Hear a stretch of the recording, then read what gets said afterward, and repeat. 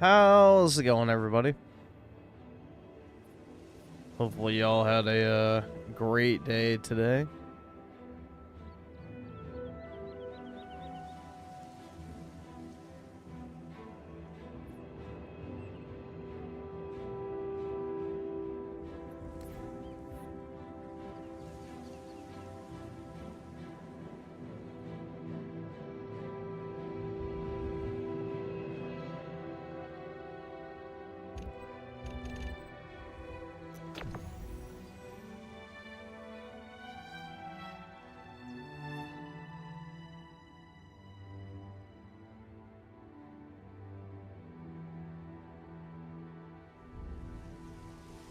Your Iron Thor is finally on the way. Very nice, man.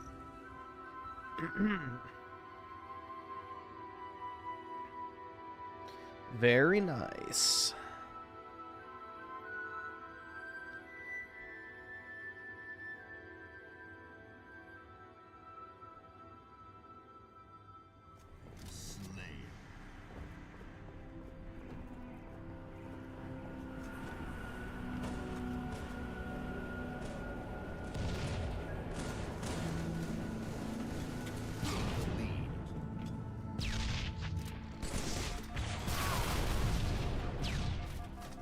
I always forget that spawns on this map.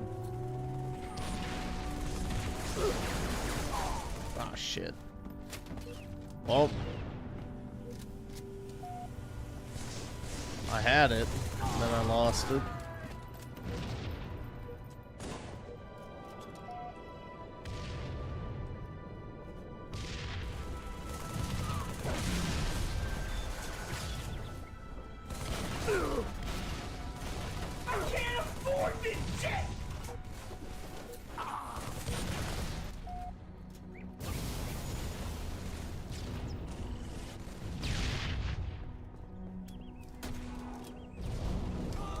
Oh.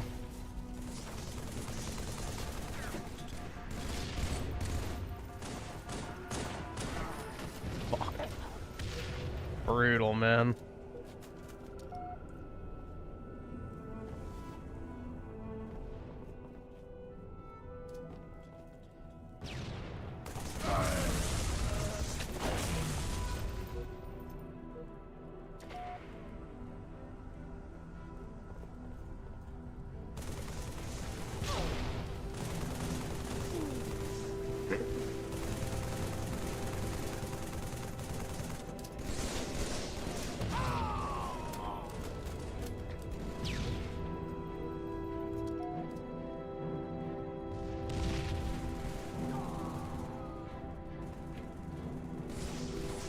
Yeah, you'll have to do what they did in the old-timey days of putting the kittens in a pillowcase and tossing them in the highway.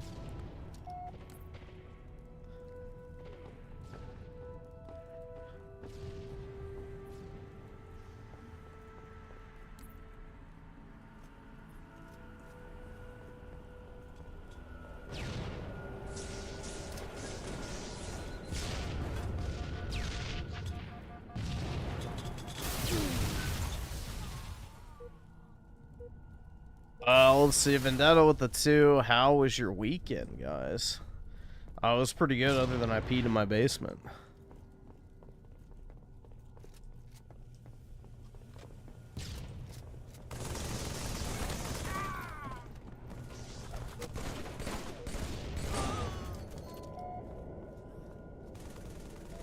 That would be so evil to do. That's what people used to do, bro. My grandfather and great uncle used to do that shit. So they'd place bets on how many cars it would take for the bag to stop moving. Like back in the day, bro, cats were seen as like the same as like a rat. You know, cats were not pets or companions. They were basically just, you know, an animal. So, you didn't really care about cats back in those days, other than the fact that they, you know, kept away rats and stuff.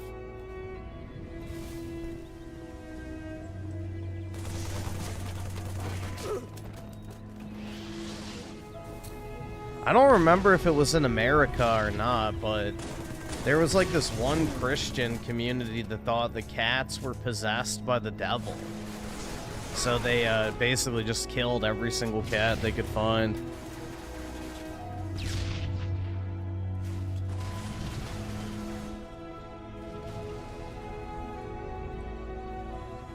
I can't afford this shit!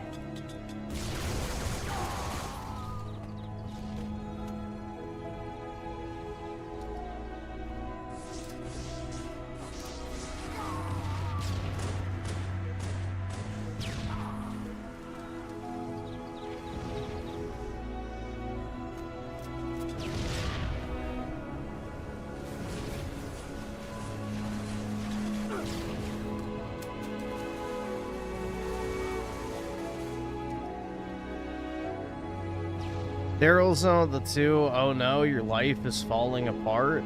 Hugs? Oh my god. Get away from me. No hugging, that's gay.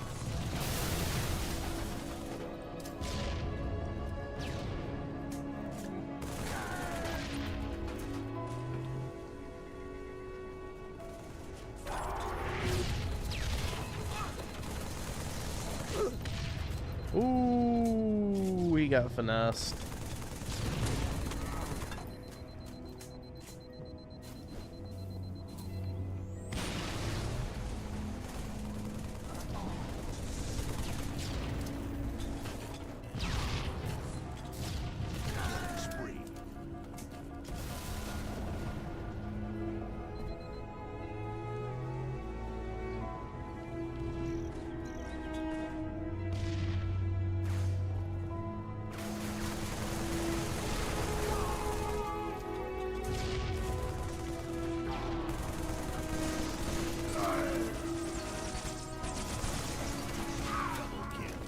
Hell yeah.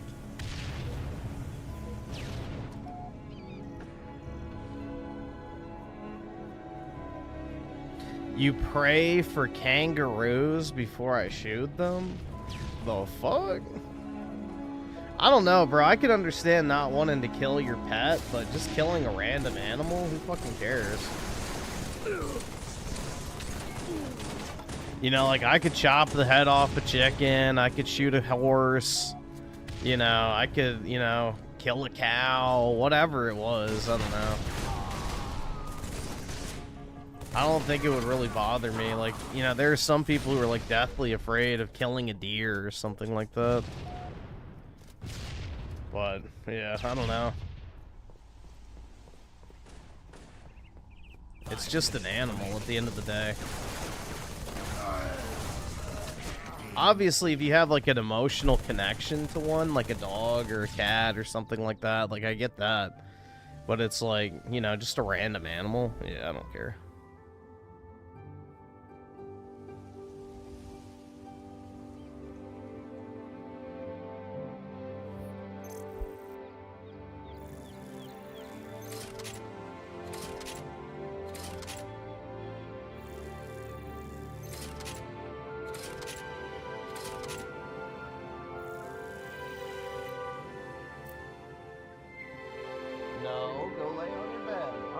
I just moved you away from the chair. You're not coming back over here.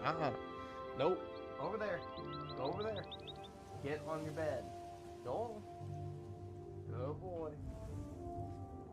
My God, man, this damn dog. I don't know. Maybe I could remove him. Go on. Over there. Go lay down.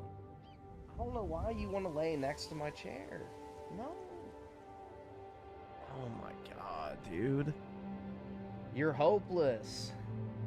You are. You're absolutely hopeless, El Palo.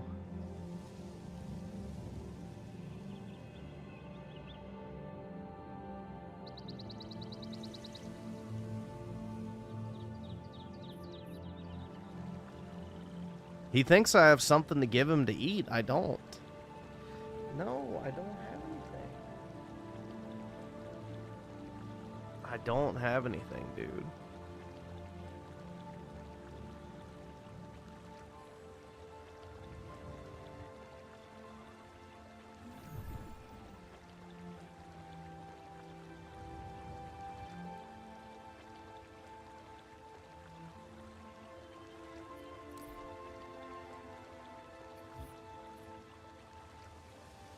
Malnourished dog? Well, if you want him to eat, then... Open your wallets and give me all of your monies.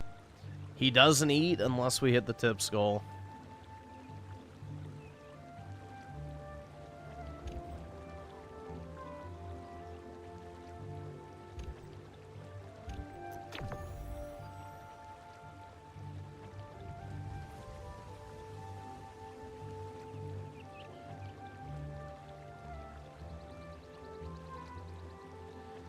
Griff, when I say pray, I mean I'm thanking God for giving me the animal and just wishing it goes on fine.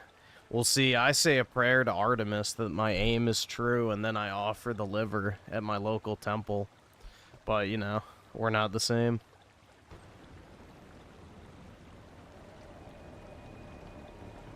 Slayer. Kill the enemy team to score. I can't afford this shit! 10 more code the 7. I'm watching a World Cup game right now. Netherlands versus Morocco. There's still 0-0. Either of them are knocked out of the tournament. Oh, wait, either one of them is knocked out of the tournament if they lose. So it's a high-stakes game. What are the betting odds? Well, I guess if it's this late, it's probably 50-50 at that point.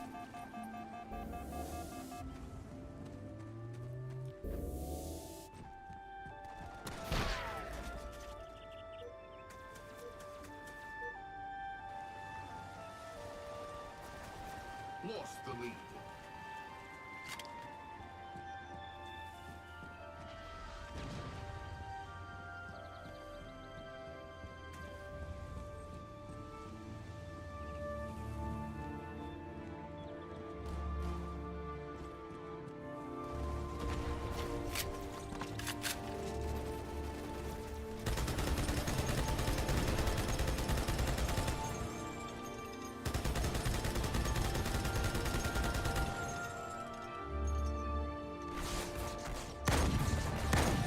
Ooh, there we go. Nice. Finessed him. There we go. Oh my god, they keep getting over here.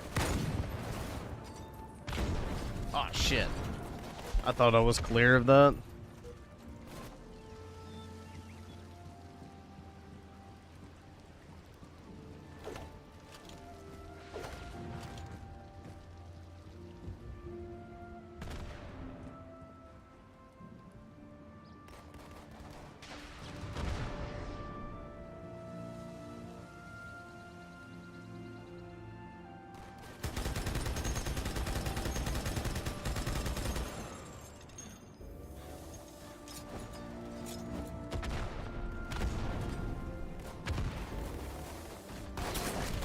Ah, shit.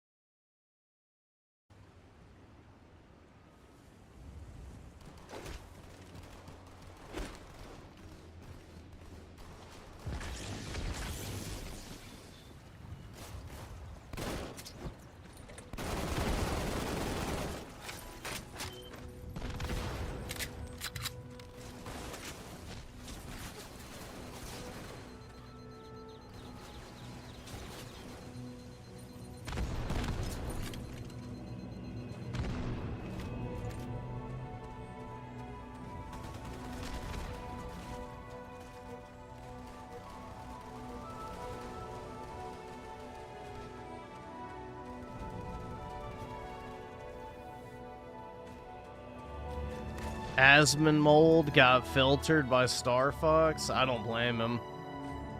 I almost did too. That final boss was some bullshit, man. That shit sucked. Like, I can't get over the controls, personally. Like, that's the biggest, hold up for me. Like, aiming and moving with the same stick is just, ugh. Yucky.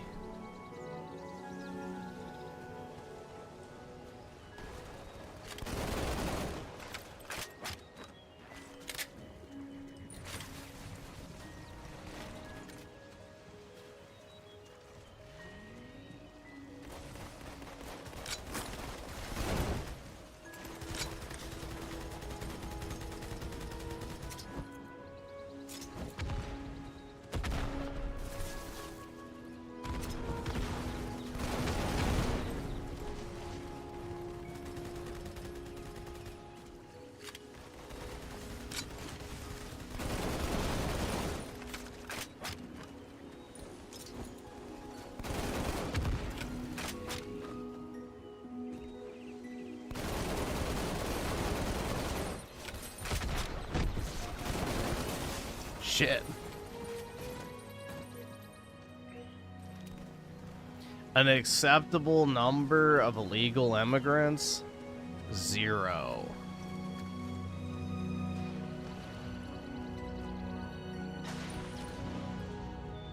Obviously.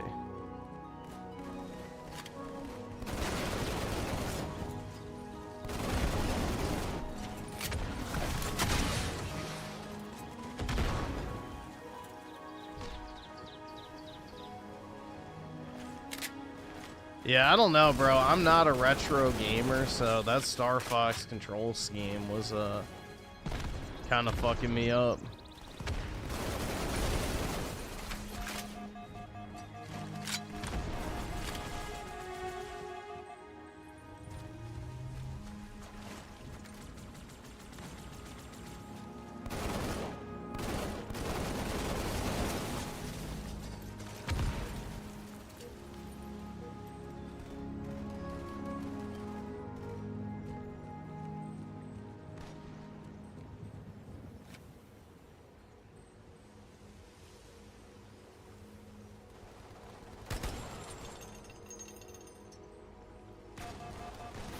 Oh shit, I didn't even see that guy.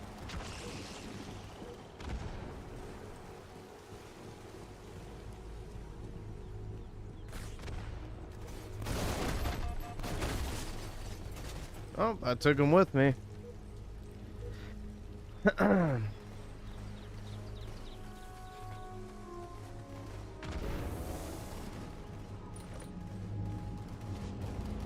Do I ever want to be a father one day? I mean, ideally, yeah. Nearing victory. I think everybody on some level does. Whether they want to admit it or not is another thing, but...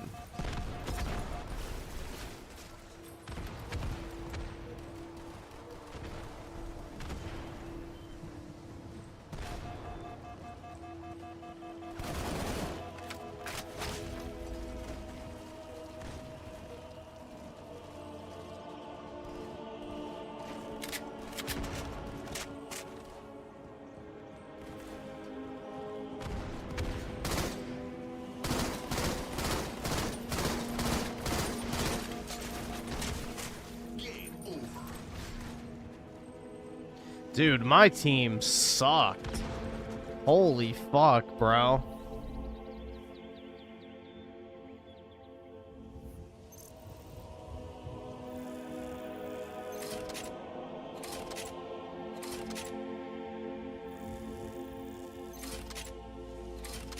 I'm so full of positivity today. That's right, man. Just, you know, brimming with positivity. But yeah, I don't know. I'm feeling pretty good today, I guess. Doing alright, all things considered. Such a good weekend. That's alright. When I finally got to piss in my basement, it really just made life worth living.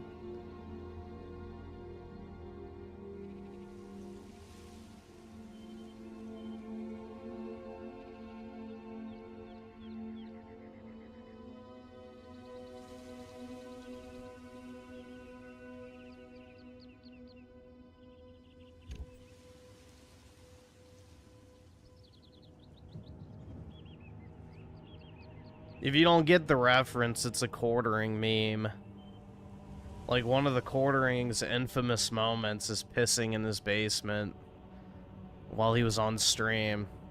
He got up because he was complaining about his wife going to a pizza party without him, and he was playing Fall Guys drunk off of Sprite and vodka, and he had to piss, so he stood up, pissed in his, like, storm drain in the basement, and then sits back down on stream and goes, I just peed in my basement.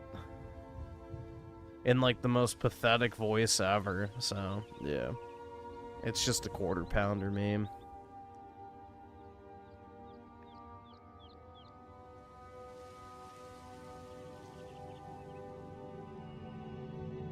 No, he did not pull a hippo zoned, bro.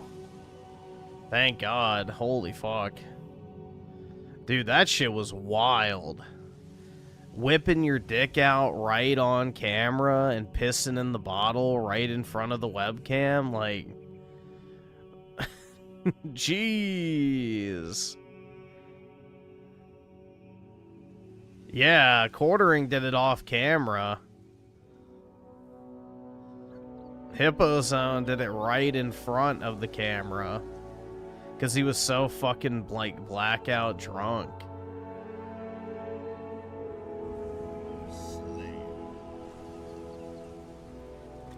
And he, not even that, bro. Not even that. He did it twice. Not once, twice. Like, it wasn't even a one-time thing.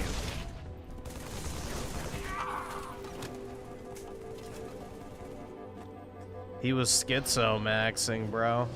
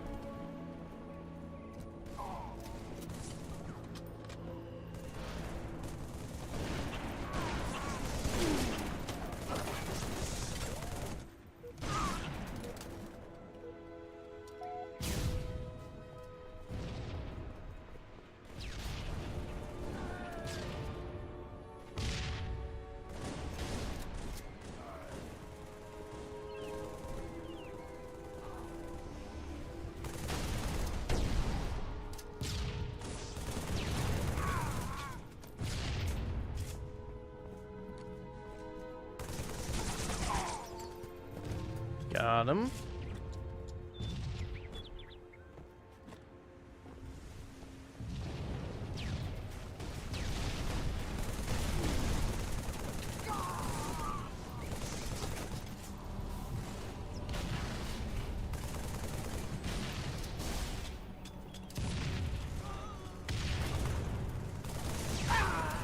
Shit.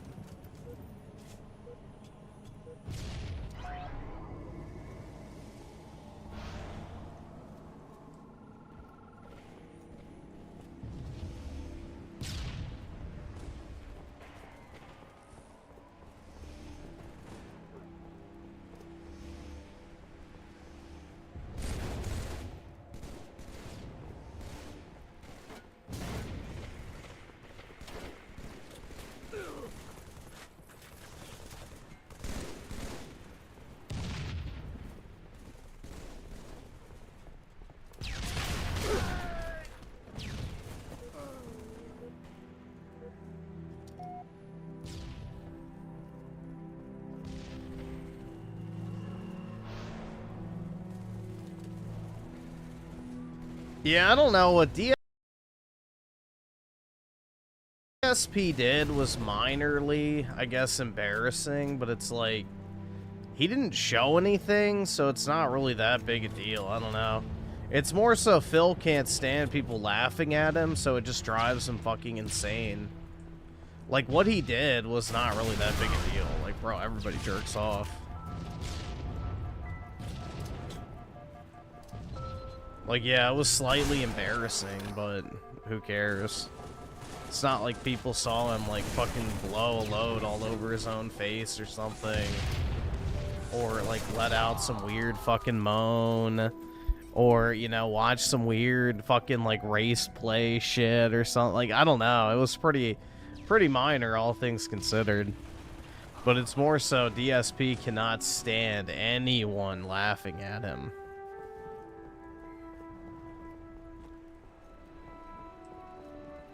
Like, it drives him fucking insane to think that people don't take him seriously. And it's like, bro, you play video games on the internet. Like, why are you taking yourself seriously? You're not a serious person. I can't afford this shit!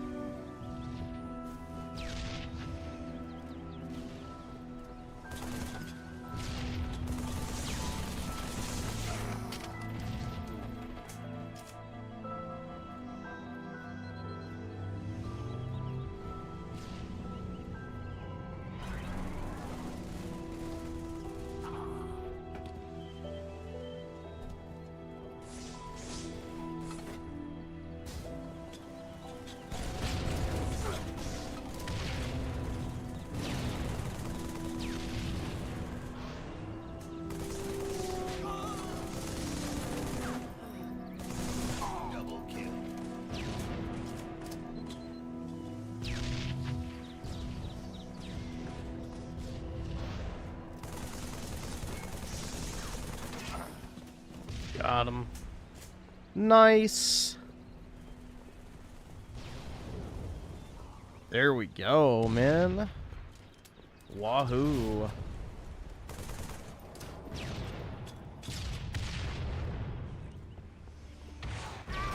Oh, shit.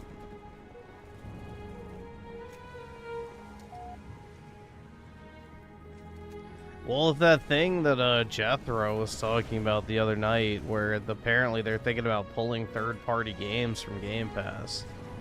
Like, yeah, I think at that point it's going to be very hard to justify keeping it around.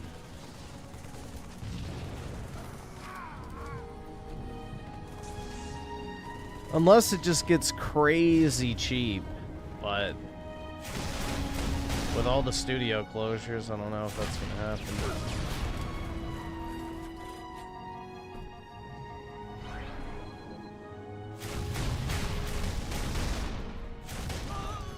Got him.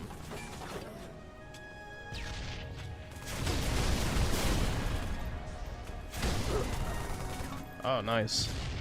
Sweet, dude.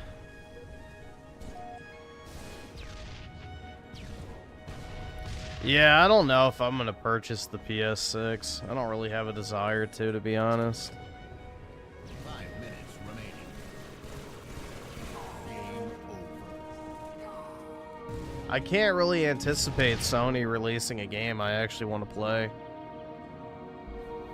So, I mean, as long as my computer's still working, knock on wood, I'll just play games on there.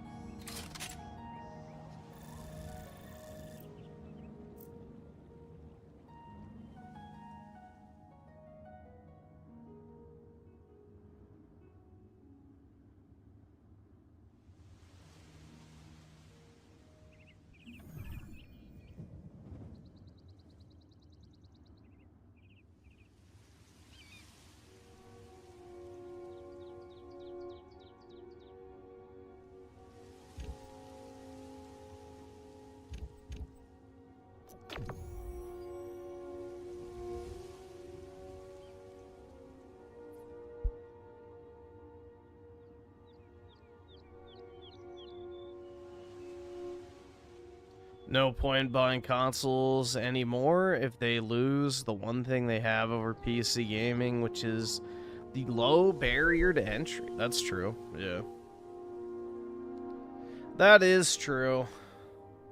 The only thing you could say nowadays is like, yeah, the consoles were cheaper. I mean, the Switch is still pretty cheap, but PS5, it's getting to the point where, you know, almost $700 for a 6-year-old console, and Xbox is now over 800, so not really a great value proposition.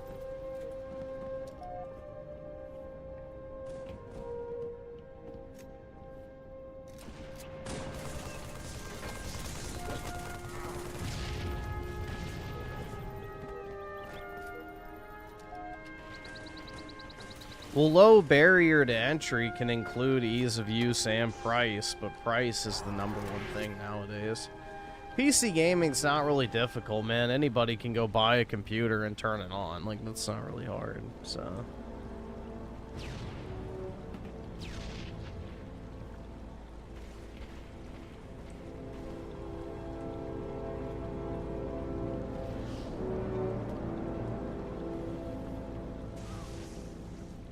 Yeah, the only good PlayStation exclusive I can think of this generation's Astrobot, man. You know, Astrobot, my beloved, is really the only Sony game this gen I've enjoyed. Aside from that, it's like, it's rough.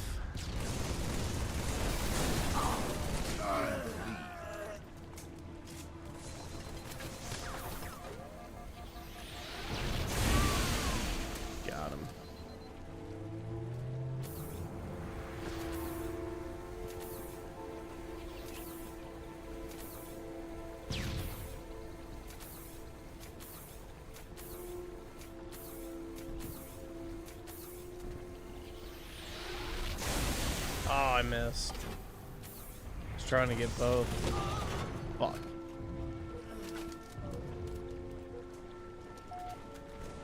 Yeah, well, I mean, Stellar Babe is not even, you know, really a true exclusive. It just had a timed exclusivity deal.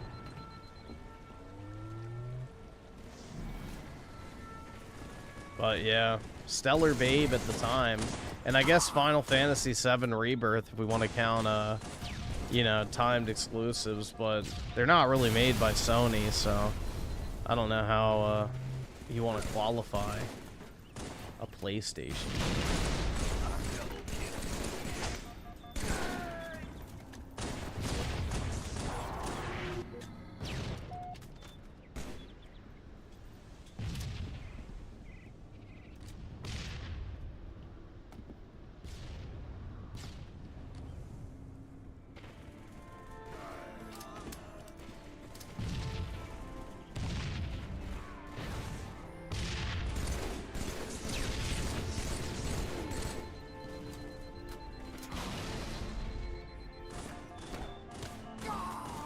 Oh shit. Fuck.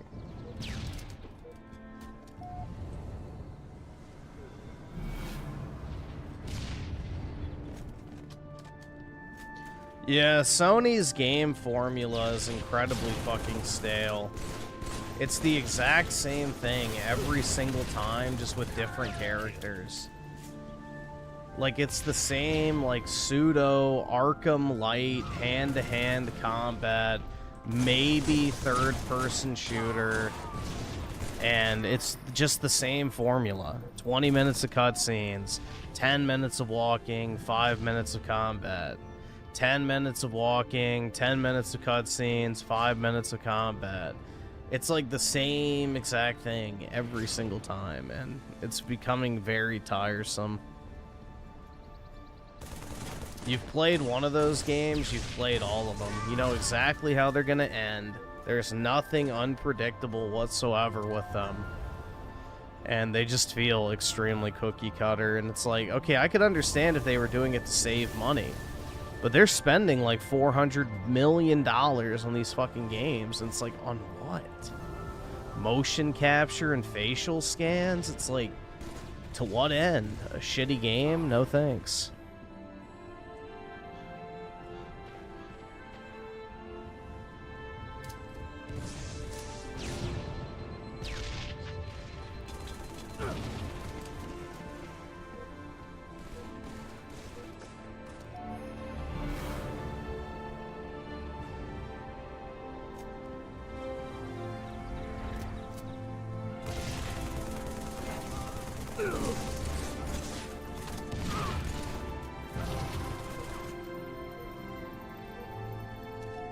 Yeah, that's the thing, man. It's like, if you're gonna make a movie game, at least make a good movie. Make a good movie if you're gonna make a movie game.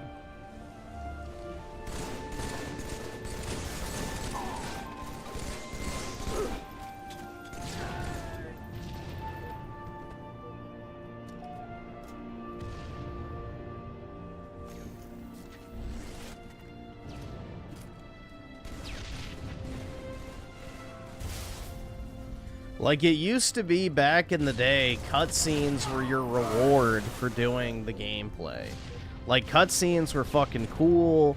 They were like these over-the-top, badass actions. Like, think about God of War 3 and the cutscenes for that game compared to, like, God of Snore Ragnarok. It's like, dude, it's insane how different, like, the tone and, you know, the energy and the flow of the games is. Like, you go through like 30 to 40 minutes of non-stop combat, and then you get this badass cutscene, and then you're right back into the action. Then maybe you have to solve a puzzle without an obnoxious companion talking to you the entire time.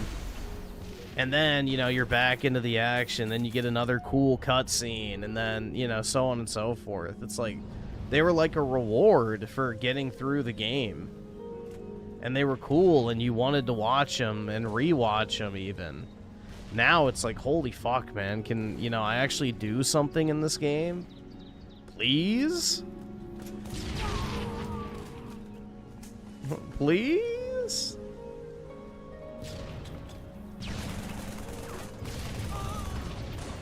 And again, maybe it wouldn't be so bad if the actual story was good. But most of these stories are just so formulaic. You know exactly how it's going to end before it even begins.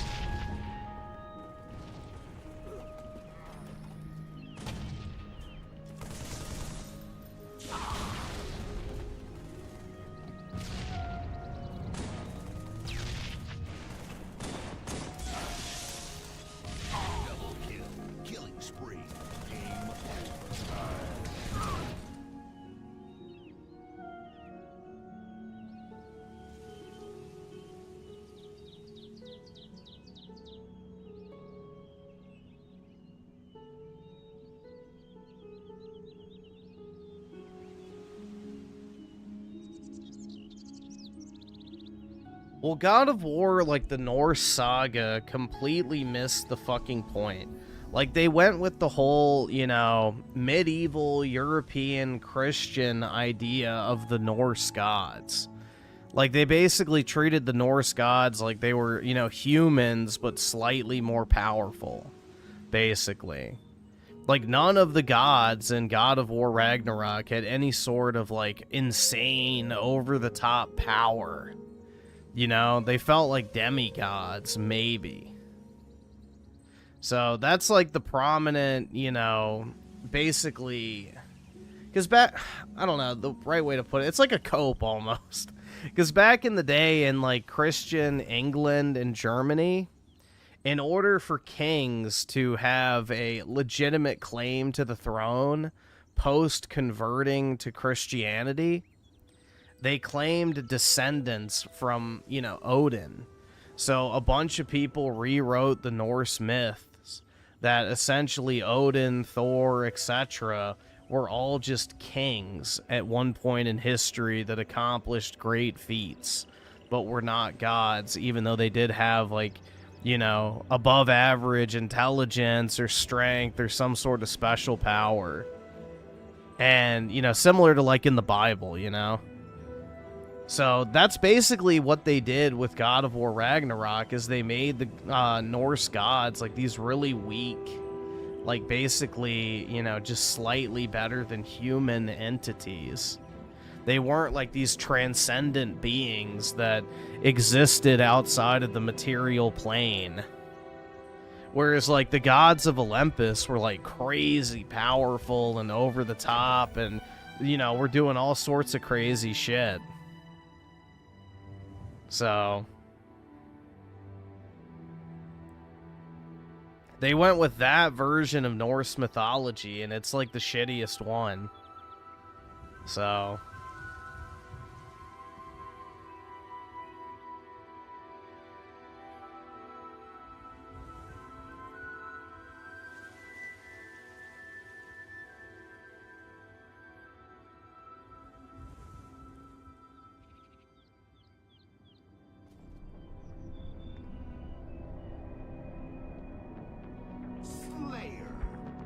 the enemy team to score.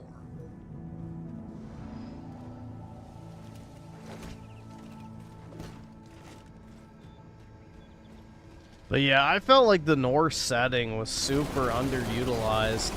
And I'm not really super well versed on Norse mythology. I've been watching a little bit on it recently, but again, definitely not a Norse mythology enjoyer to the same level I am with like Greek mythology. But dude, that shit was so disappointing. Like, I can't imagine actually being a fan of Norse mythology and getting excited for that game, and then that's what you get. It's like, bruh. Oh yeah, dude, a fucking midget cracks Odin's mind marble. Like, what type of gay fuck shit is that, dude?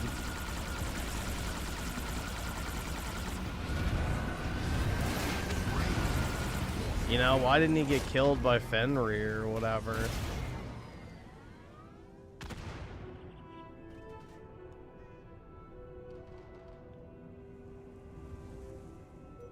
Well, the Roman gods are the Greek gods. So that's something you have to keep in mind when you say Roman versus Greek gods. Now, the Romans had more gods than the Greeks because they continuously added onto their pantheon. But the core Roman gods are the Greek gods. They both were Hellenic, you know, religions. So...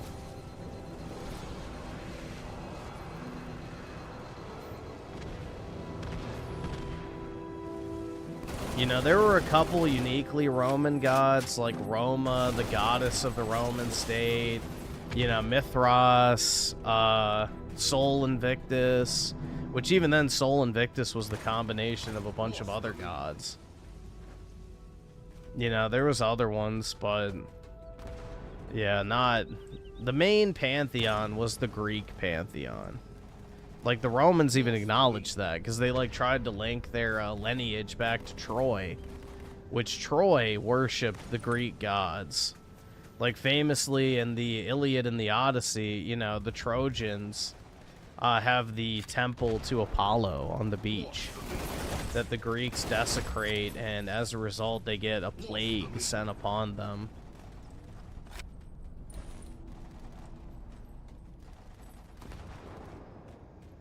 But yeah, basically the Roman fiction, or I guess mythology is that Aeneas in the Odyssey, when he flees Troy, goes and founds Rome in Italy.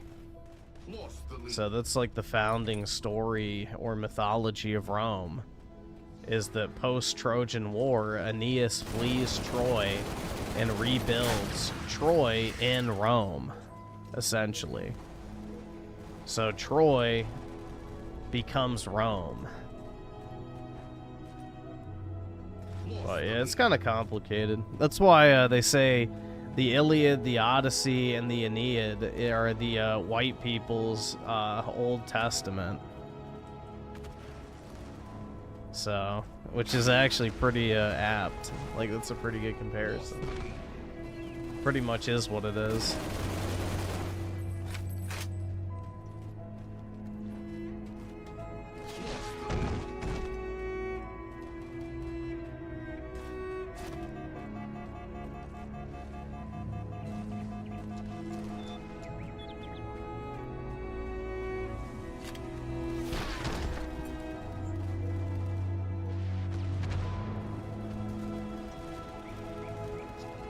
Yeah, but Griff, you'll never get to experience the joy of eating an Australian meat pie. I absolutely could do that. I'm sure somewhere around me makes it. Or I could just look up the recipe.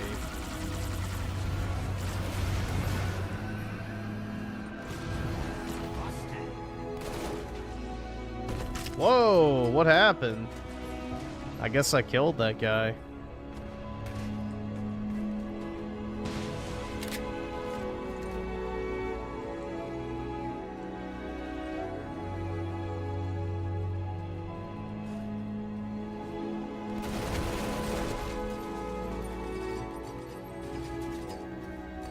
That guy's going hard as fuck, man.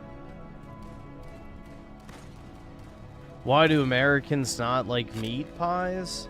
I mean, we have chicken pot pie, which is kind of similar, but I don't know. I've had like shepherd's pie and stuff like that before, so it's just not super common because, you know, Americans like shit that's unhealthy. So unless it's loaded with lard, butter, or fucking sugar, most people don't want to eat shit.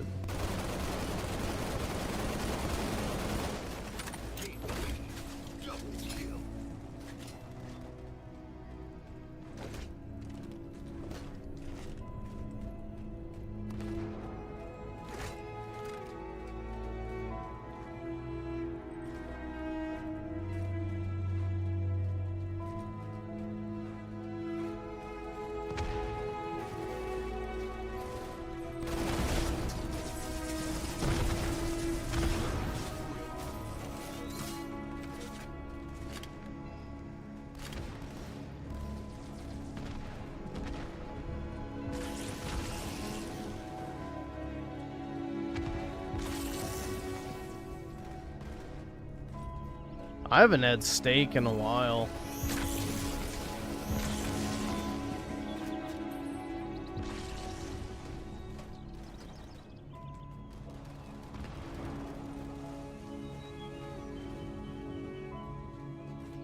I only usually buy steak when it's on sale, and it hasn't been for a while.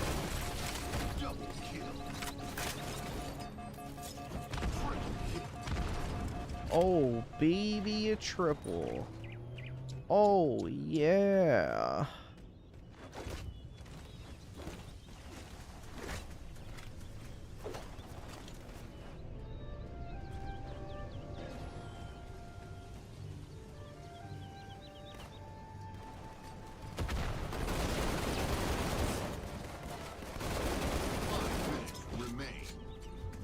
Oh, shit. Is badass.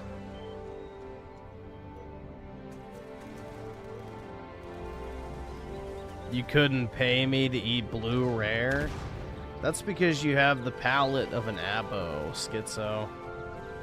If you're eating good steak, the less cooked, the better. It retains more of its beefy flavor.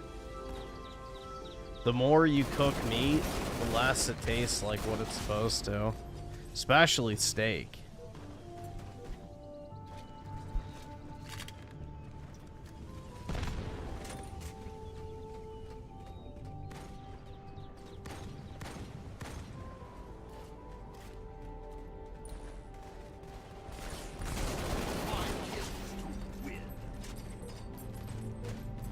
I mean, there's been times where I literally will just take a raw steak and cut a piece off of it and eat it.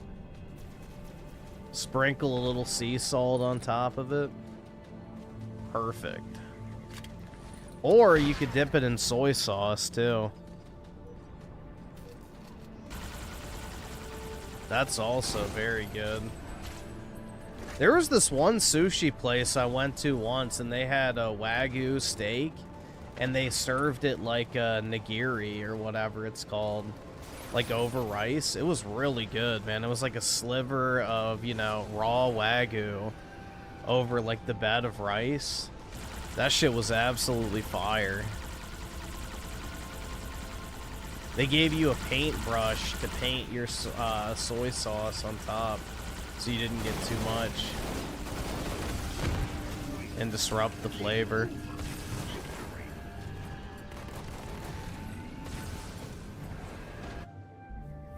So good, man. God.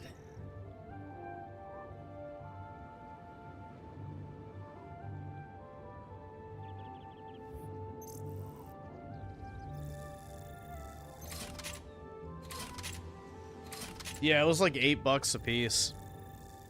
But it was worth it, man. A5 Wagyu, so it's kind of one of those experience purchases.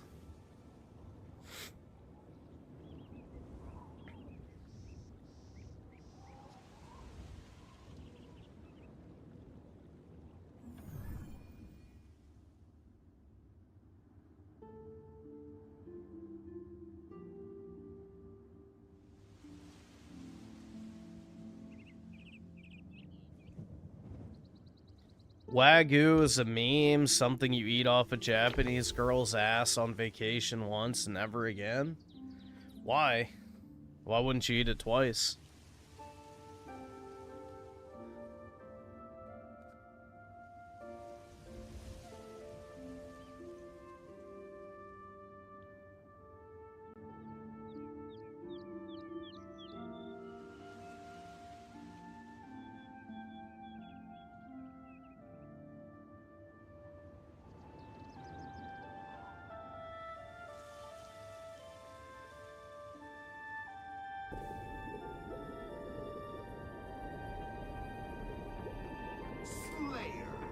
Kill the enemy team to score. Eating raw meat is only bad if it's low quality meat. If it's freshly butchered and well, you know, prepared, you're fine. Raw meat will not hurt you. Just like raw eggs won't hurt you. I mean, the only thing that's kind of sketchy is chicken. Chicken's pretty sketchy. Just because, you know, there's no real clean way to deal with chicken. And if you've ever seen a chicken farm, they're pretty fucking disgusting.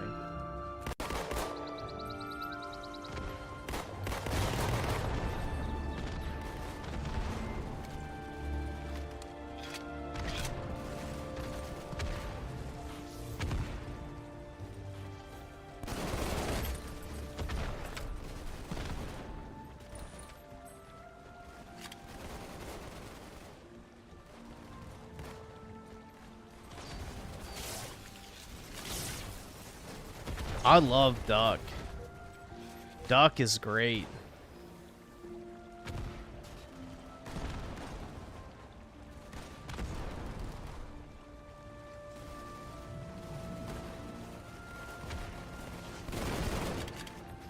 They don't sell them anymore at my grocery store, but they used to sell duck breasts, and they were really good. I used to get them every once in a while.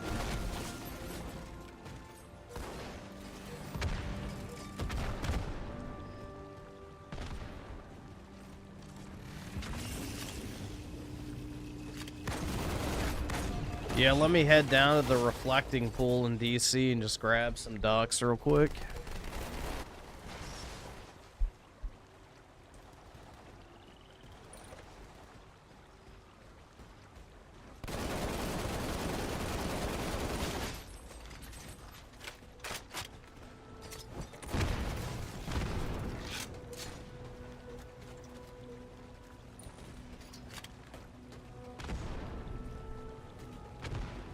Yeah, lamb's pretty good. I do like lamb.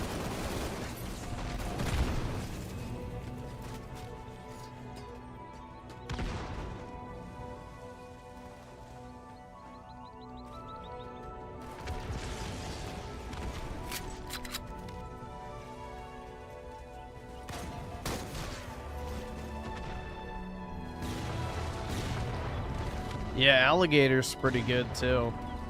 The thing with alligator, though, is it has to be seasoned right, and you have to have a good dipping sauce. Because it's kind of unremarkable by itself. It's got great, like, texture, though. I like the chewiness.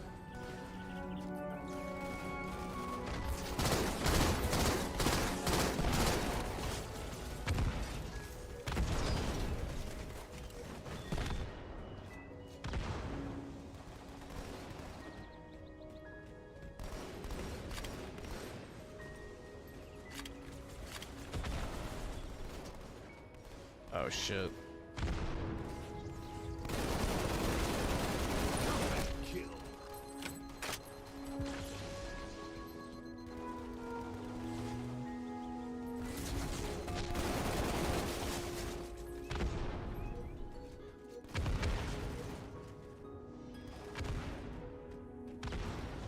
Gumbo's okay. It's kind of hit or miss to me. I don't know. I've had good and bad gumbo.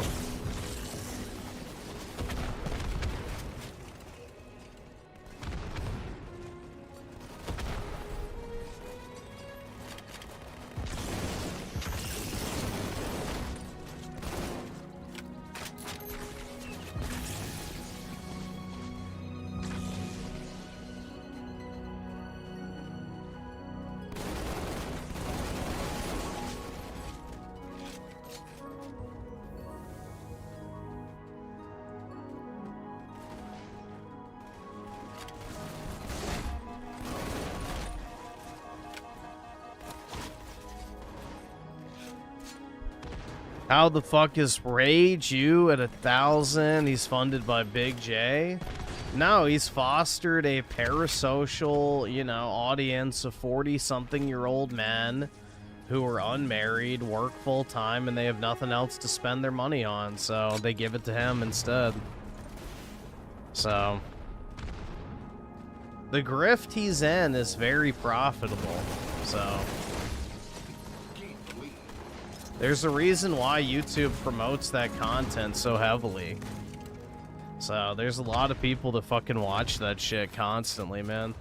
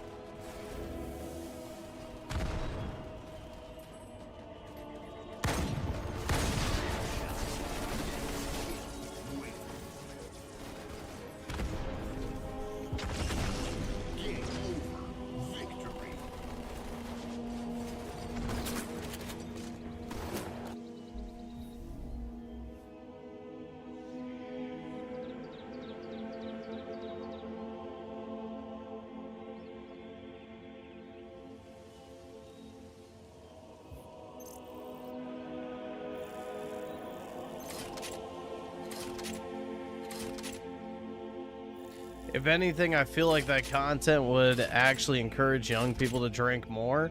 Oh yeah, because what is not drinking done for them? Exactly.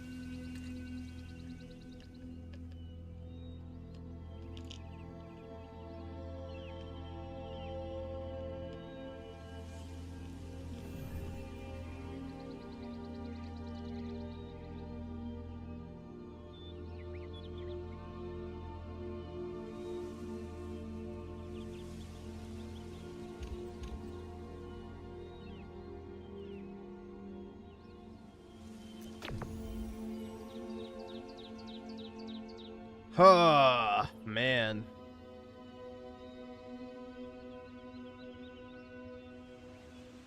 Any tips for materia? I mean, just make sure you're constantly fusing if you can, but really the way you upgrade your materia to a truly effective raid is, you know, keep doing New Game Plus. But, yeah, you have to fuse the materia constantly. And that's when you really start getting OP, is once you start leveling it up.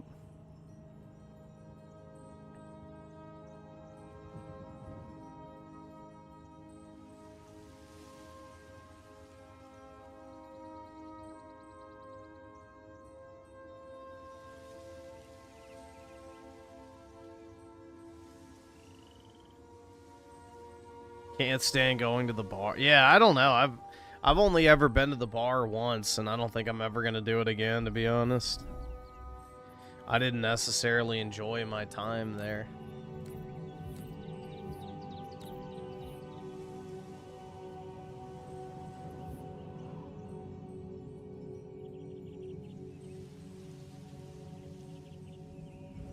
Has to be in a college town? Why? So you can look at all the chicks that want nothing to do with you? Brutal. But yeah, I don't know. I never went to a bar in my college town, so I couldn't say.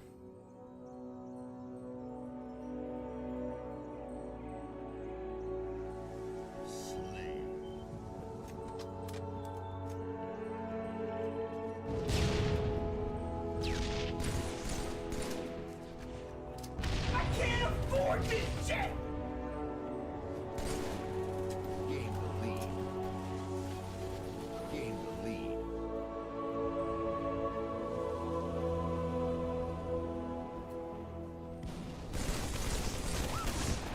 Ah, shit.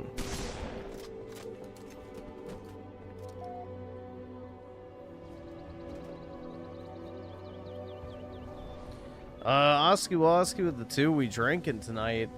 I drank a little bit earlier, but I haven't really been drinking right now.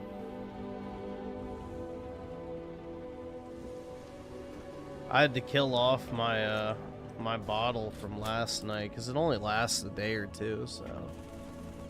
But yeah, I had it earlier. I have like a tiny bit left, but not much.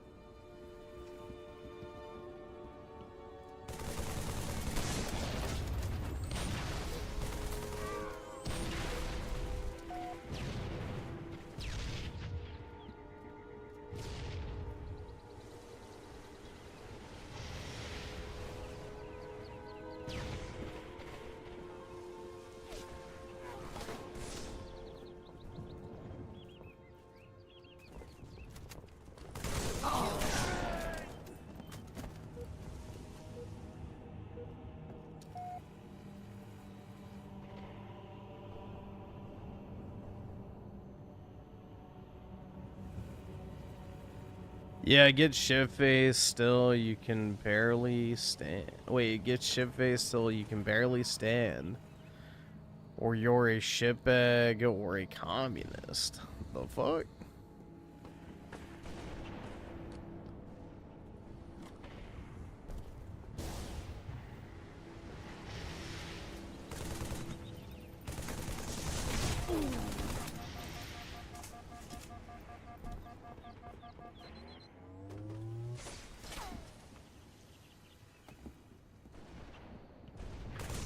Oops. My bad, dude.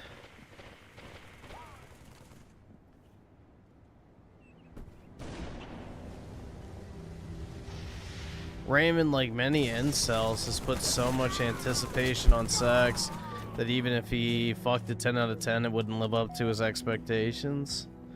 Yeah, dude, the thing that was funny to me is, like, he goes, like, yeah, I want to have hot, crazy, monkey sex. I want to do all this nasty shit to a bitch. And then somebody mentioned, like, eating a chick out or something like that. He goes, I will never have oral sex. That's disgusting. It's like, bro, what? So you want to have crazy, freaky, monkey sex and do all sorts of undescribably just nasty shit with a bitch, but you draw the line at putting your mouth on her vagina? Like, really? That's pretty crazy, man. That's pretty crazy.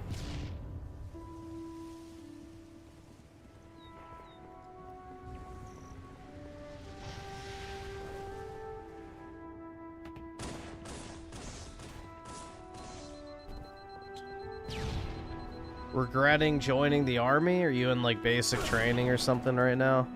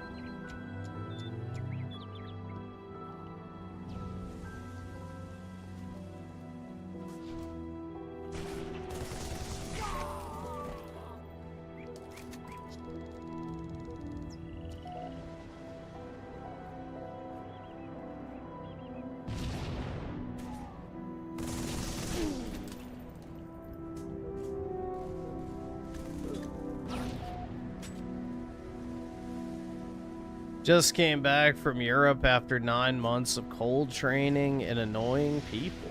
Okay, gotcha. What part of Europe? Germany?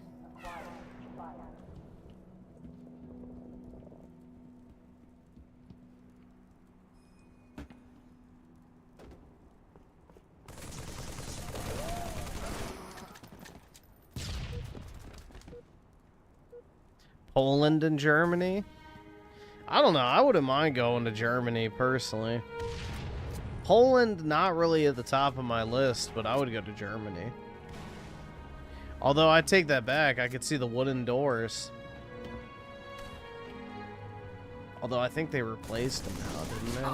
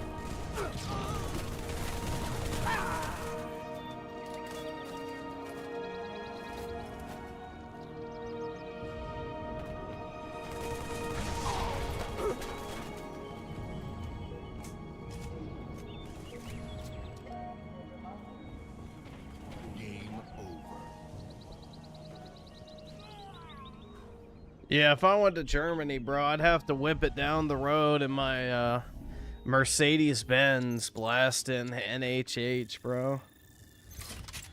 And then caption the video. What, or what would it be? It will be again what it once was, or some shit like that.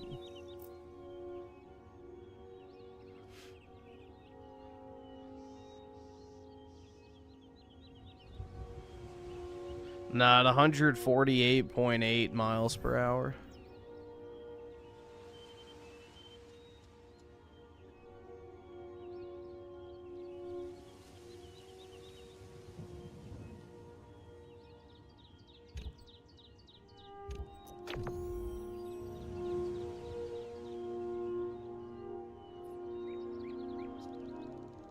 I'd rather have Pokemon cards. Well, I actually bought some Yu-Gi-Oh cards, so there you go. Spicing it up a little bit.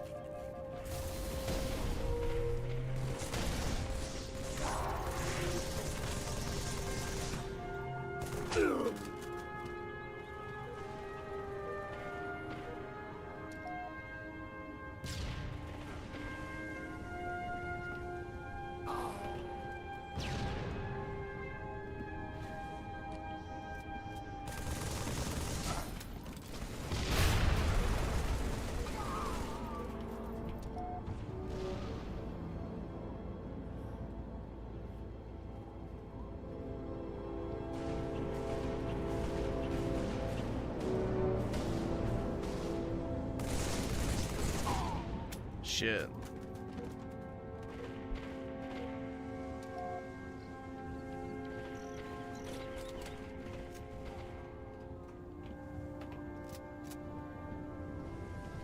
I know it seems cringe because every white woman makes it their entire personality, but traveling the world while you're young is probably the best way to spend your money. The Pokemon cards can wait. Yeah, but what am I gonna do? Like, walk around and sit in my hotel room? No thanks. I don't have anywhere that I'm like dying to go, like other than like maybe Rome and a few other places, but I don't know.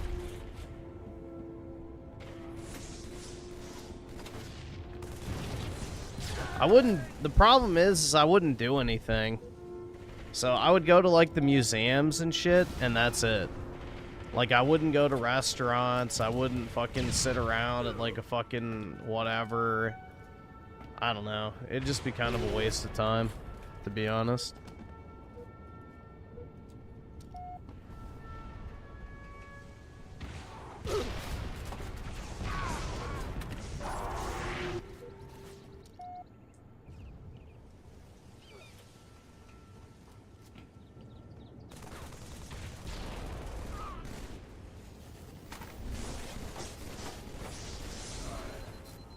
Yeah, no, literally, I would go to fucking Rome and then order, like, fucking DoorDash or some shit. So I'm not gonna go sit at a restaurant by myself.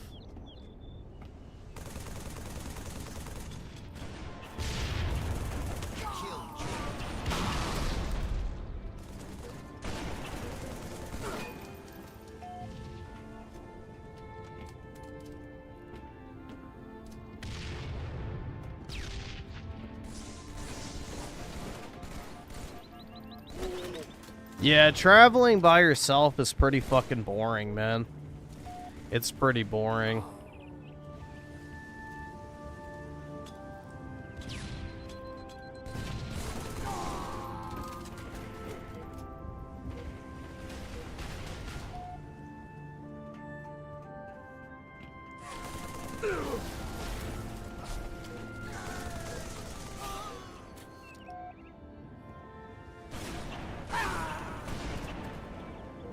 Nah, there's not anything in the US that's even worth seeing, bro. Like, honestly.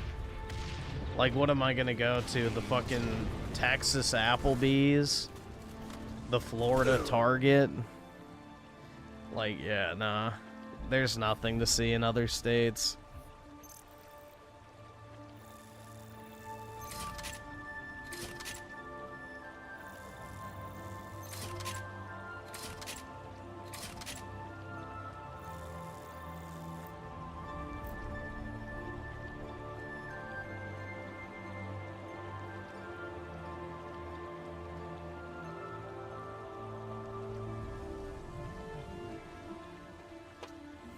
Oops.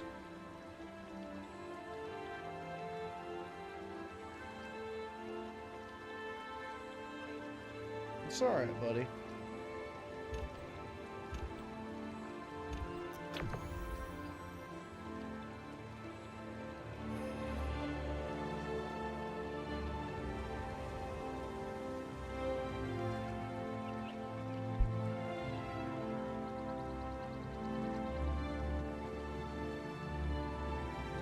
Gotta go to Paris like Clavicular and go Mac on the French cuties. Oh yeah, dude. Women love me.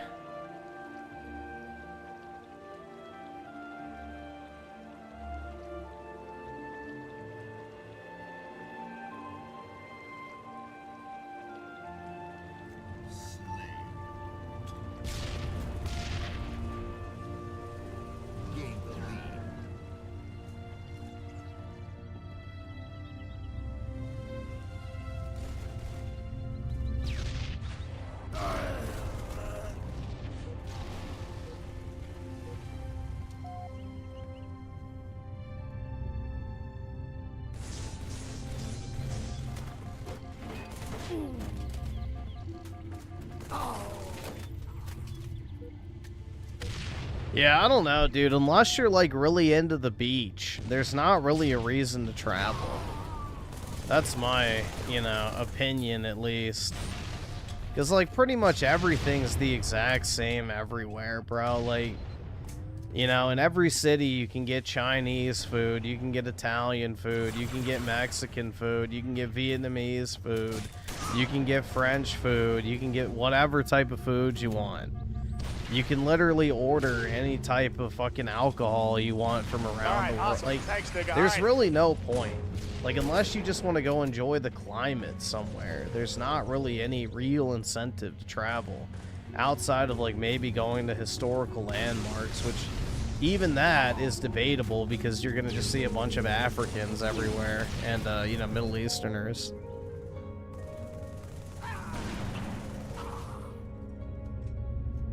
So, I don't know, man.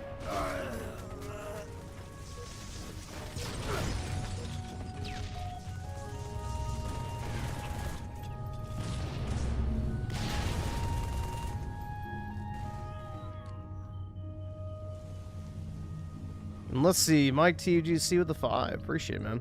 I was just playing this today and it needs to come out on PS5 and Switch 2. A lot of modes don't have anyone playing them. I honestly don't think they're capable of porting this game.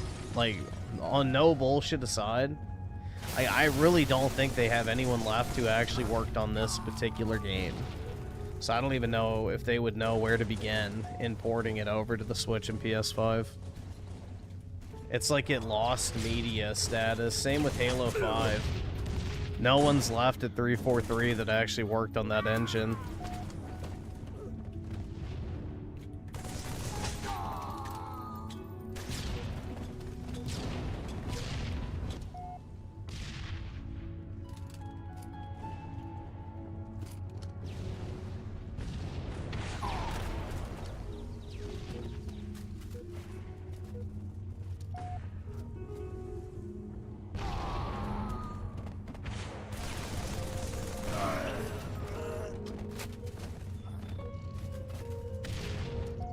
Bro, Raymond got a grand tonight.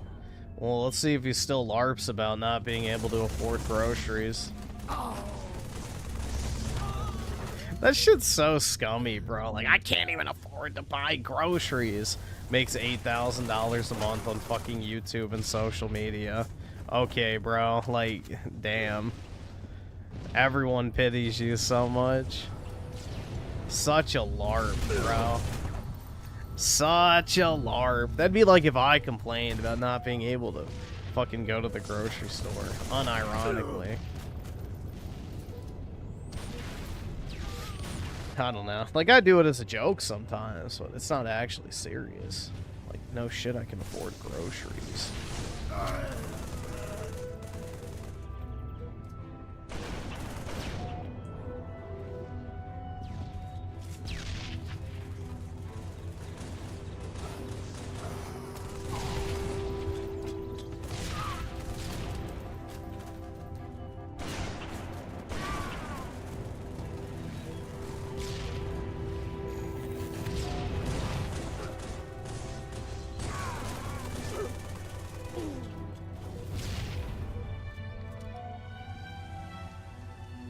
Yeah, all I can say is I hope he's saving his money, man, because easy come, easy go. The internet gravy train does not last forever, unfortunately. You know, invest in a stable financial asset like slabs.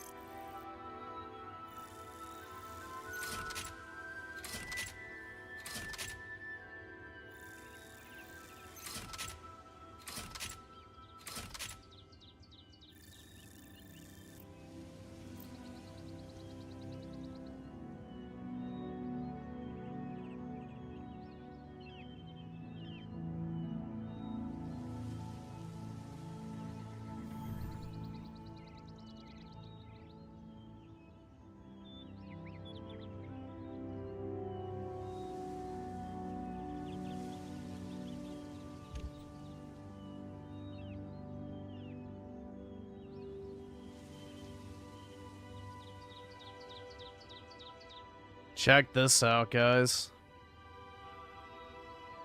Hold on. Oh, wait. Look at that. I just crossed over today. So, pretty good, man.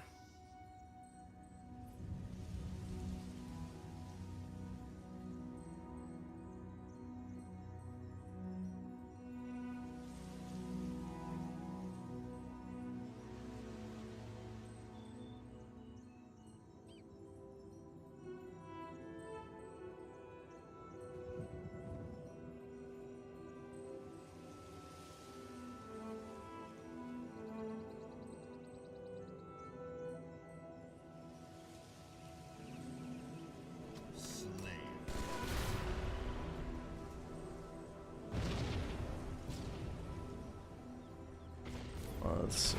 Gain the lead. There we go.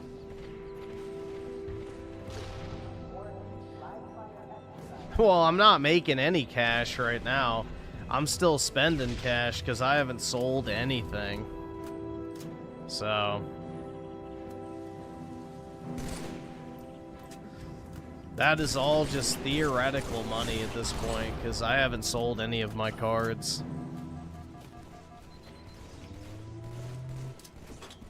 In fact, I'm still aggressively buying when I get a good deal, so...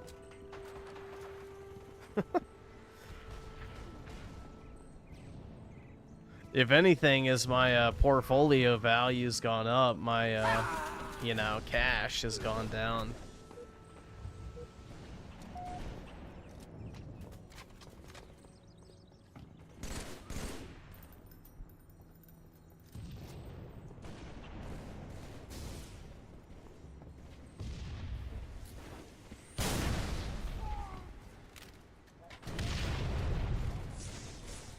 Gain the lead.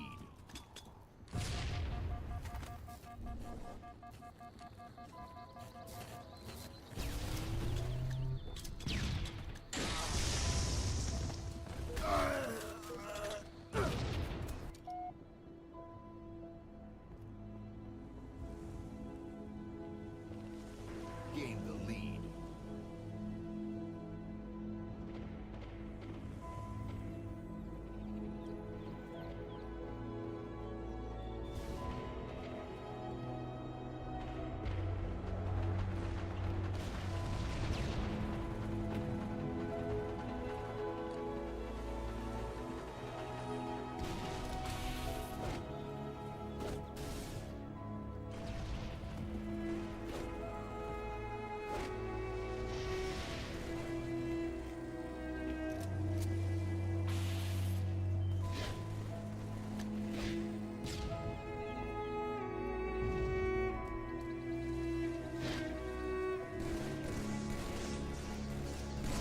Buy a timeshare? Hell no. Where the hell would I even get a timeshare for?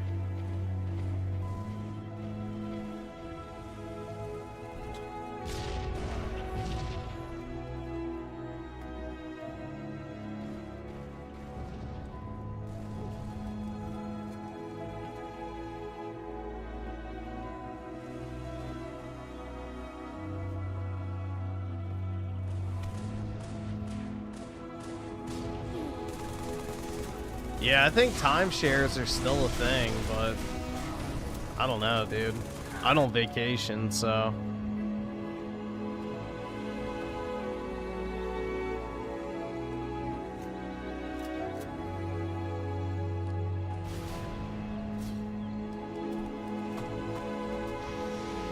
yeah, I put in on my calendar at work that I'm going to be taking a week off at one point because I have to burn my PTO before the end of August, because that's when they reset the balance.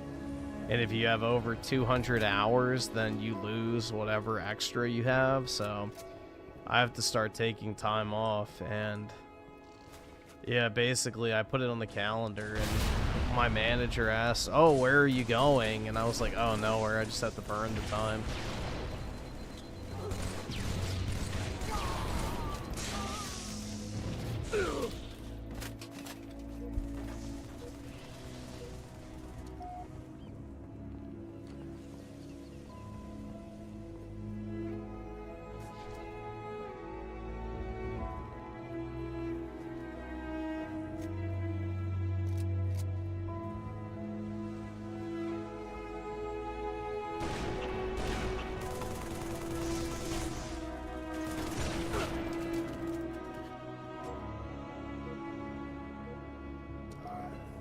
What was the response? They were just like, "Oh." I was like, "Yeah, I wish I could just cash it in, but they don't let me."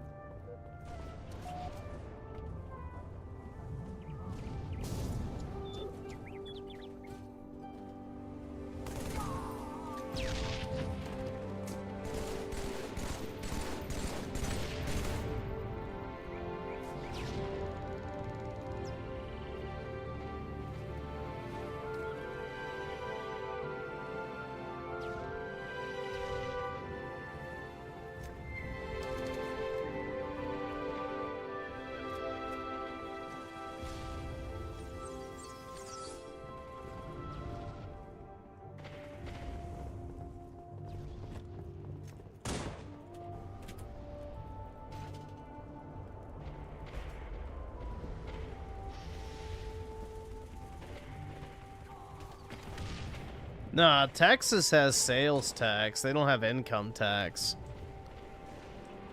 They definitely have sales tax.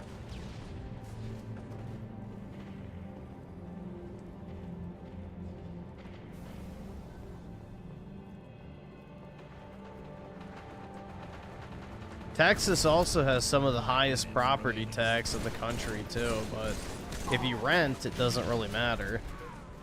So...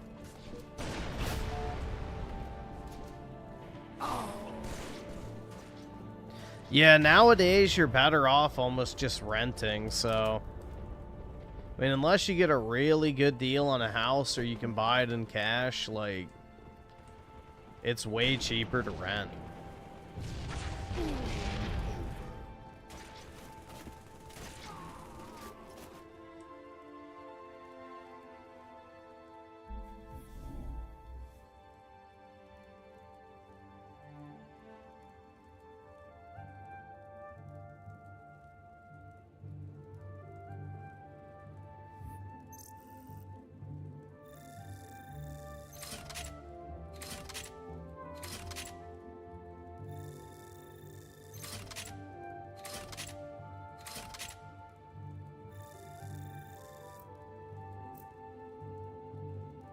Well, you don't have to rent a bug pod, PK. You could always rent a house, but...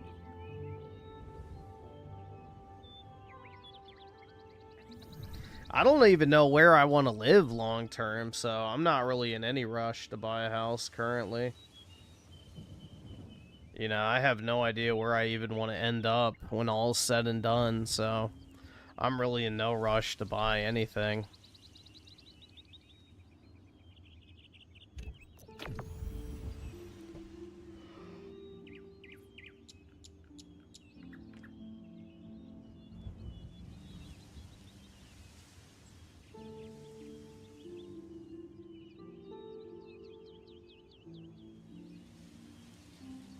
You never go outside so you can live anywhere? Yeah, I mean, ideally that won't be my situation forever, but yeah, as things sit right now, it really doesn't matter where I live as long as I have high-speed internet, so...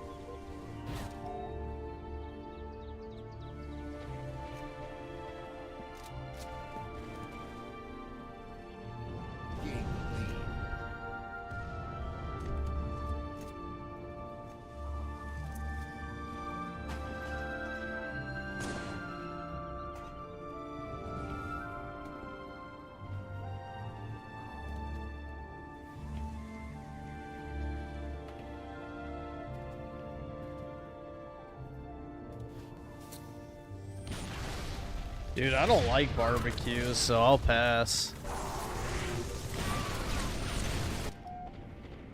I'll pass. I don't grill.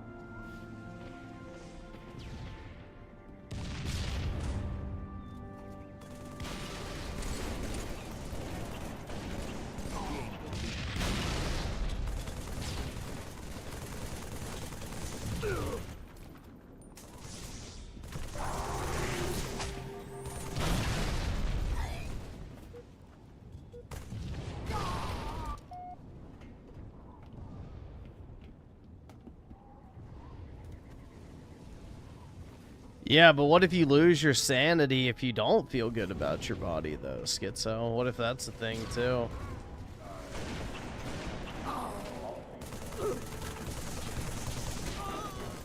Unfortunately, today, the only thing that matters is looks, so adjust accordingly.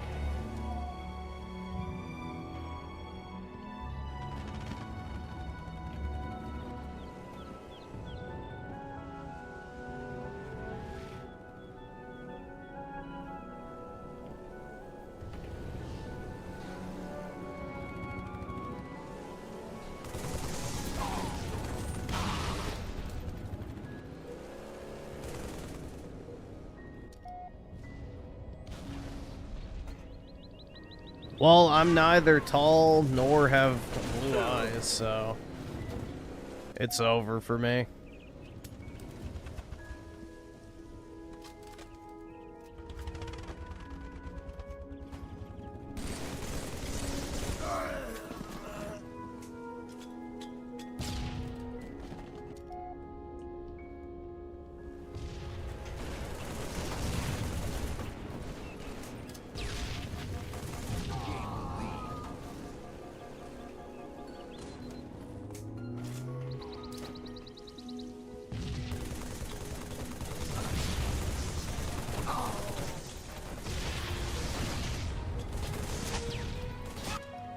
Would I live in a penthouse above a 112-story building? No. The elevator ride alone would be hell.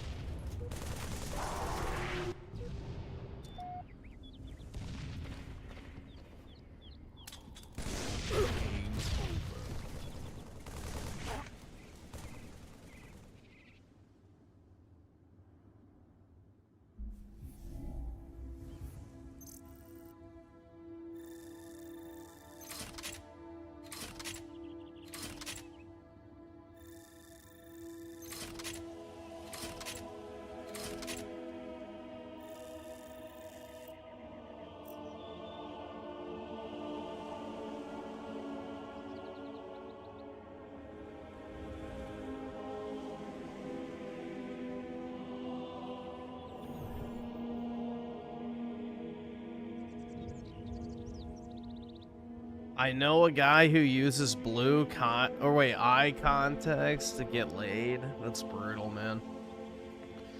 Yeah, fuck that.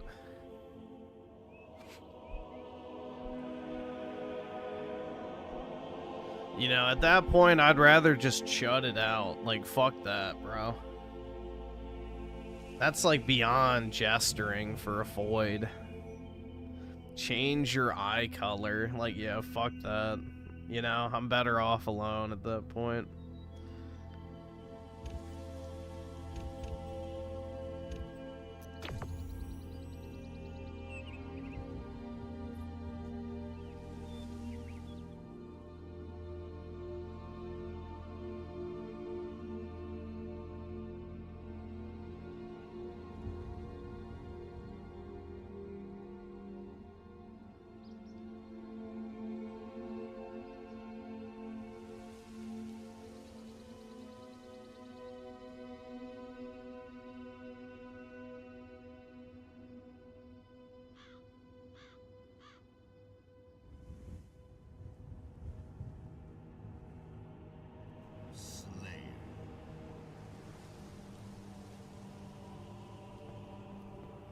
Did I think you were Mexican?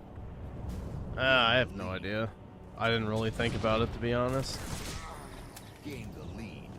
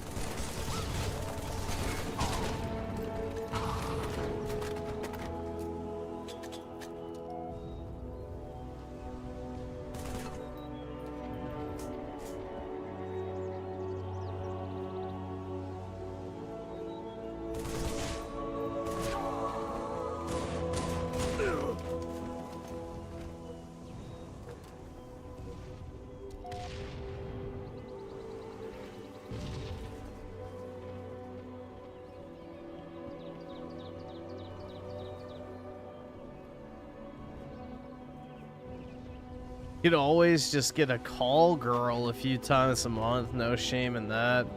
You can choose what you want, and they leave after you nut. Dude, I wouldn't even pay for sex at this point. Like, I'm completely apathetic against, or towards it personally. Like, I don't even care.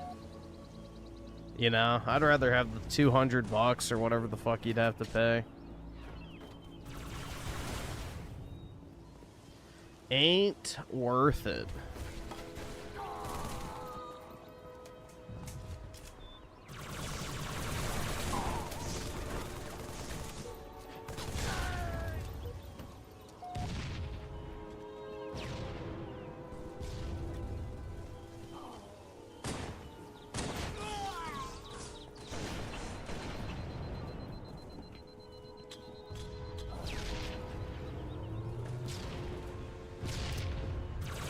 It's not even that I'm money sexual, it's just, like, I don't know, I just do, like, a cost-benefit analysis on everything nowadays, and it's like, okay, so if I spend money on this, what do I get? Oh, nothing. But if I spend money on this, what do I get? Okay, well, the opportunity to make even more money, so that's just how I look at things nowadays. And pretty much always. I've always been that way. But, yeah. If there's no, like, actual benefit to spending money on something, I just don't. So.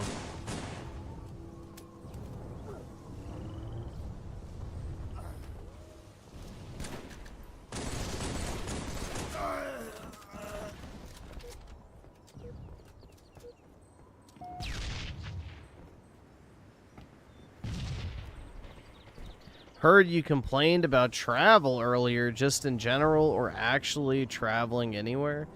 In general, I don't like traveling, so I don't enjoy it.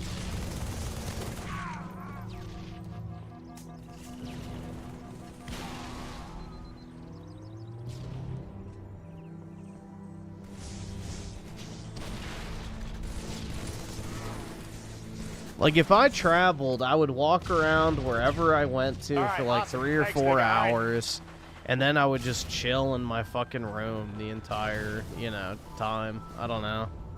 I'd walk around for a few hours, go back to my hotel room, fall asleep, order some delivery food, go back to bed, maybe walk around the next day a few hours, rinse and repeat, and then leave. Like, I don't know. I can't really envision myself having fun on a trip.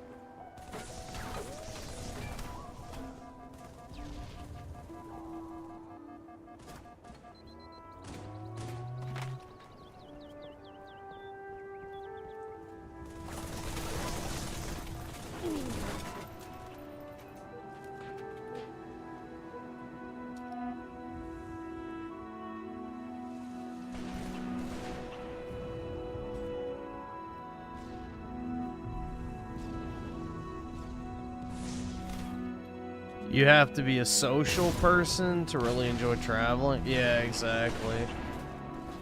And I'm definitely not that, so.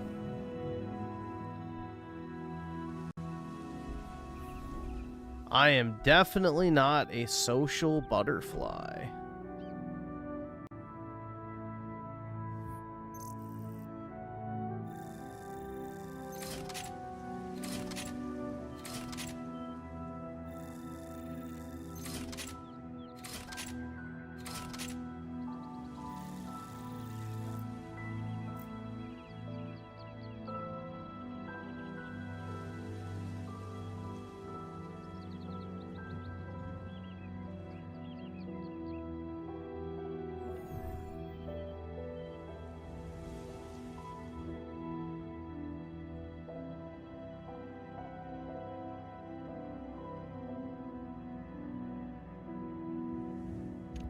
How is my knowledge on the Mongolians? Lacking. I don't really care about the Mongolians.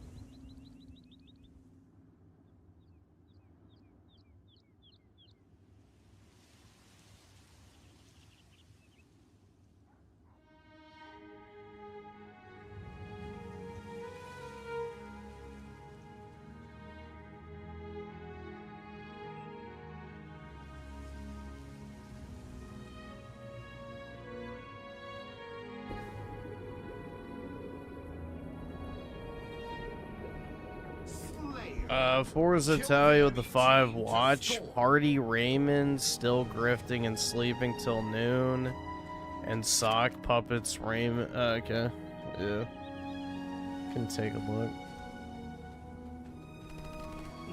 Did you know I'm a femboy and live in Dubai? Congrats, man. Business is probably booming.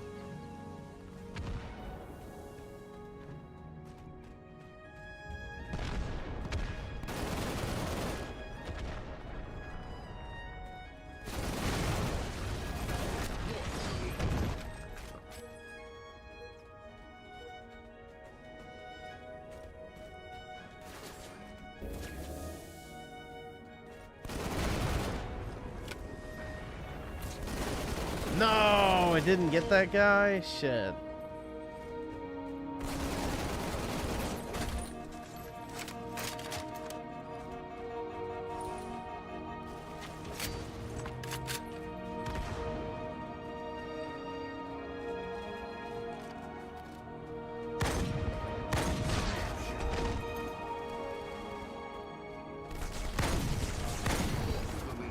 Ah.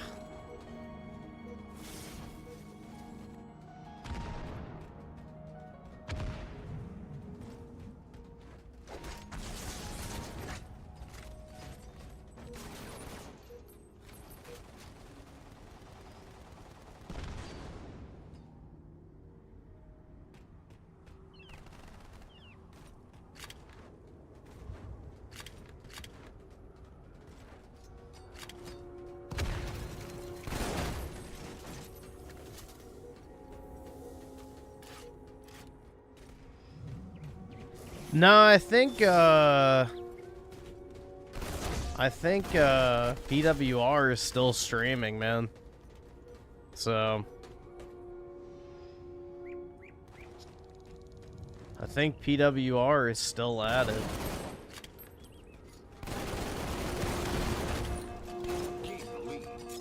I don't know how he does viewership-wise compared to what he was at, but I think he's still streaming.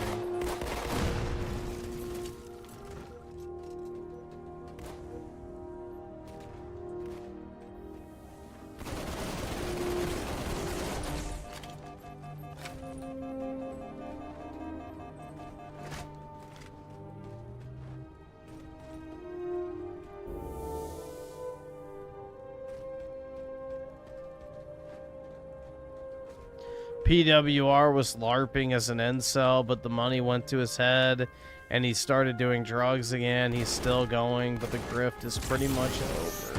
Brutal, man.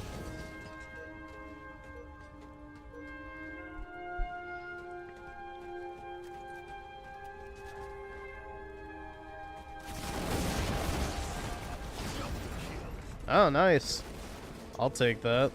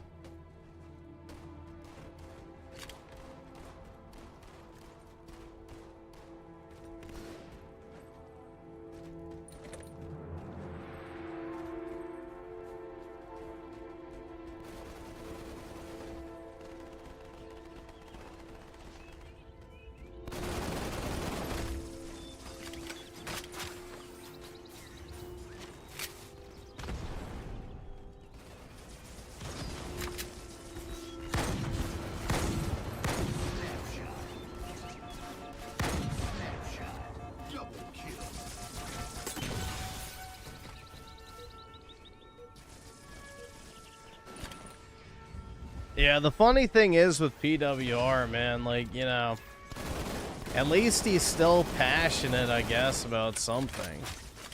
So he does seem at least pretty passionate about gaming, but yeah, I can't imagine he's making the same amount of money he was prior, you know, immediately after the casino covered him.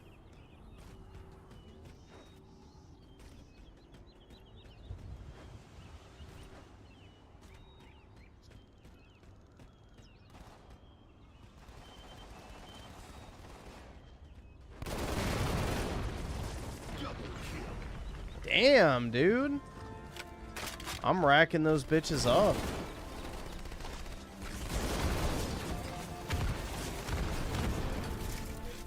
This is the second double kill in a row from an icicle.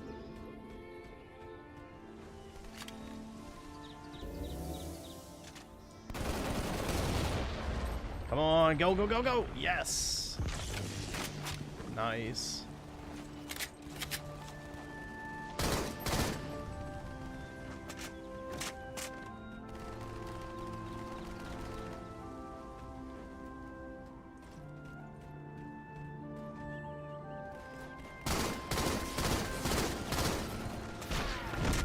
Oh, shit.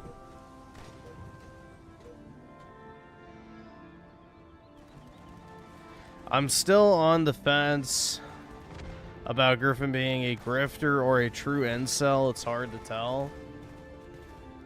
Dude, I do not talk to women, so I don't know what to tell you. If you think I'm lying, that's fine, but yeah. I'm quite literally the epitome of no wife, no life, no friends, no hope.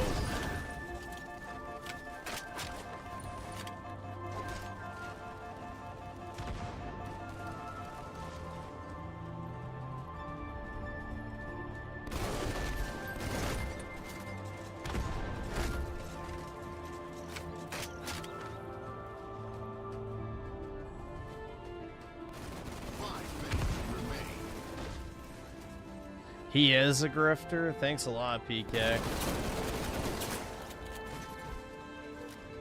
But yeah, the last time I talked to a woman, like, no bullshit, you know, in a non-work related capacity, or like, you know, a cashier or some bullshit like that, was like 7 or 8 years ago. So that was the last time I had a, you know, casual conversation with a non-family member, non-coworker female. So I just, like, I don't fucking talk to people, so.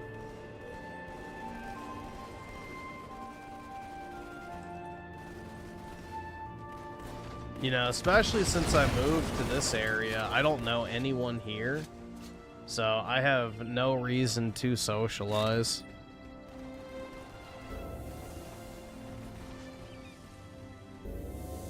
I just spend all goddamn day in this room.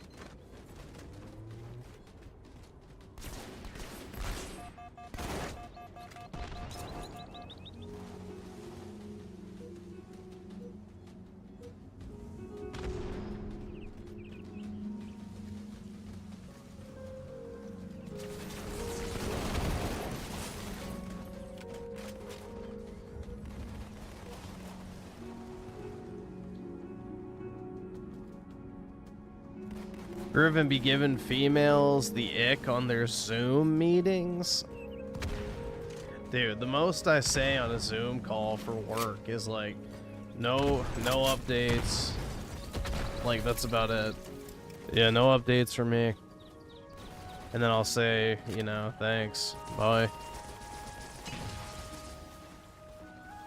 That's like literally it, bro. Nobody turns their camera on Zoom or Teams, which is what we use.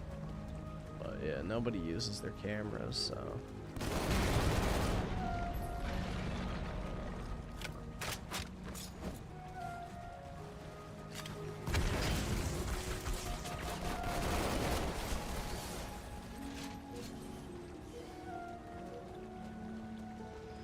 Yeah, stand-up calls fucking suck, man. I hate them. It's like, how about you just let me do my fucking job instead of telling you what I'm doing?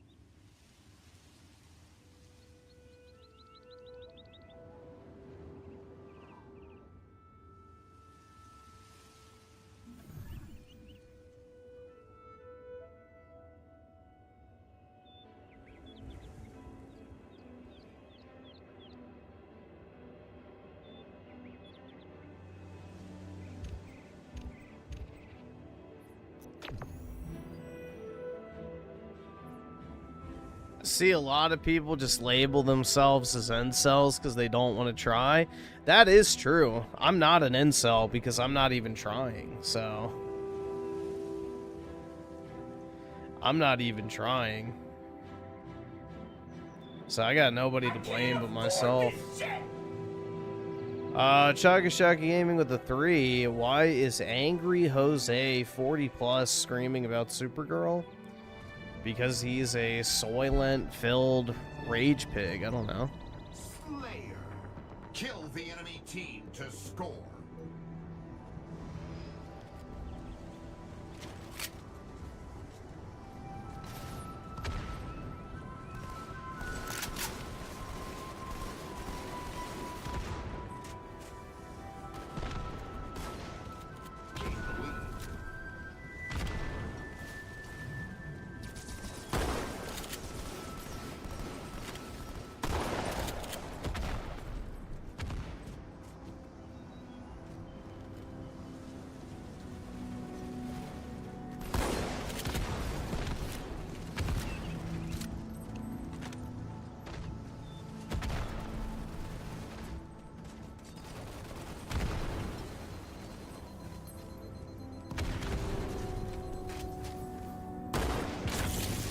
Ah, man.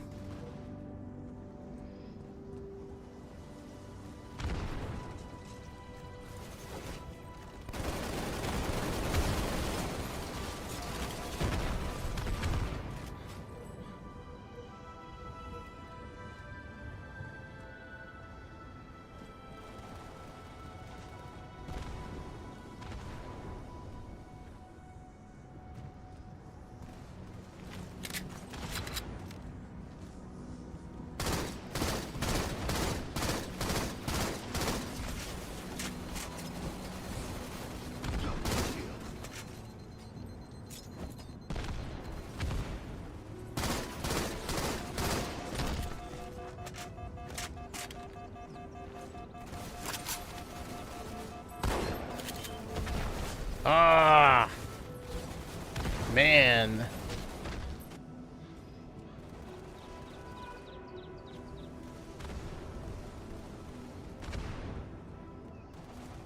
All right, awesome. Thanks, nigga. All right. If you ever did start to try, you would be surprised at the caliber of women you could pull. Nah. Dude, I'm not. Nah, I don't live on Fantasy Island, bro. You know. I'm sub 6 foot. Definitely not, like, you know, I would say super attractive, and yeah, I don't know, man. Like, on dating apps, zero fucking chance. I would probably get maybe a match every month, like most guys do. And then, you know, in person, nobody would even fucking bother. I don't know. It is what it is. I don't really care, to be honest. I don't even want to put in the effort, to be frank, so...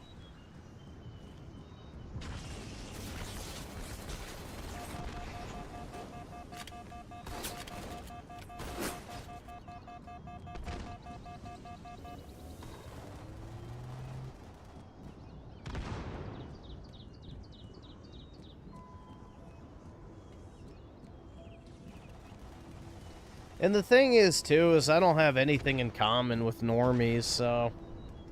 It would be over at that point anyway, because it's like, dude, I couldn't stand being around someone who's like, let's watch Euphoria, or Love Island, or whatever other Zog slop.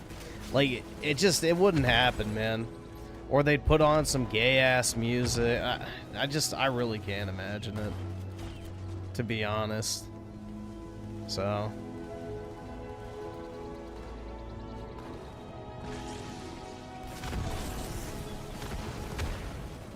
Can't afford this shit! It's some shitty HBO show about high schoolers that are actually in their mid-20s and are just whores. It's juice slop, pretty much. It's just more juice slop to corrupt the minds of young, impressionable women. Or teenage girls in that particular case.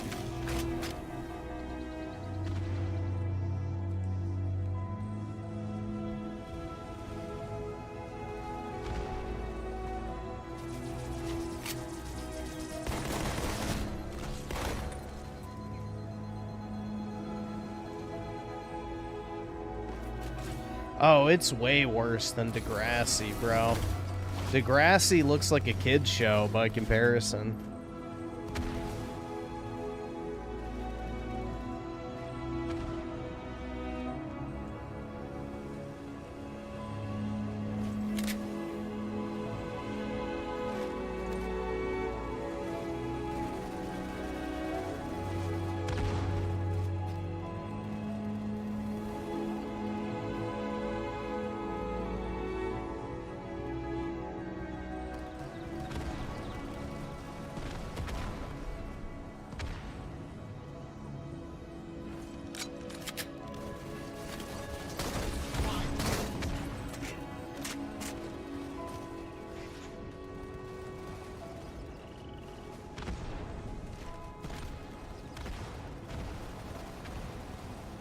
Next kill wins.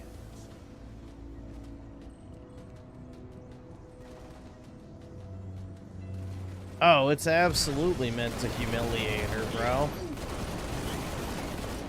There's no other group that Jews love to humiliate more than white women, so...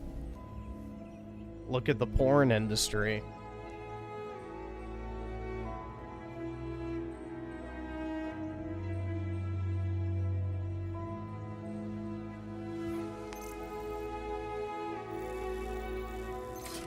Griffin would make her watch Raymond's. Dude, that's the thing, is like, I don't want...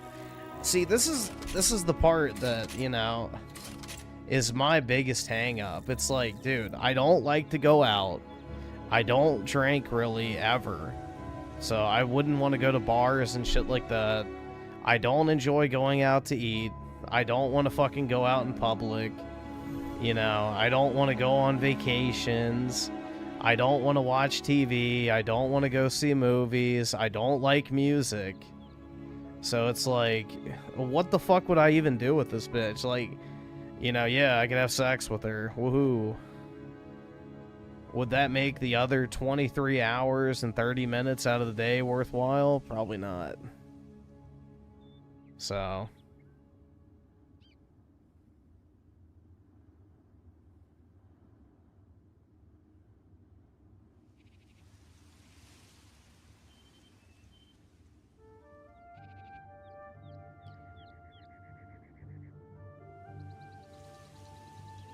You're not even human? That's right, dude.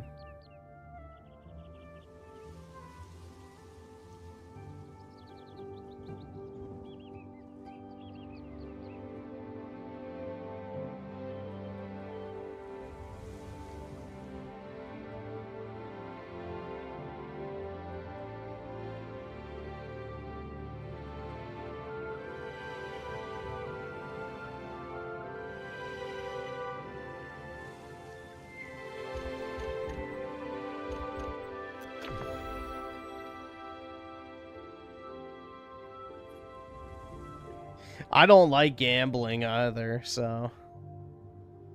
I don't like gambling, I don't like sports. There's not really much I enjoy, so... You know, I still somewhat enjoy gaming. You know, streaming's fine. But, you know, pretty much not much.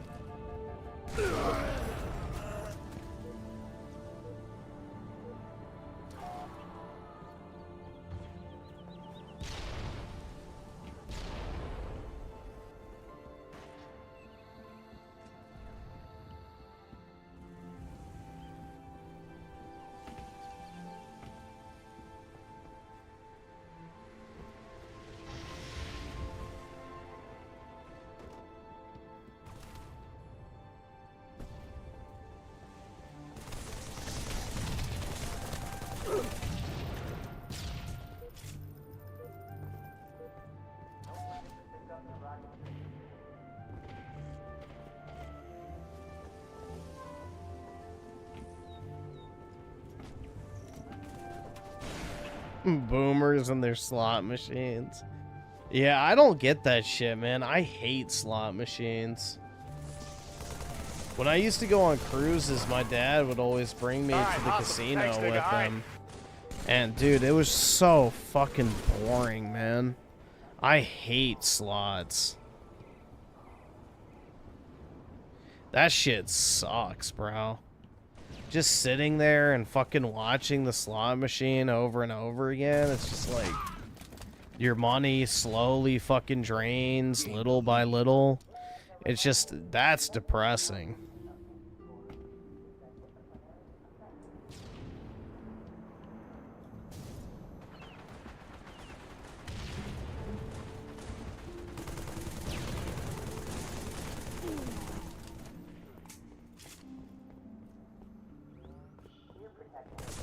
Most I won was $200.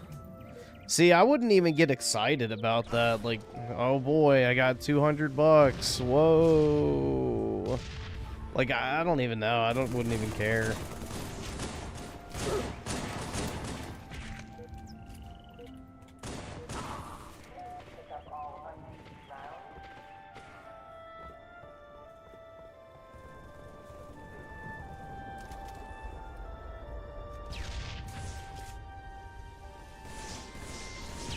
Well, yeah, if I won $1 million, I'd probably be excited, but that ain't 200.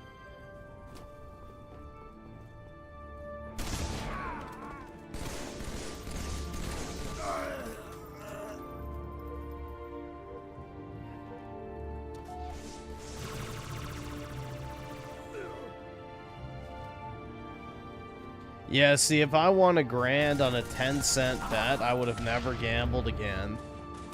I would have quit while I was ahead and never fucking tested my luck. That's it for one life.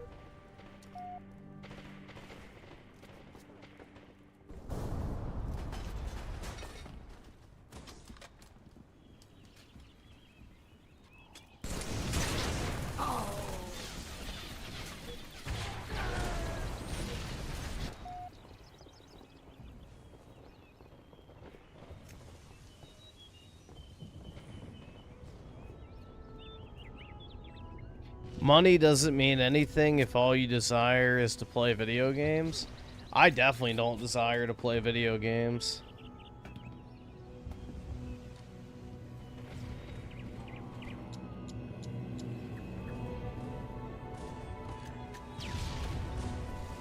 Video games are just a somewhat entertaining way to waste time. That's about it.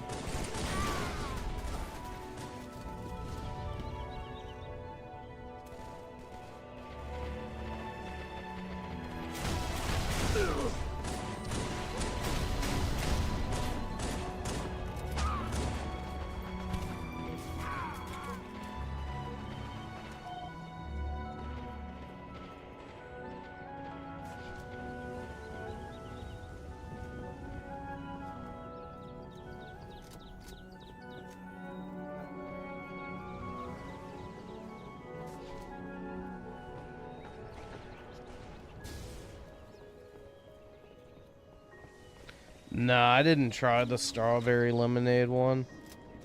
I haven't been anywhere, so.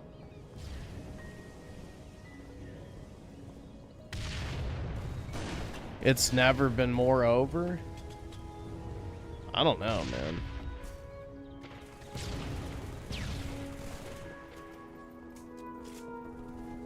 People who say money doesn't mean anything don't know what it's like to actually have money or have no money. Okay. I was about to say. Oh, I guess you could say it both ways, honestly.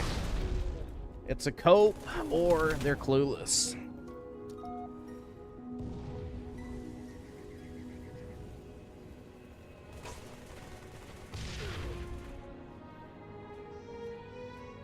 I don't know. I think a lot of my problem is I'm just like so perpetually tired all the time that I genuinely don't ever feel like doing anything. Everything feels like a chore nowadays.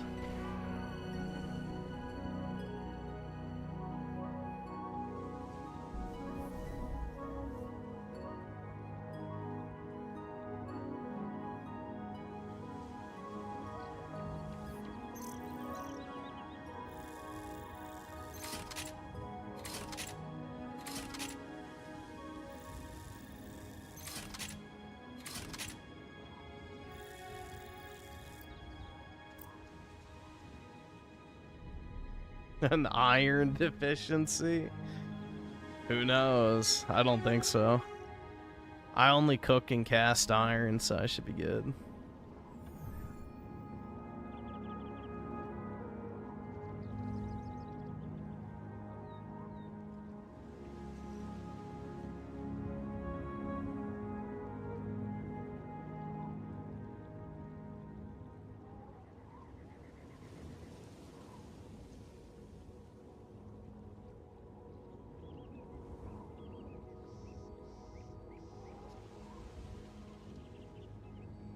As long as I know I have 50K in the bank, I'm content. Yeah, but dude, that's like nothing. Like, honestly, think about it. That's nothing. 50 grand is not going to do anything for you.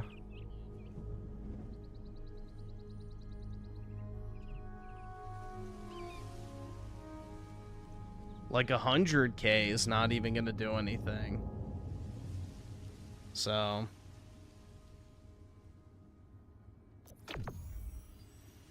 I think a lot of people greatly underestimate how much money you actually need to be set.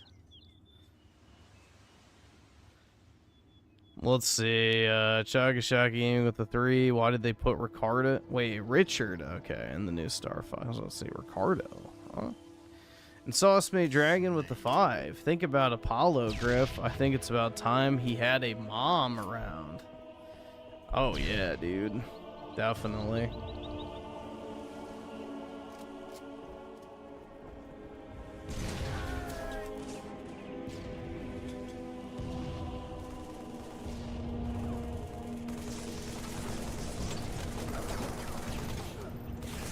And Edward Tomlinson with the 2. Any chance the kick streams? Yeah, I just need to set it up again.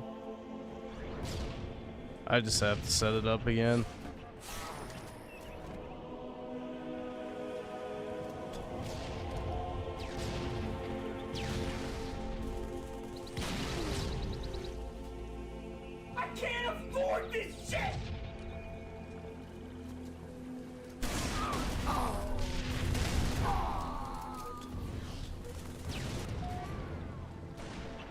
Let's see, Mike TUGC with the 2. You only need $1.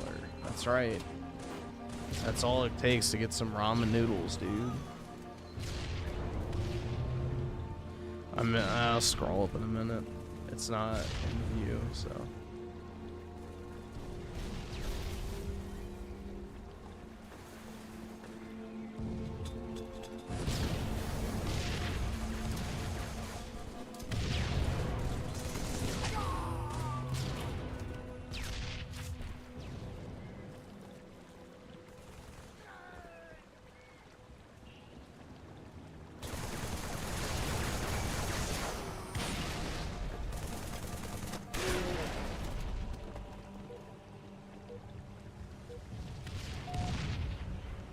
You get high from saving up money?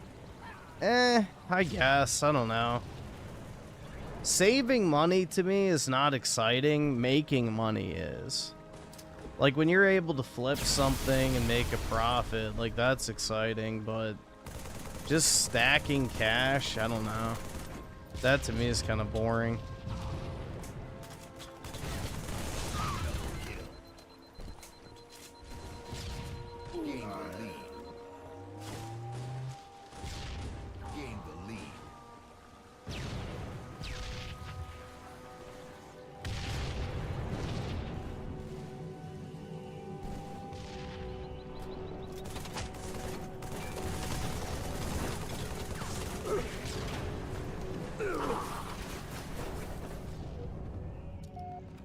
You can buy a loan for 50K in Australia? What does that mean?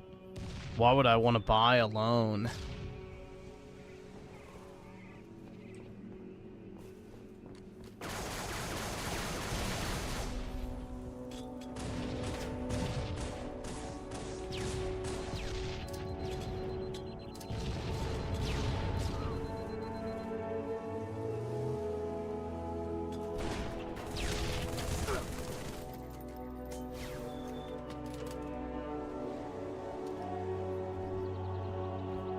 A 3-bedroom house? Nah.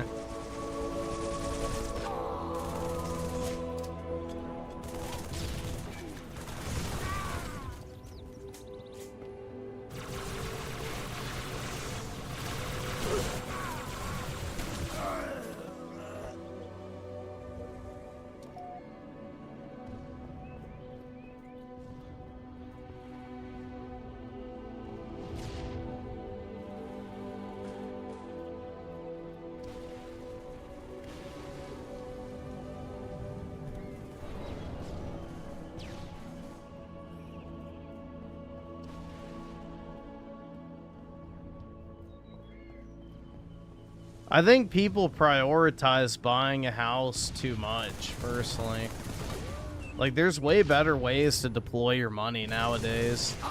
With how high interest rates are, you'll, literally pay almost triple the price of the home over the course of the loan. So unless you're able to sell the house for triple what you paid for it, like, you're pretty much going to lose money. Not to mention all the money you could have made if you put it into something else. Like rent a $2,000 place instead of spending, $3,800 a month on a mortgage.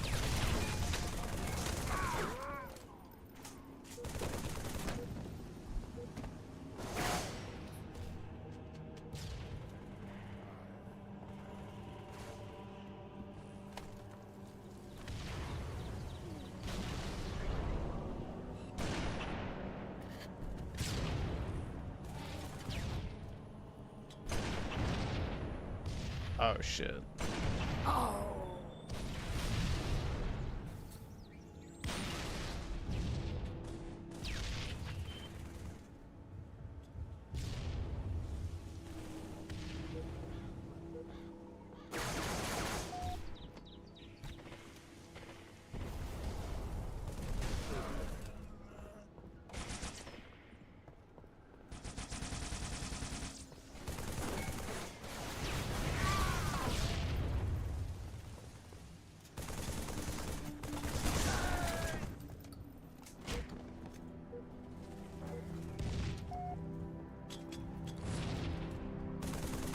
Well, that's the cost of modern living, is you have to pay to get away, so to speak.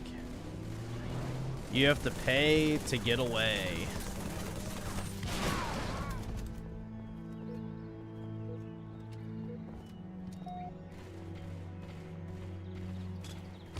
That's why everything's so expensive now.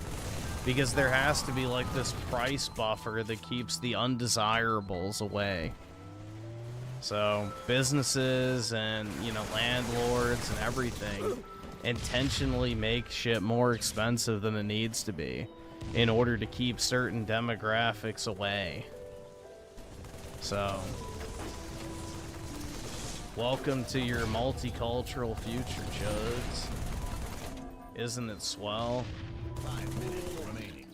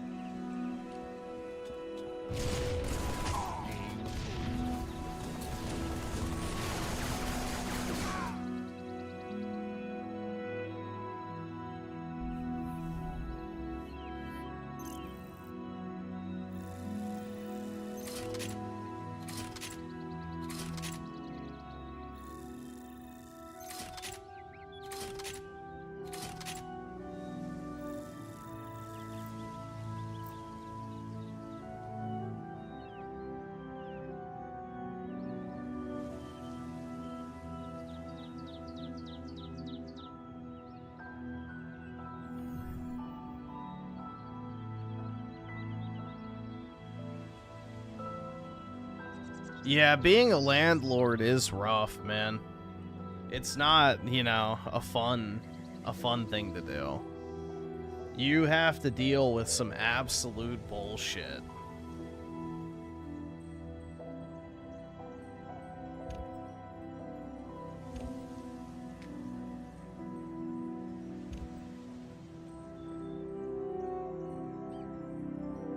If you get bad tenants, that shit sucks.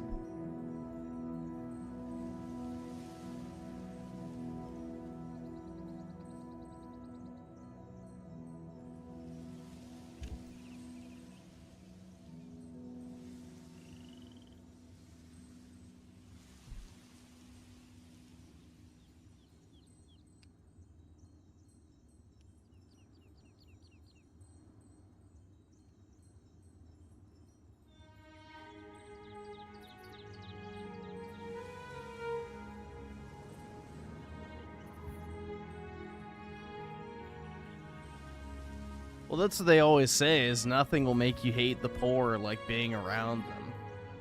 So...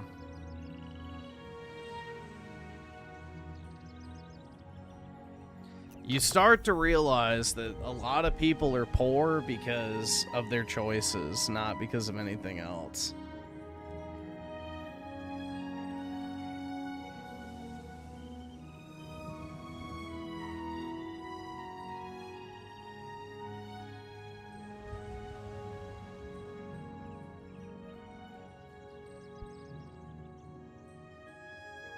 Yeah, exactly. Do you have the courage to hate the poor? Everyone hates the rich, but do you have the courage to hate the poor?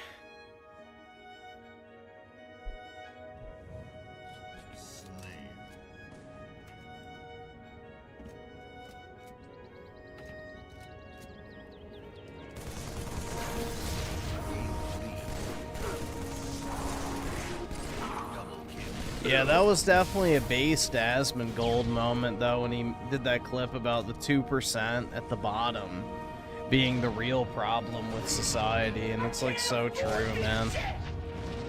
It is so true.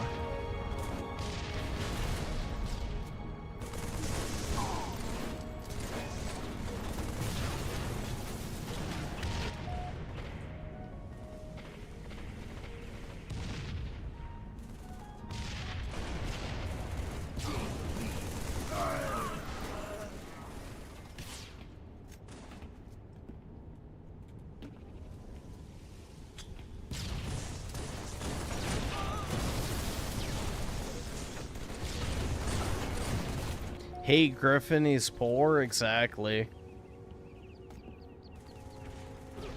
Channel all your hatred towards me. I can take it.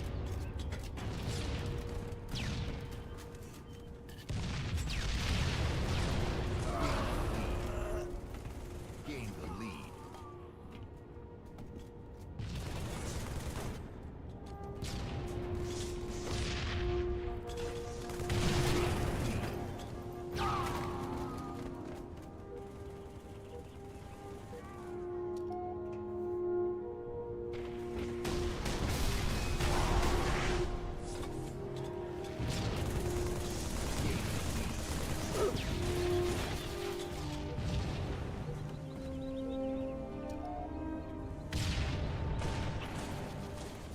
Vendetta with the 2.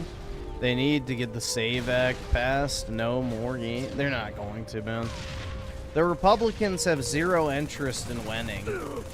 So, they're just counting down the days until Trump is gone and they can go back to business as usual, where they LARP as a party, but in reality, they're basically just, you know, Democrats who provide the illusion of choice and maybe at best a speed bump for the left. That'll be it. So, the Republican Party has zero interest in preservation or, you know, winning at all.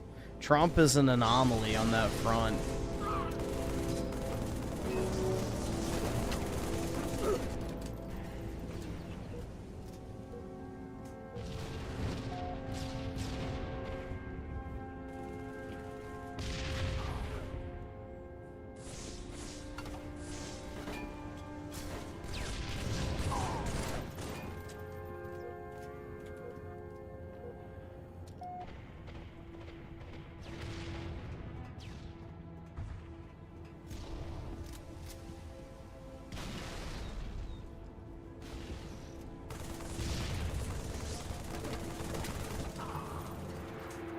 Dude, I wish the Republicans were fascist.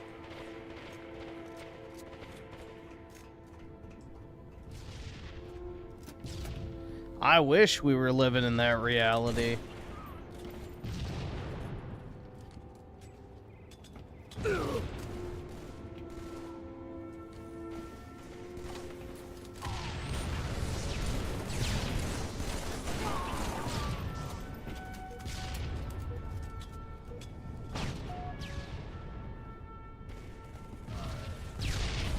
You guys got to remember, back in the day, before Trump, the platform of the Republican Party was literally, well, actually, we're not racist because Democrats were the Ku Klux Klan, dude.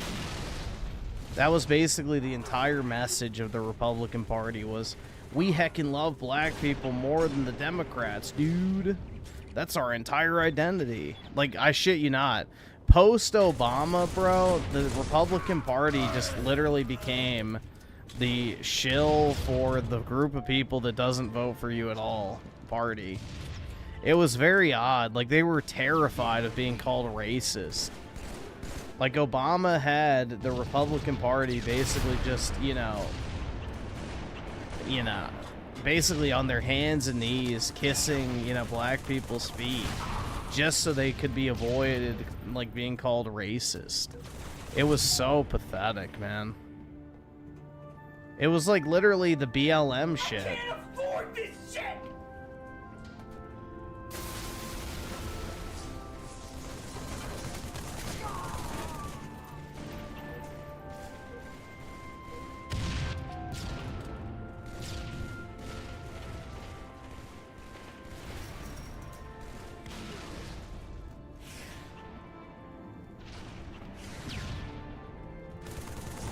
Yeah, dude, literally, that was the state of politics during the Obama era. The Republican and Democrat Party competing to, you know, prove who loves black people more. That was it. Well, dude, Harriet Tubman was a gun-toting Republican. Ah, we're so based. Shit was so gay, man.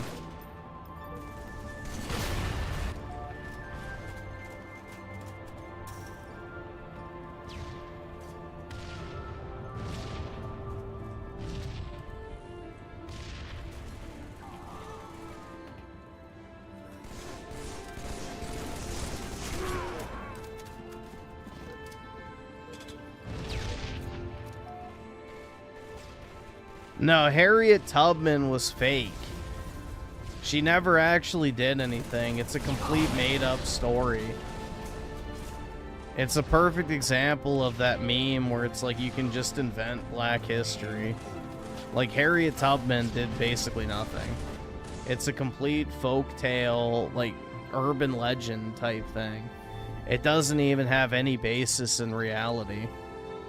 Or any facts to back it up or evidence at all. It's literally just headcanon.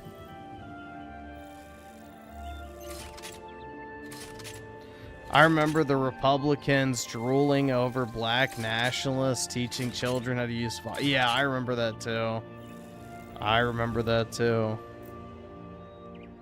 Well, even recently, you had Thomas Masshole complaining that Trump was seizing all the illegal firearms from the YNs in DC. You know, Thomas Massey was like, we should have more people with guns, not less. It's like, yeah, Thomas Massey, that's a great idea. Why don't you go walk down the street in Anacostia in fucking DC, and you let us know how safe you feel if all those wonderful scholars and astronauts and future doctors had firearms on them. You know, the cops literally tell you not to stop at a red light. You know, it's a great part of town, man. I'm sure they would be much better off if everybody had a gun. Oh, man.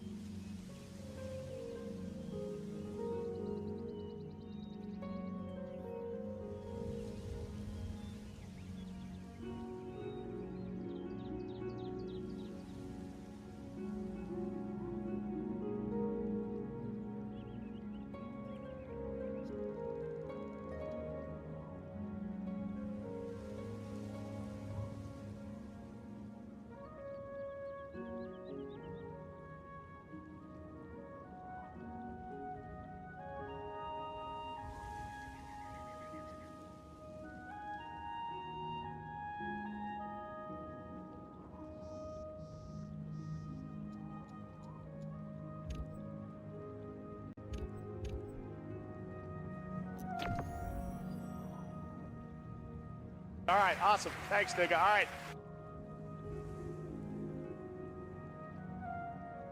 Let's see. Let me scroll up. I'll read this other one. Chaga Shot Gaming with the 8.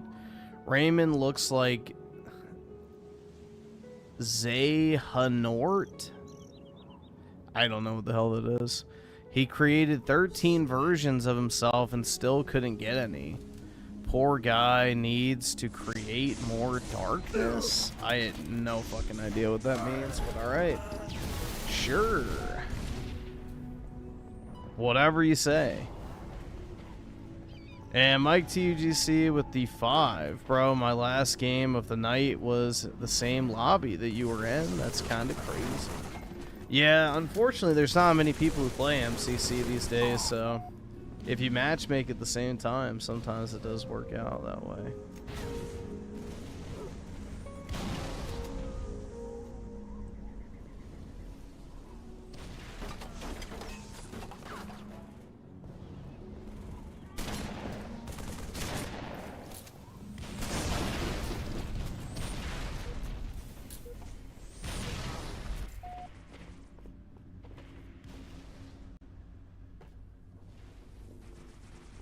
Let's see, Chronicle with the 2. Oh yeah, I can put it on. That's fine.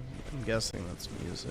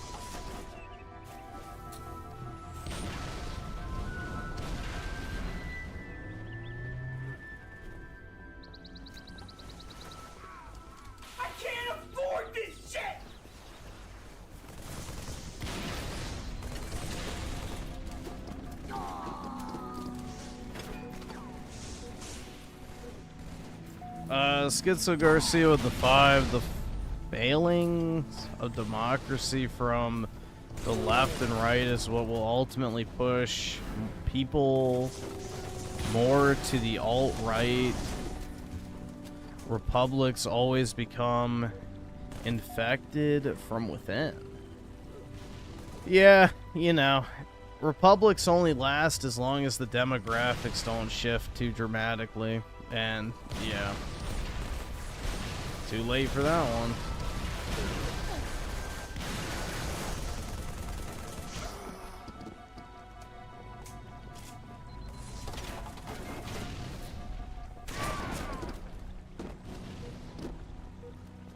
But I don't know if it'll push people towards the alt-right necessarily, because it could very easily go the other way.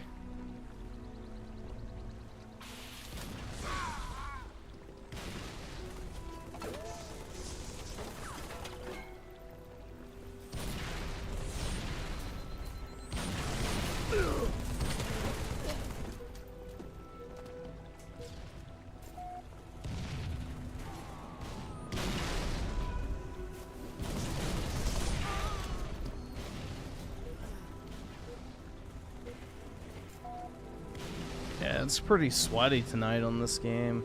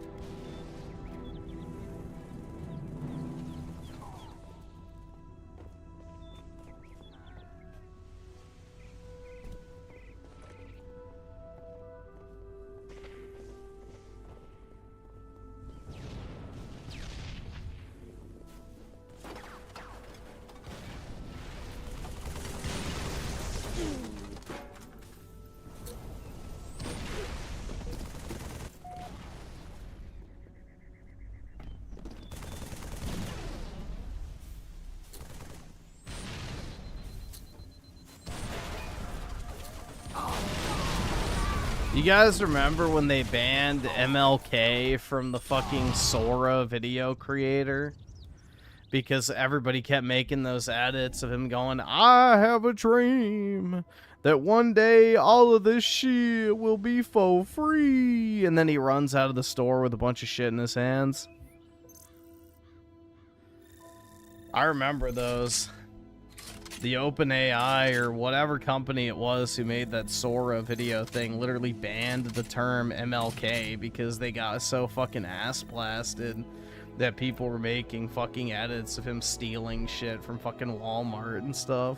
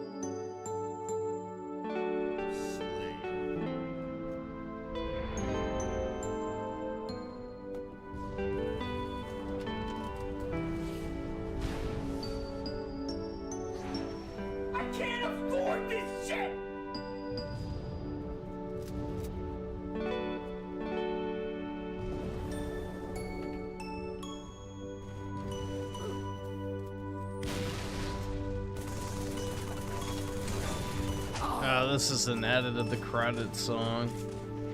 I think it's the credit song, right?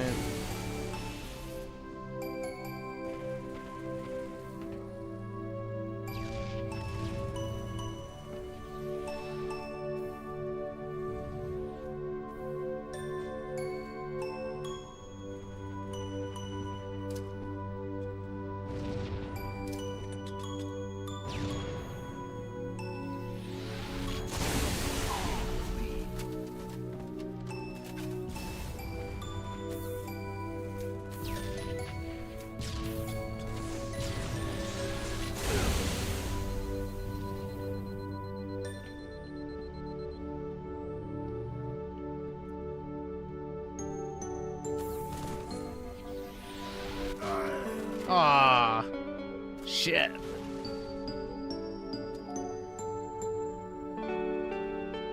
Final Fantasy VIII's good. You just have to break the game in order to really enjoy it. Otherwise, the junction system's kind of annoying.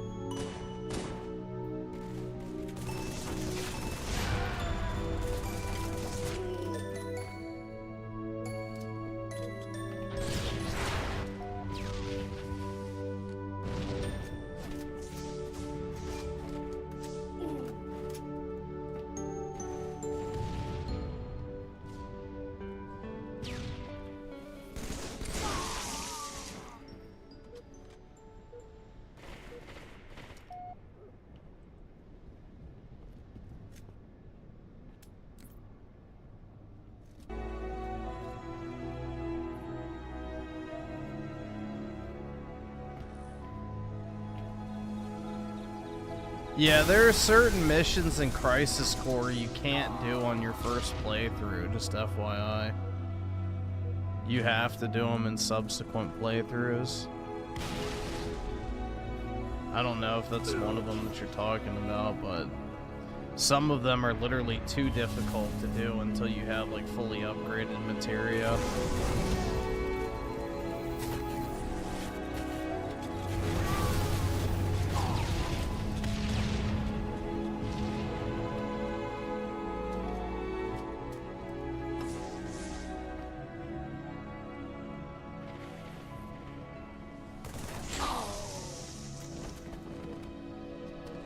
Like, you really don't have to grind very much on your first playthrough, so I wouldn't really worry too much about that. You can pretty much just play through the story in like one straight shot. And then you grind in the subsequent playthroughs, because then you have all the shit unlocked, and you can level it up easily.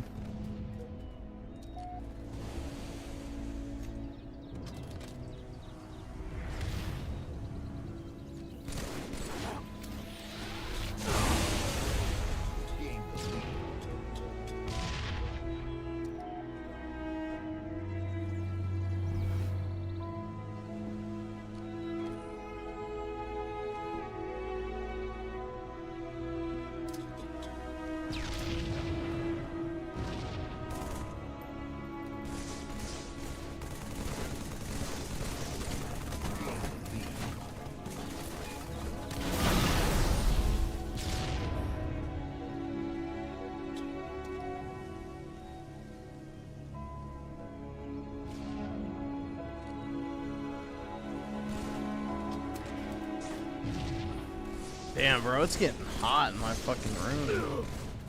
Jeez.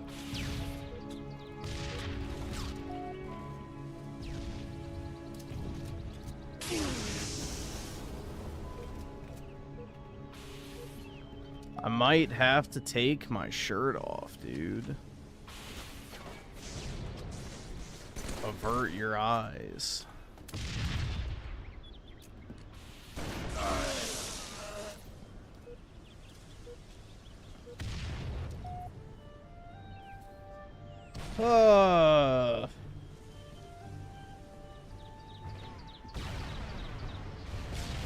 That's the one bad thing about having this computer back, is it's a fucking heater.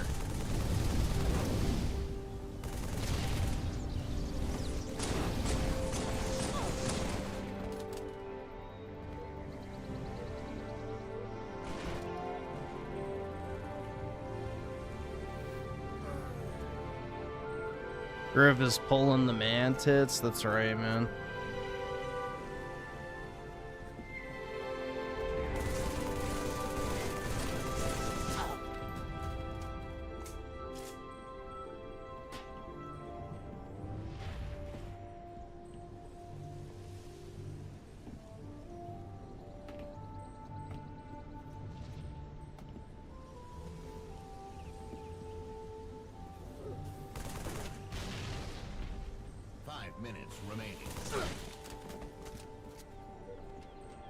Crisis Core has a disturbingly lack of fuckable women for Final Fantasy game. It literally has Aerith, Tifa, and Cisne in it, so I don't know. What more do you need?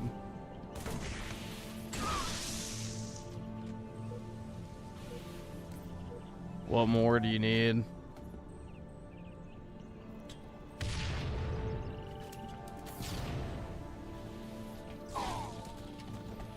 Let's see, SchizoGarcia with the 5.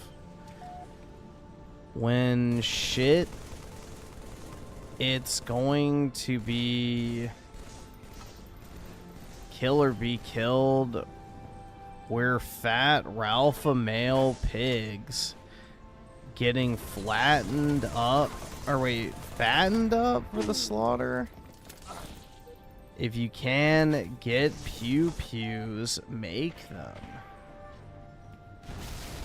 I mean, I already have guns, so that's not an issue.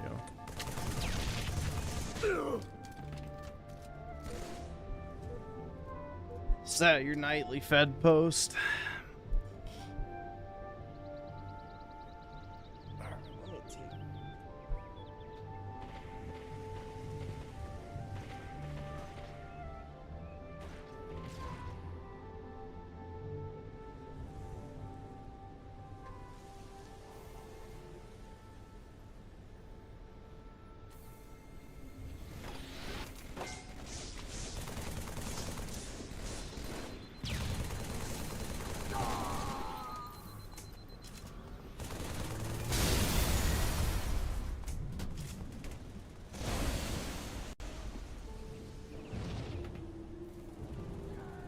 Yeah, all I can say, man, is I'm, you know, more so than ever nowadays, I relate to Light from Death Note more than, you know, any other point in my life.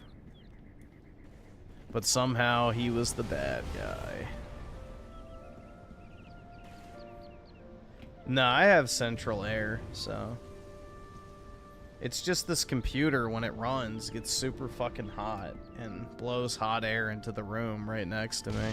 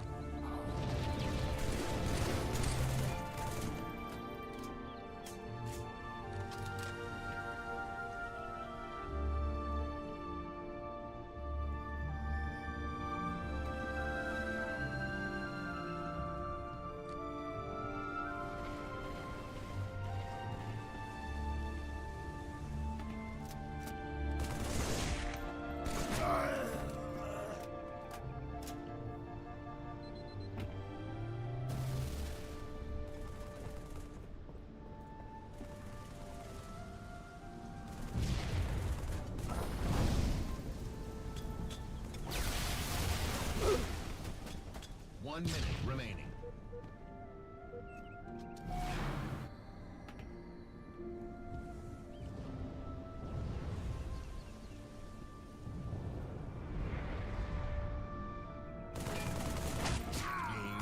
Yeah, I don't know, man. The performative gun owner types who have like 85 guns they've never even shot, like, that shit's really retarded if you ask me.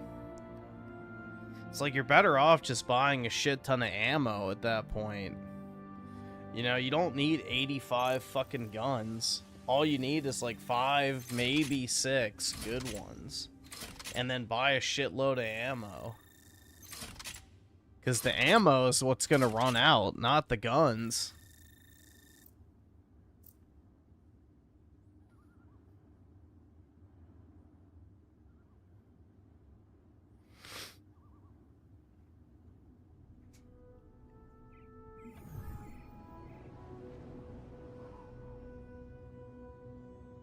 You shut the fuck! Don't you fucking tell me to my face to shut the fuck up!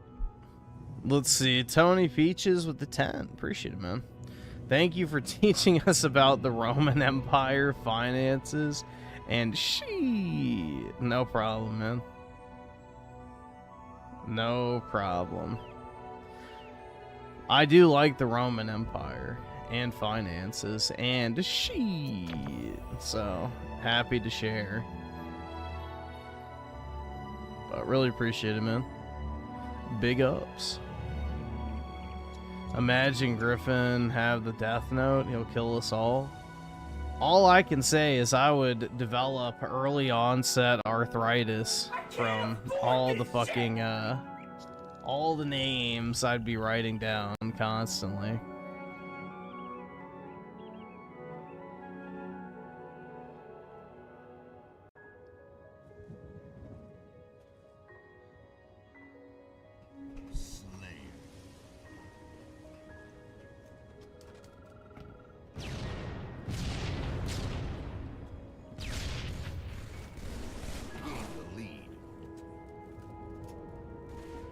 All right, awesome. Thanks, nigga. All right.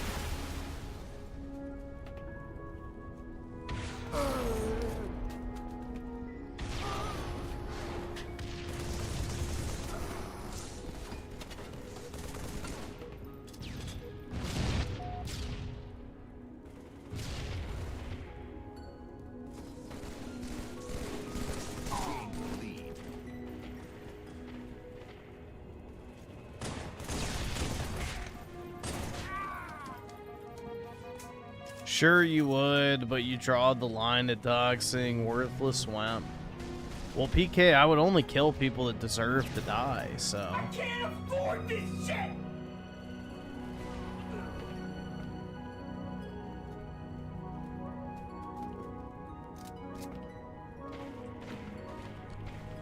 You know, internet retards are not exactly what I have my eyes set on, as far as that's concerned.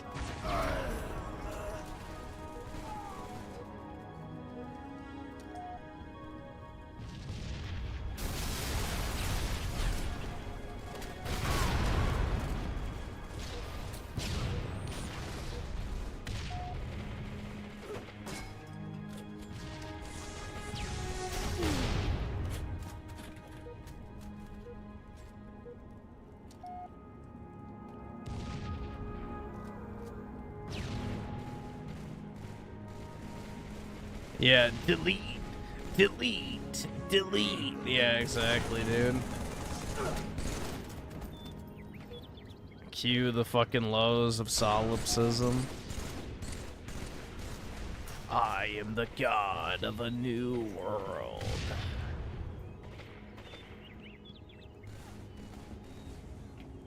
I'll take it as potato chip and eat it.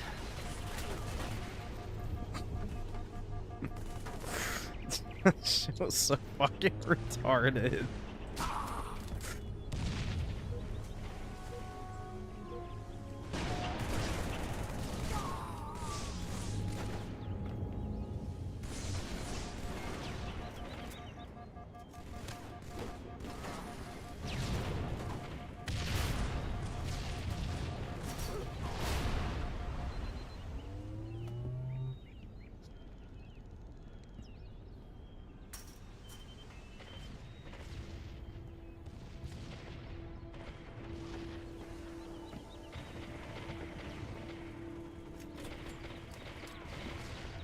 If you became God, would you help Raymond grow his hair back?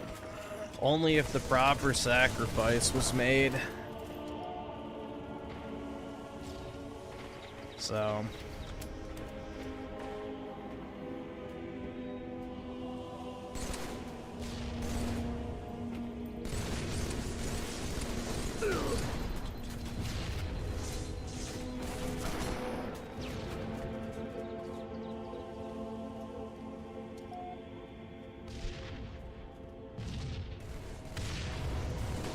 Yeah, the Death Note dub is actually pretty good, I will say. It is pretty good. It's one of the few good dubs, especially for back in those days, because most of the dubs back then were unbearable.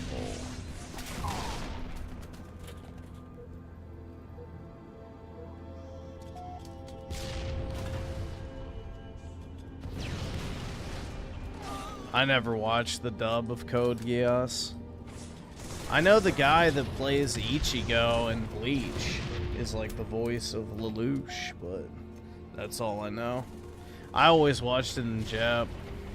The only reason I watched Death Note in English is because it was on TV when I first watched it, so I watched it on whatever that Adult Swim shit on Cartoon Network back in the day when they were airing it.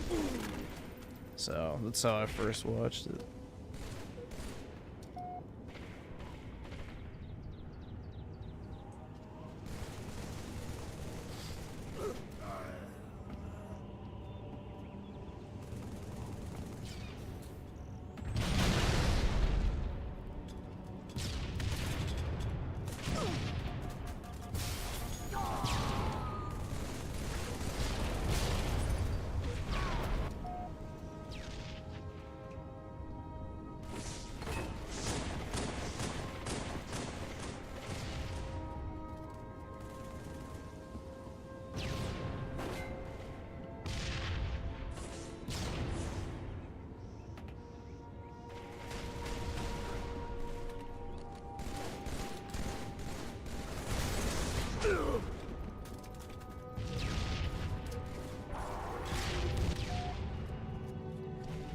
Let's see, Matt the Ice Villain with the 2. Yeah, I can play it.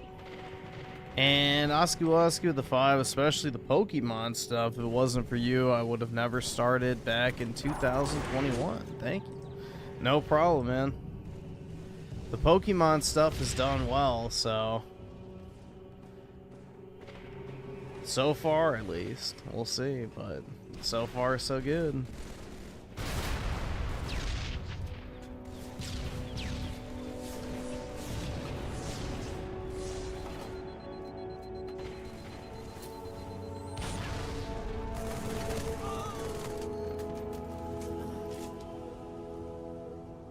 And Tim Marco with the 7. After that, you'll write your own name because the work is done, dude. Hell no. Hell no.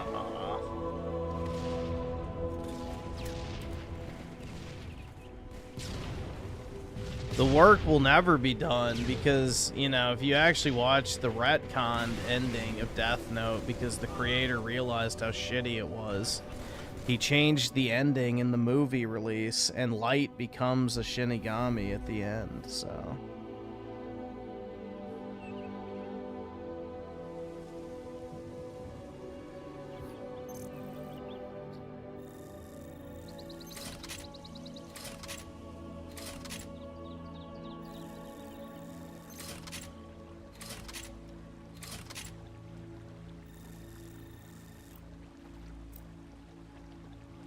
Then you could truly become a god.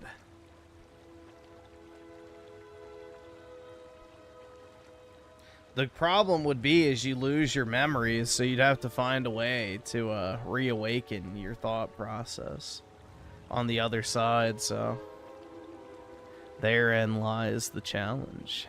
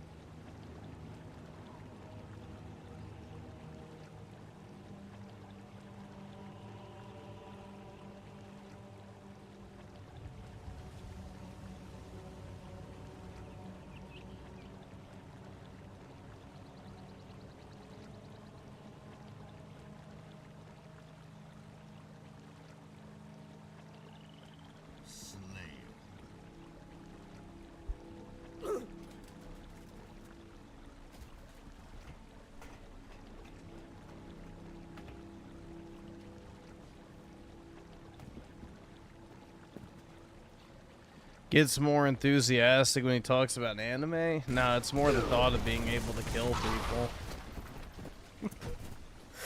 Nah, it's more the idea of just, like, having that ability to just write down names and people die. Like, that'd be awesome. That would be fun.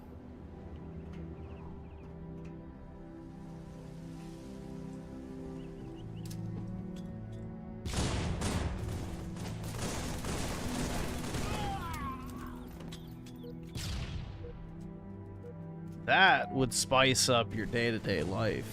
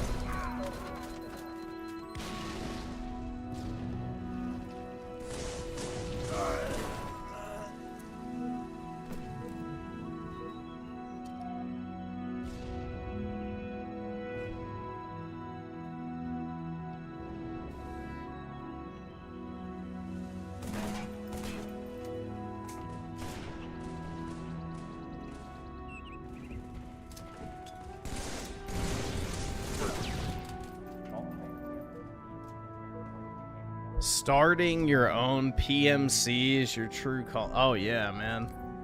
Definitely. I dream to be the Atlas Corporation from Advanced Warfare. That would be pretty badass, though. I wouldn't mind that.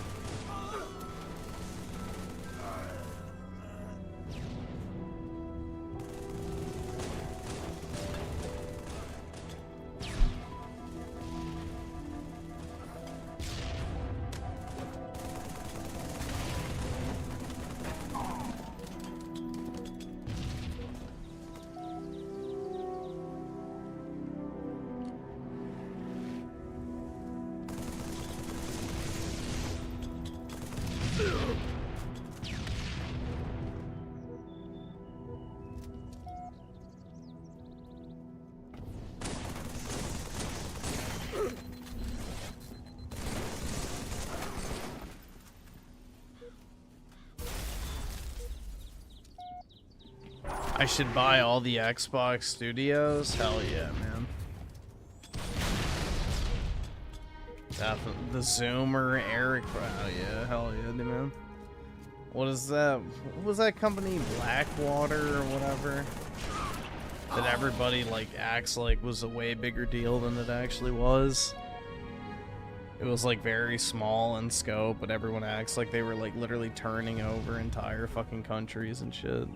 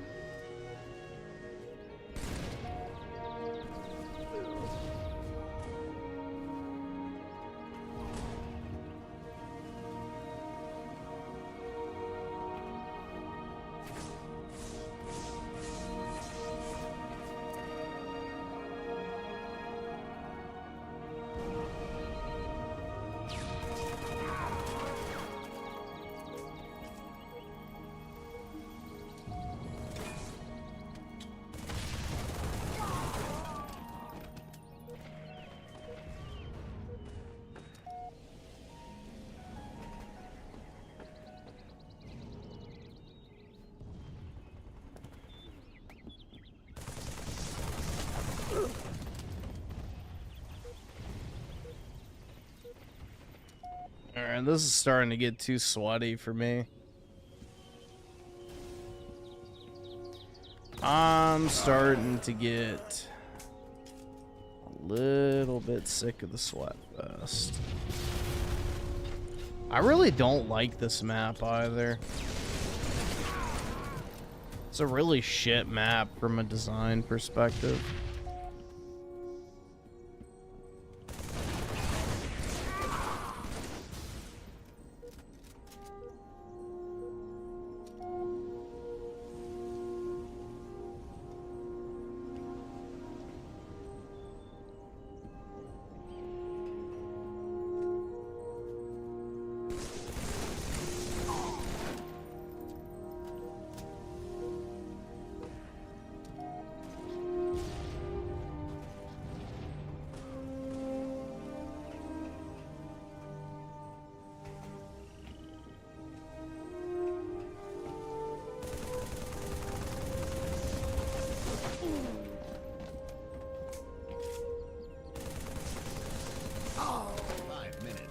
Shit.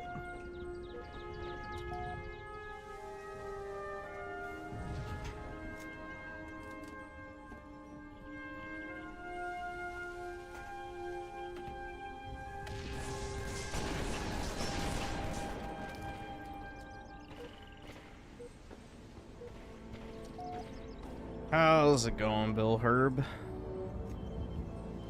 Only good thing about Reach is the Horde mode. What, firefight? I don't like Reach personally. I never have, never will.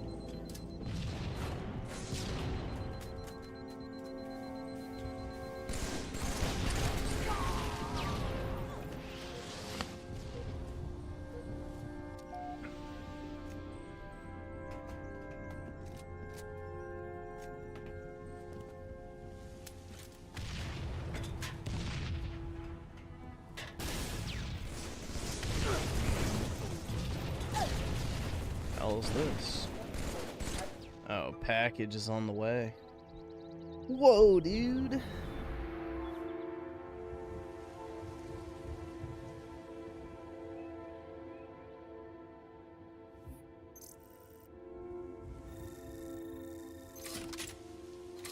Things are good. About to finish work. Was a long week. Nice, man.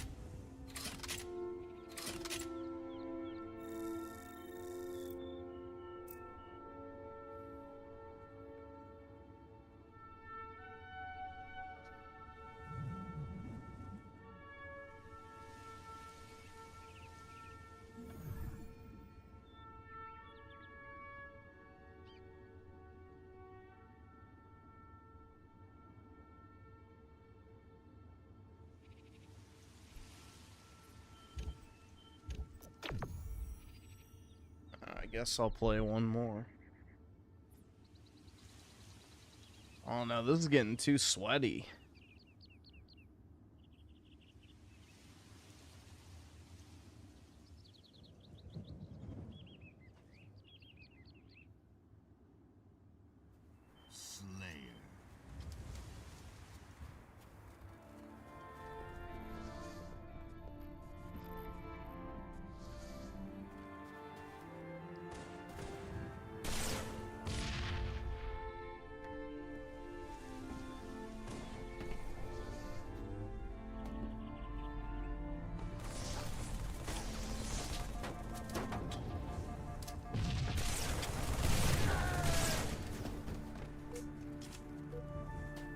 Yeah, most of the maps, it seems like nowadays, whenever you're playing this, are pretty shite. You never really get the good maps back to back. It's always like 4 terrible ones and then maybe 1 good one.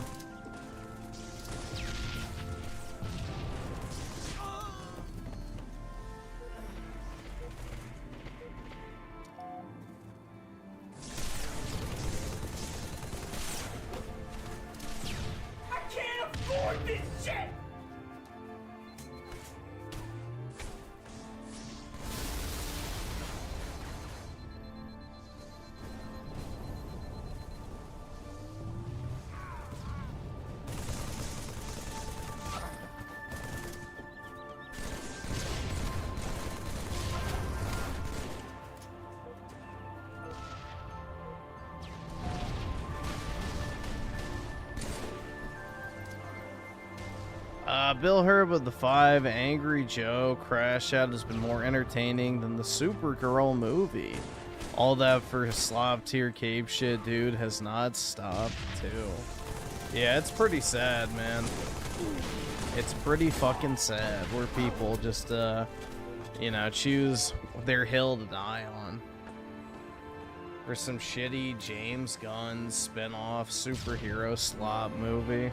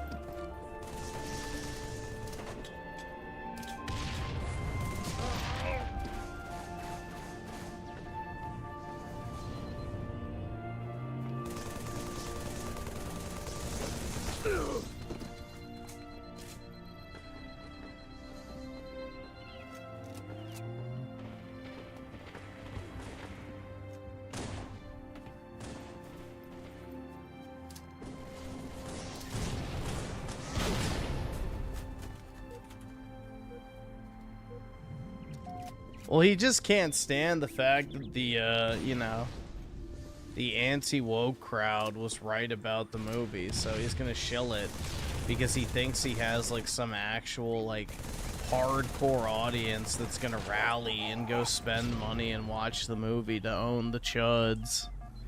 But it's like, bro, his own audience probably doesn't even want to watch that shitty-ass movie.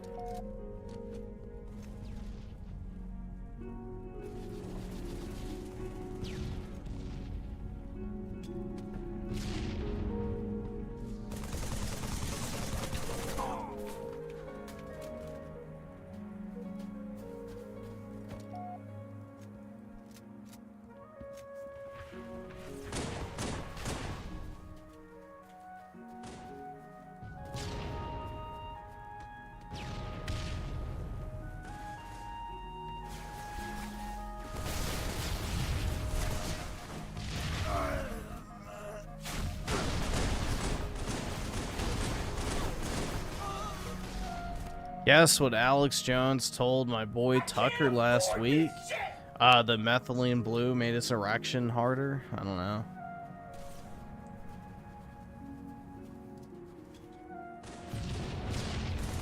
All right, awesome. Thanks, nigga. All right.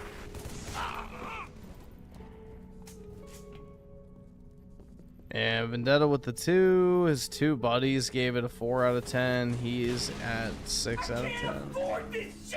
So he's shilling for a mid movie. Brutal by his own rating, too. But we gotta own the chuds, guys. Woke is so back. Which is ironic, because Woke never actually fucking left, but leftoids on Twitter are pretending that Woke is making a comeback. It's like, bro, never fucking left.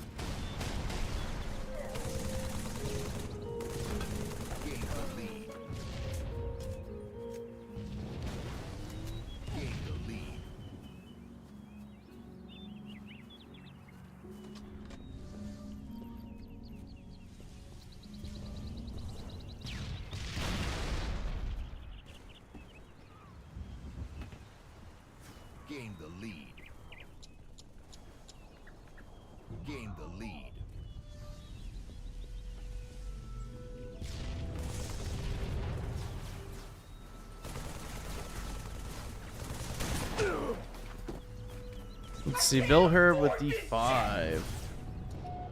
I had someone agree with Joe saying he's calling out the sexist chuds that are attacking the actress, like, or by making her a caveman. Yeah, she does have prehistoric facial qualities, that's for sure. Noski Woski with the 5. What's even funnier is Tony... Oh, wait, not Tony. Toy Story 5 released around the same time when Supergirl did, so yeah, it was practically over anyways. I'm just enjoying it. Yeah, I think this whole superhero thing is going to crash and burn at some point, even for Marvel. I just don't think there's, like, the actual organic demand anymore. And Bill Hurd with the 5, the funniest part is I said she's a celebrity and everyone gets made, or, and everyone gets, I guess, made fun of. Look at Elon, guess what? That's different somehow. Yeah, exactly. Exactly. It is what it is, man. It's like, it comes with the territory. If you want to be famous, then you also want to be ridiculed constantly by everyone who looks at you. So, boo fucking who. That's what you sign up for.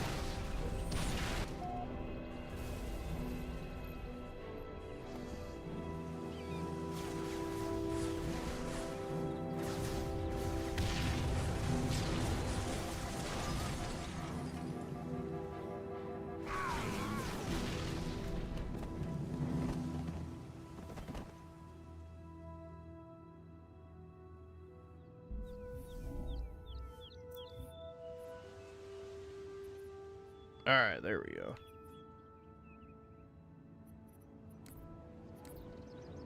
Quit. I don't know, that's getting too sweaty for me, plus it's making me tired, so not a good combo.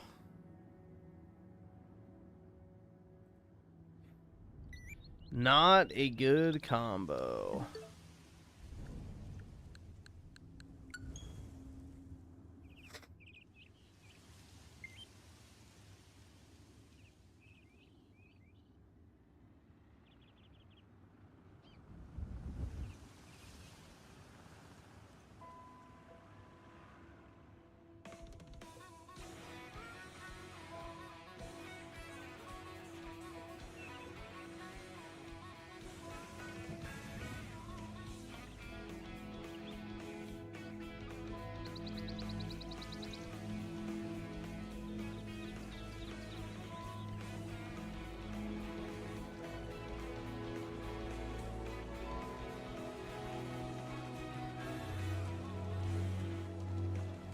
Tucker has never been pro-Trump, bro.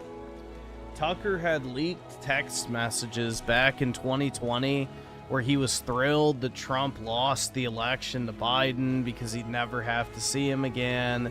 And, you know, the Republican Party could get back to serious candidates. He was anti-Trump in 2015 and 2016. And 2024 ain't no different. The problem is Tucker had to cater towards the Trump fan base, basically, in order to have a career in right-wing politics, so he had to placate to the audience. But Tucker has never been pro-Trump, ever.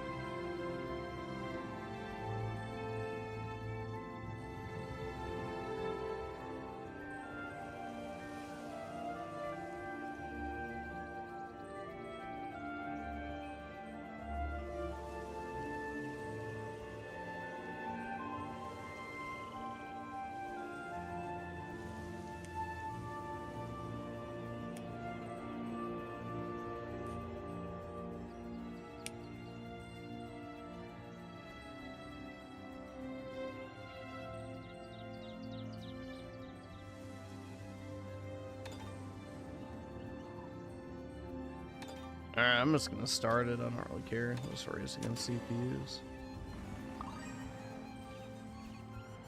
I'm gonna start fading if I don't do something. I need to get over my tiredness.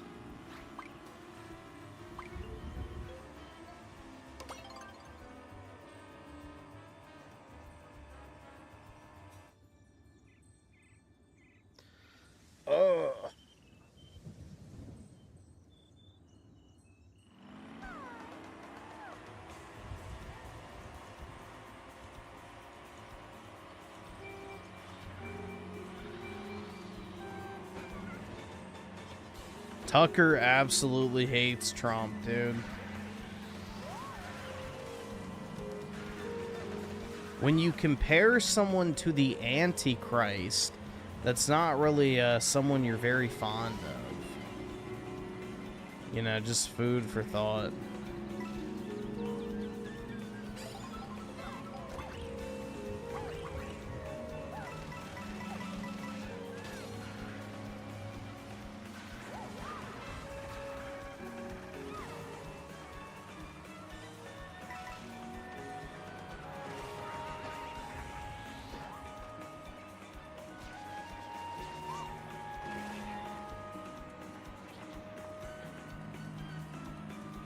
I guarantee you Tucker's probably going to convert to Islam within the next 5 years.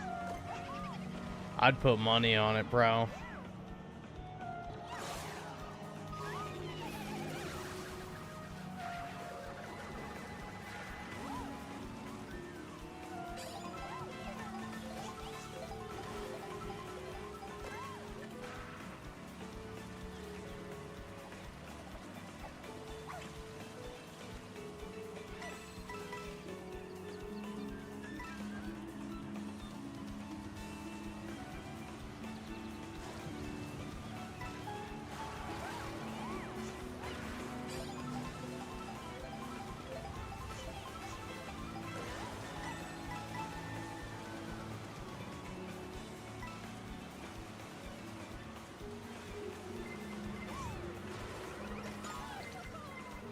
No, I haven't been to the doctor in 11 years, so no blood work.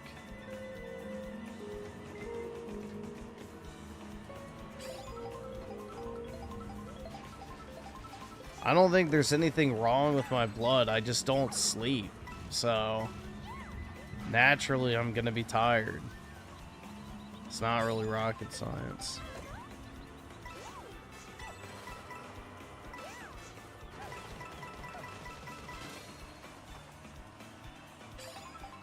All right, It's been awesome. like Thanks, 36 nigga. hours since I last slept, so. Vitamin D is not going to make any difference.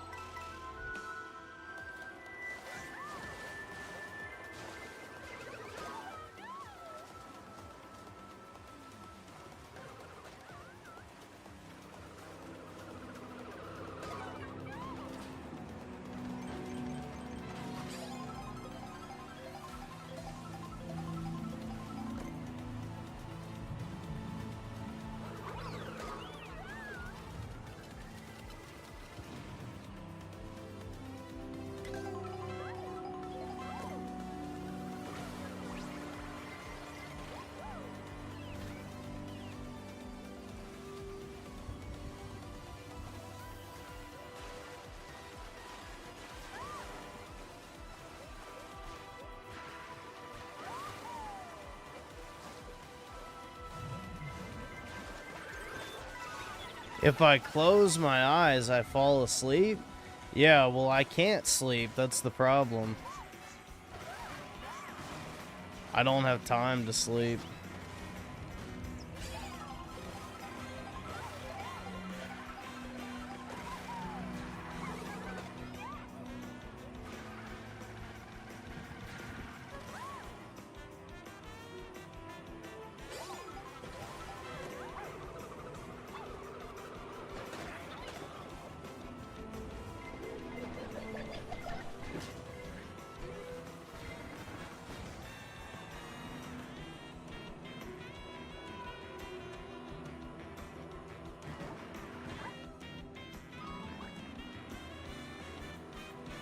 Just turn the brain off? If only it was that easy.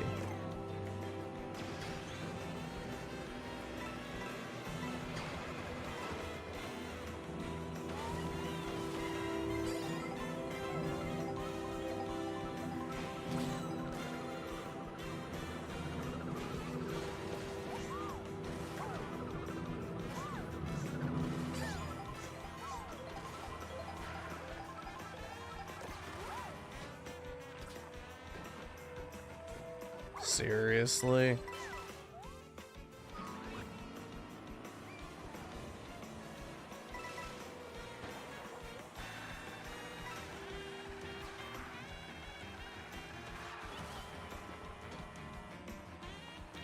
Yeah, I don't want to have to take another caffeine pill, but I probably will have to.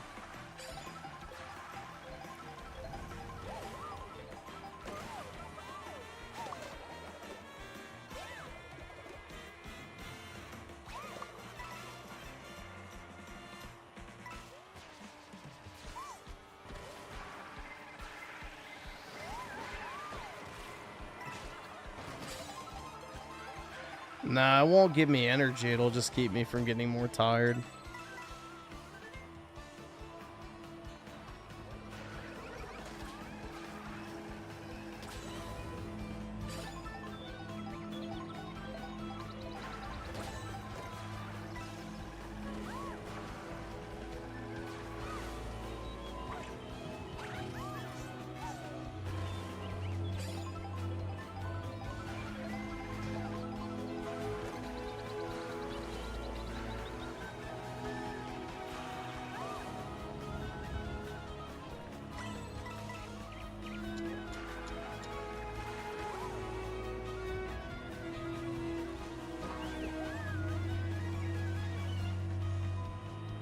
Just think that you're not tired and you won't be.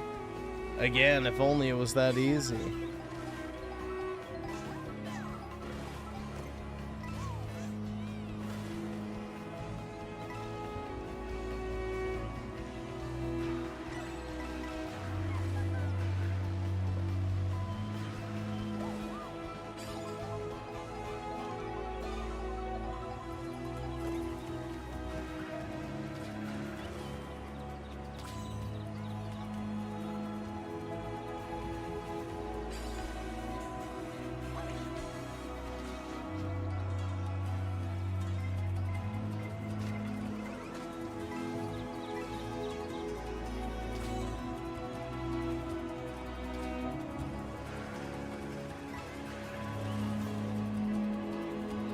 Your video recommendation will help? I doubt that. I highly doubt.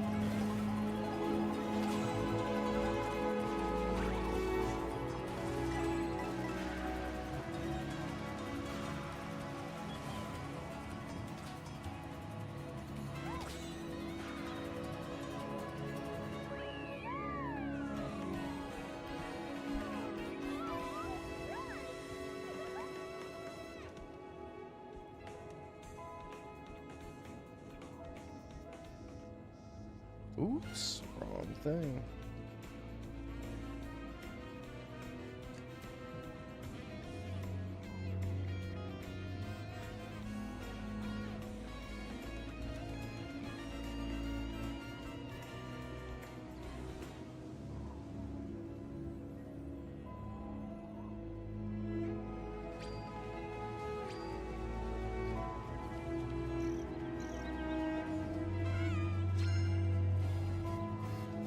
Let's see. So, you generation 5. What is this?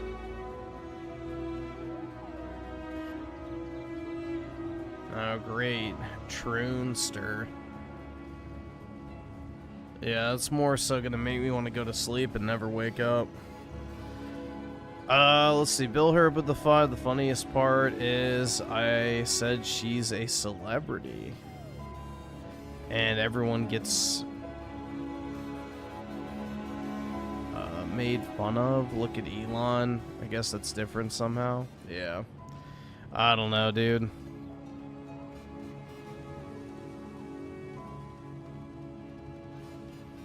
The thing is like, you know, you're not allowed to critique women at all. Because, you know, our society is so inherently feminist nowadays that if a woman breathes, then she deserves, you know, infinite praise just for drawing that breath.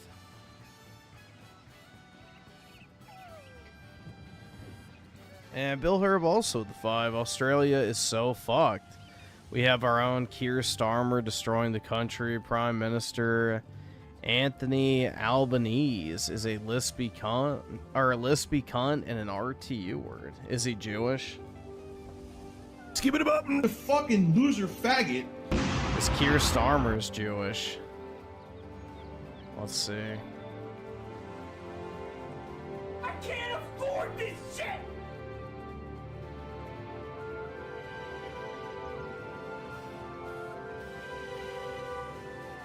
Oh, he's a Roman Catholic. Same difference at this point. Same difference at this point.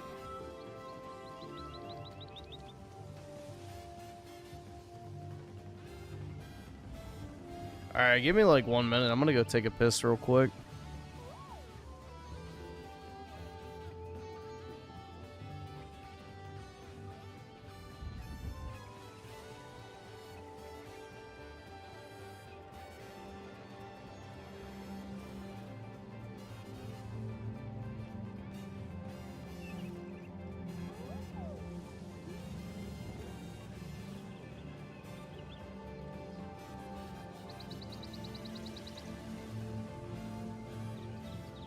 can't afford this shit!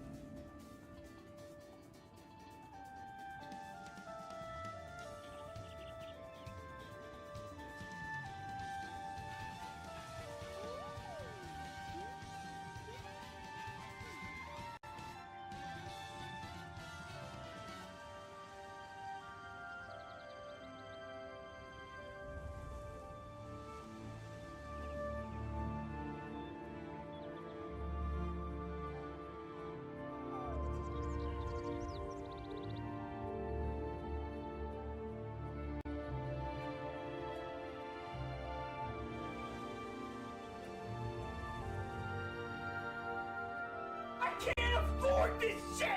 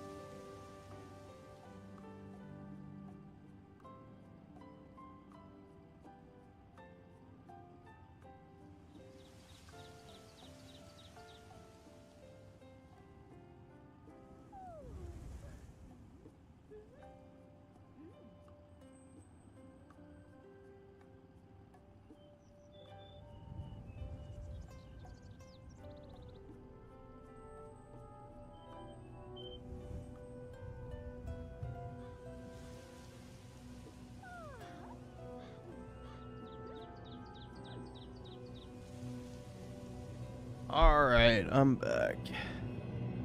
I went to brush my teeth, too.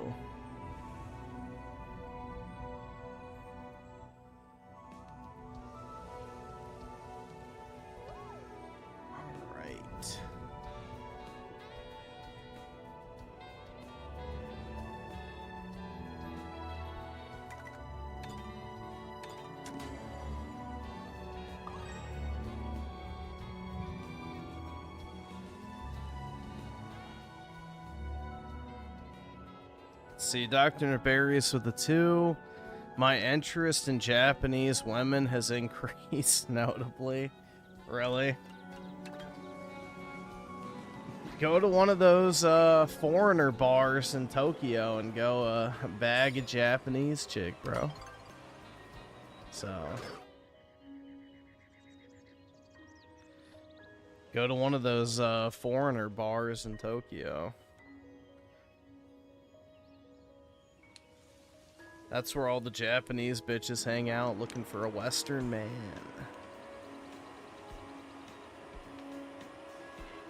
And SchizoGarcia with the 5. Anthony Albo needs to be taken out.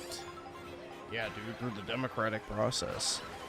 I'm so sick of the rights, don't be as bad as them mentality. Yeah, we should be worse.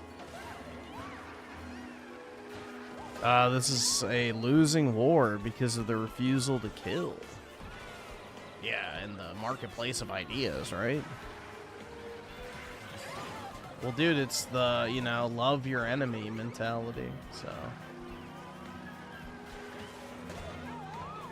Love your enemy, turn the other cheek. Don't concern yourself with this world, only with your soul.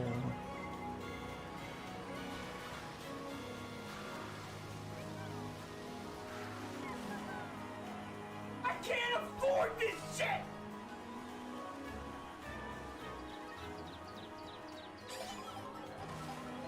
Dr. Devarius with the 2, that's what I did, lol. I'm merely reporting. Ah, okay, nice, man. Nice.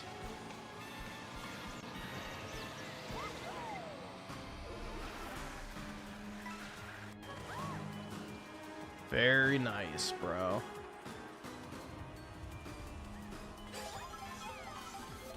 Yeah, I think by far Japanese women are probably the most attractive Asian women by a long shot, generally speaking.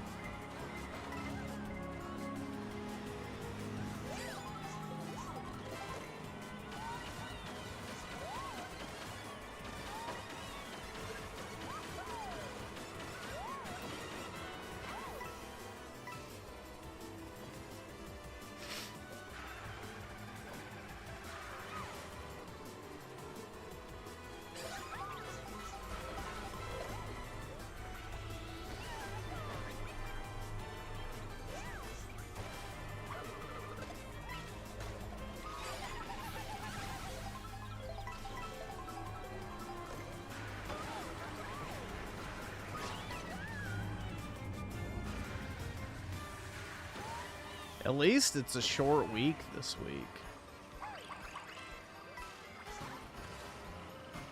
Since Friday is a holiday, technically. For 4th of July.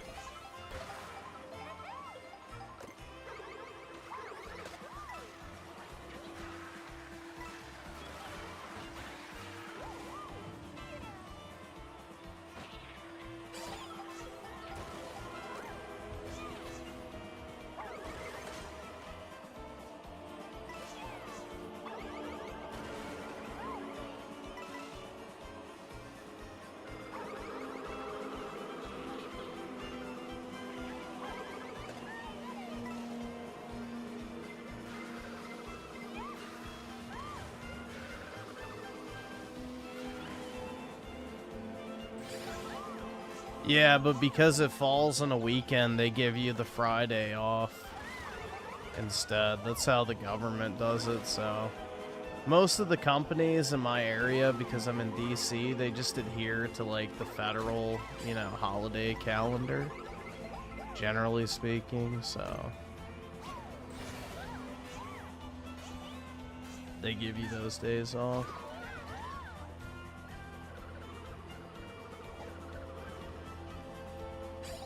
So yeah, if the 4th was on a Sunday, then they would give you the Monday following off. So it's whatever the closest weekday to the holiday is that you get off. So.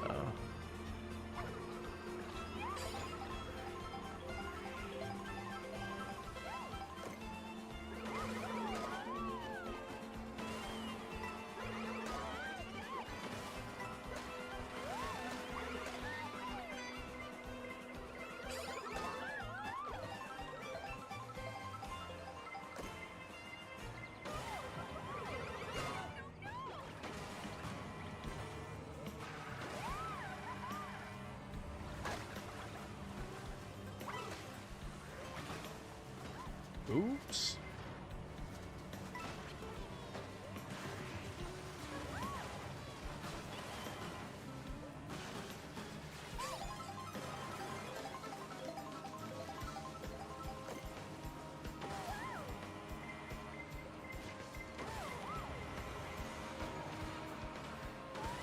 Hackers leaked Apple's iPhone 18 drop test video. Oh man, how exciting. Let me guess, it looks the exact same as last year's. I don't even know if I'm gonna get a new phone this year. I didn't last year. And I don't really regret that decision. I don't know, man. I used to look forward to getting a new phone every year. It was one of the few joys in life I had left. Now it's just like every phone is the exact same. I just use it for YouTube and eBay. So it's like, do I really even care that much?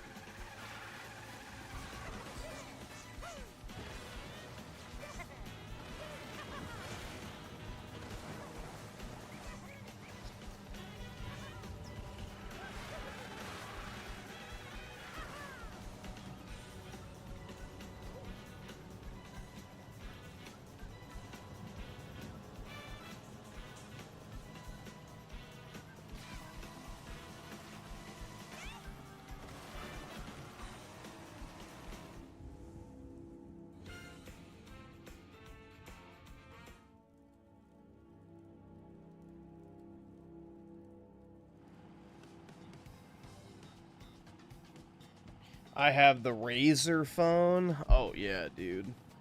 I'm like such a pro gamer that I needed a gaming phone with RGB lighting.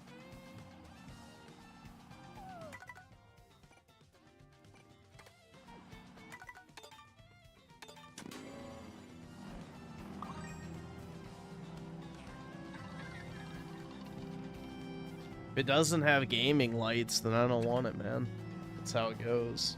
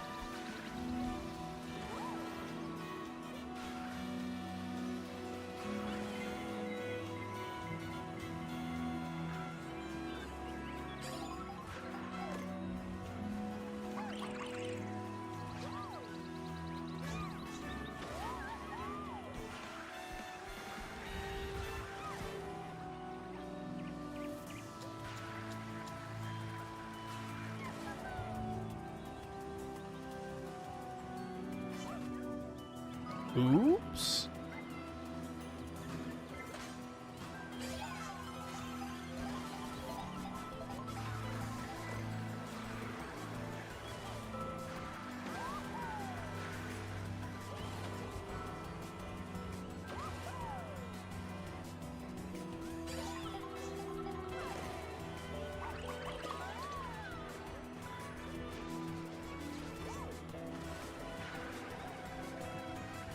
Dude, the phone fan cooler thing was popular when Pokemon Go was like super fucking like hype. I remember that shit. You couldn't find a car mount anywhere. You couldn't find portable battery packs, and you couldn't find like, yeah, like the cooler shits for your phone. So it was pretty crazy. Peak Pokemon Go was like insanely popular.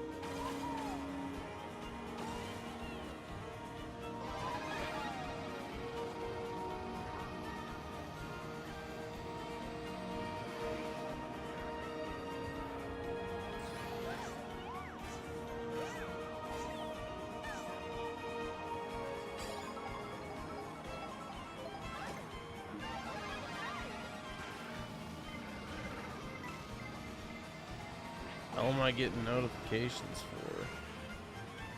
Oh, Humble Bundle. It's like, why am I getting a bunch of PayPal notifications? But I forgot. I guess the new games got unlocked.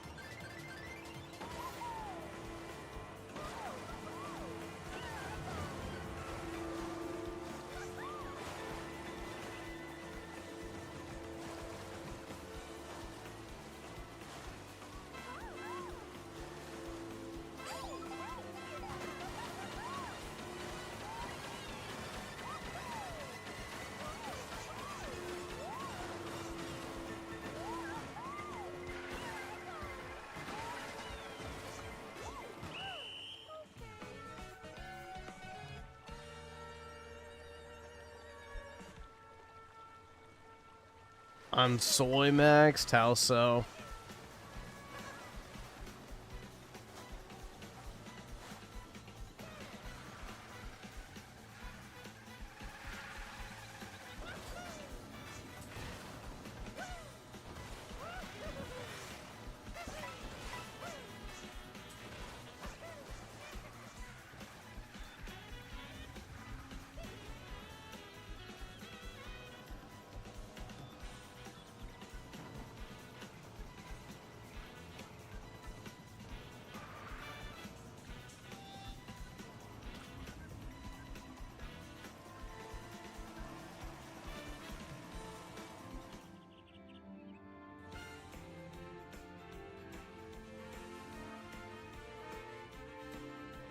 Oh, let me go see what my dog's doing real quick.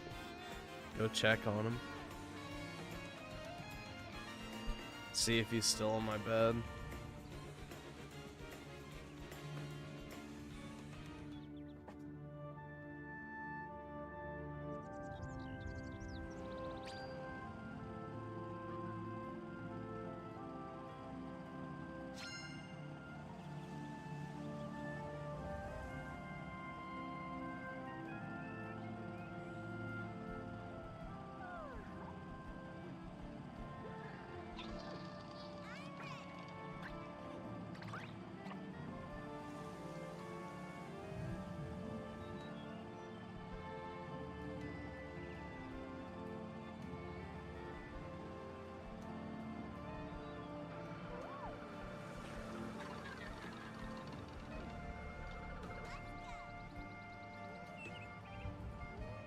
Yeah, he's like sprawled out across the bed completely.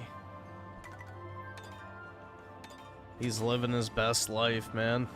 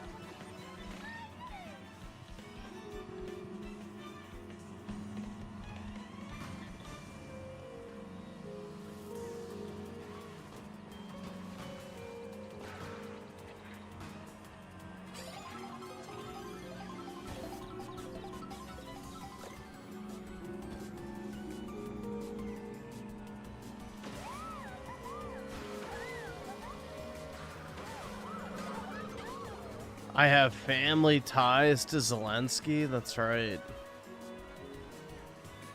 He was at my bar mitzvah.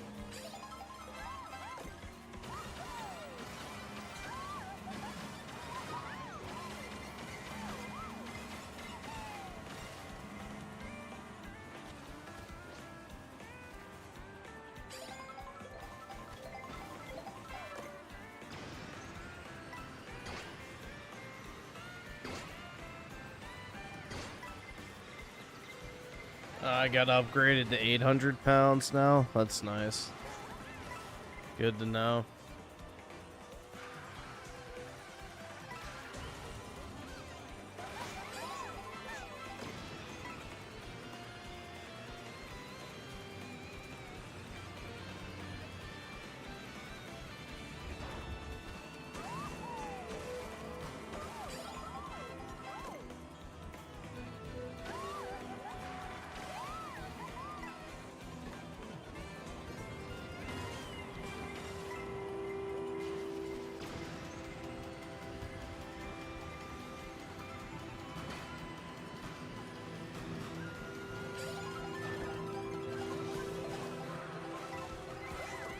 We'll see Yogi Bear with the 10. Appreciate it, man. Put down the fork. Never. I can't put down the cup or the fork. It's quite literally not gonna happen.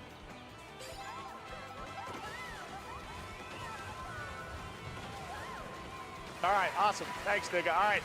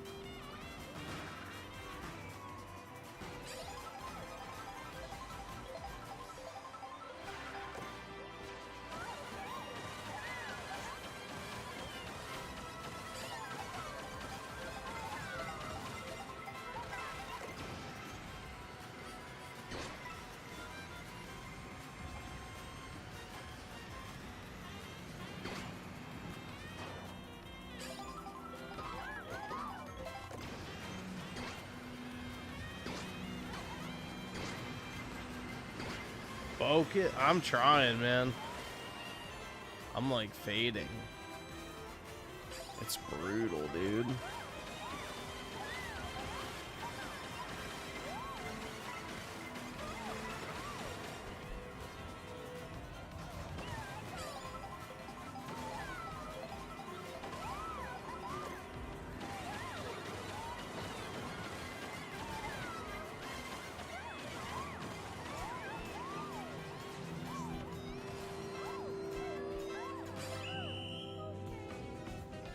Oh no.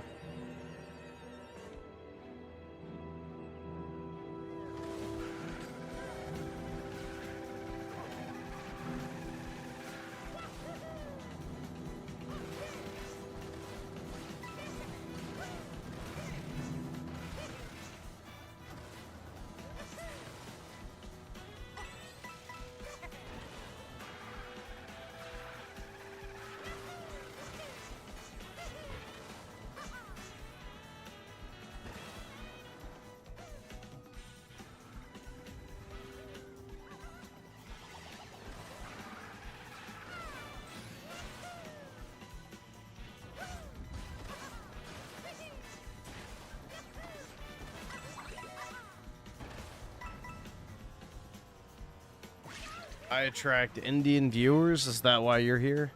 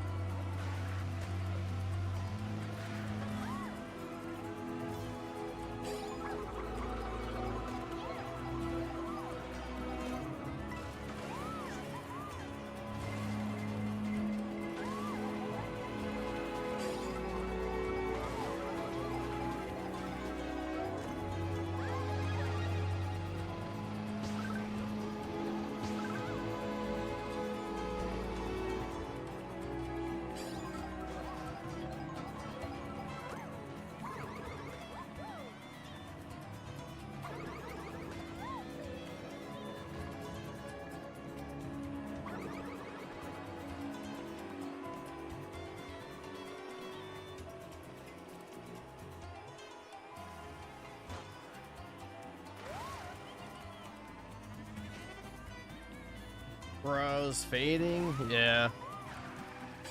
I just have to, like, rough it out, basically, and eventually it'll go away, but it's brutal.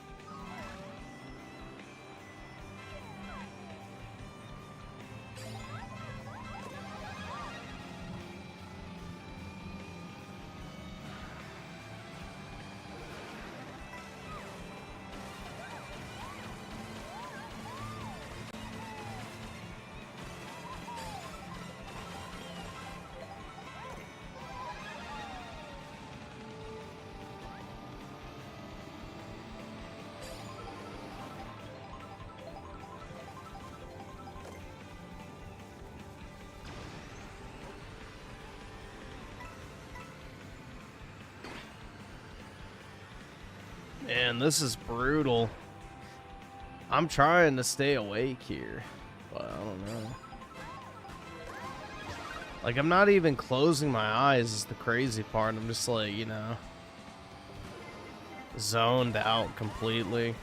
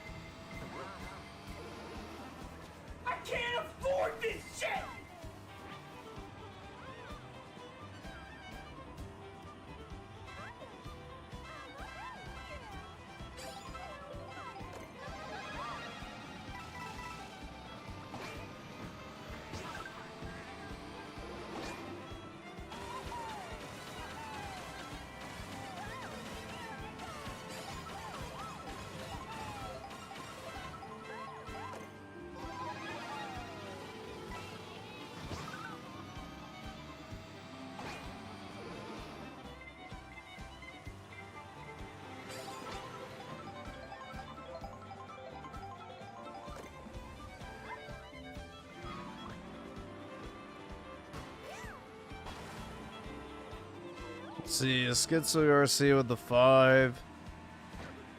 What is Bill, FBI, and random channel thought on logs? I don't know what the fuck that is. This is a test to see if they're actually Australian, and I'm not a dog that walks on 2 legs. No fucking idea what that's supposed to mean either, but alright. There you go.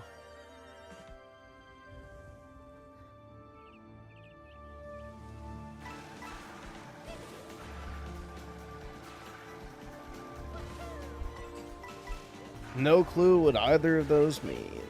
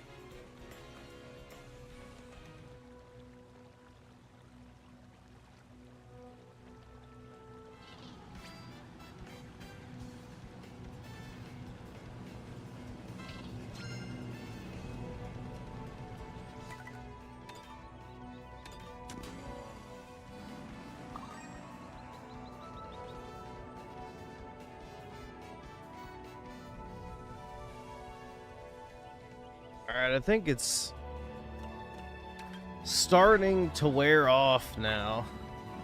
I'm kind of feeling more alert, but we'll see. I think it's just staring at the fucking screen, man. It's like when I start looking at the screen for a certain amount of time, I just start zoning out.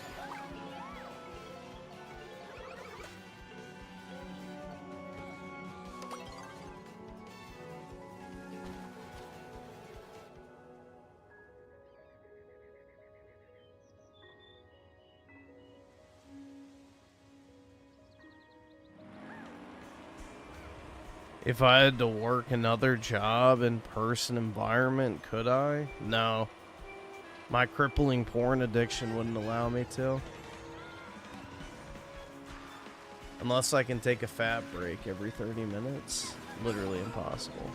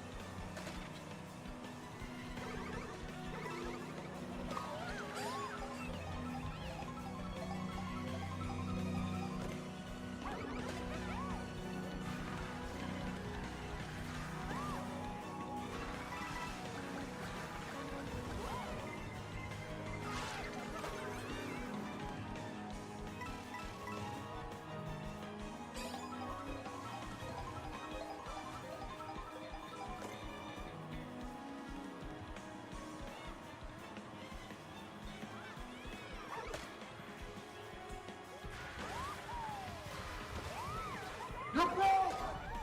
You're fucking poor!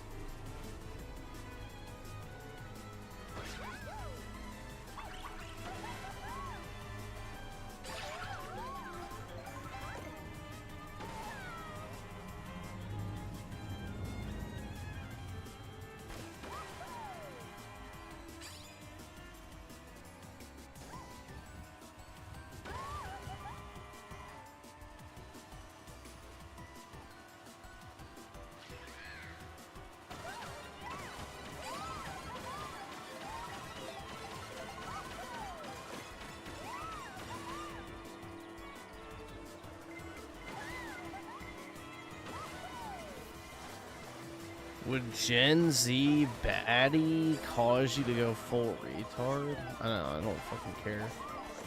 I don't shit where I eat, so I wouldn't even bother asking out a chick at work. Nor would I even think about it, so...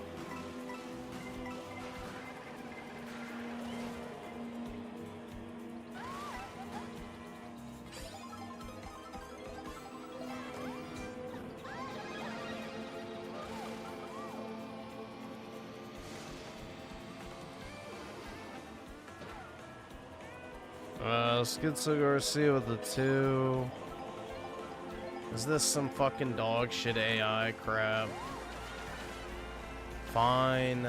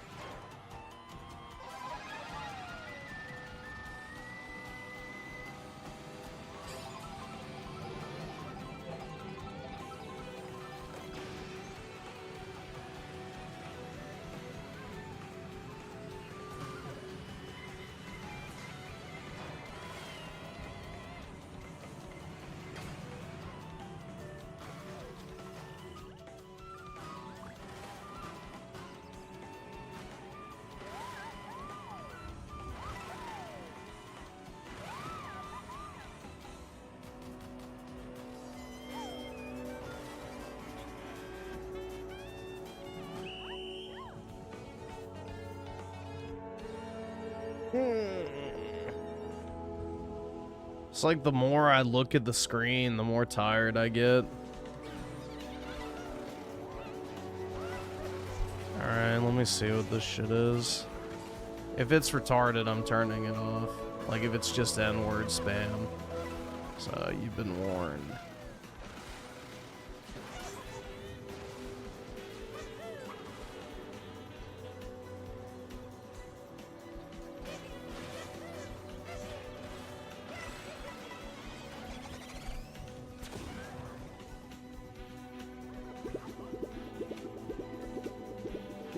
I'm a dinky-die Australian guy and my name is Bluey Schmidt. I love the sunburned country and I'm bloody proud of it. And I love our simple way of life and the things we all hold dear. Like VFL and big bin pies and foam into his beer. I love our open friendliness, what a man could make good mates. In fact, in all Australia, there's just one thing I hate. I hate wogs that live like dogs. Some eat bananas and some eat frogs. Some wear turbans, some wear clogs. All the bodies hate with me because I hate wogs. They can't speak proper English and they never seem to learn. And the awful guff that they call food would make your stomach turn.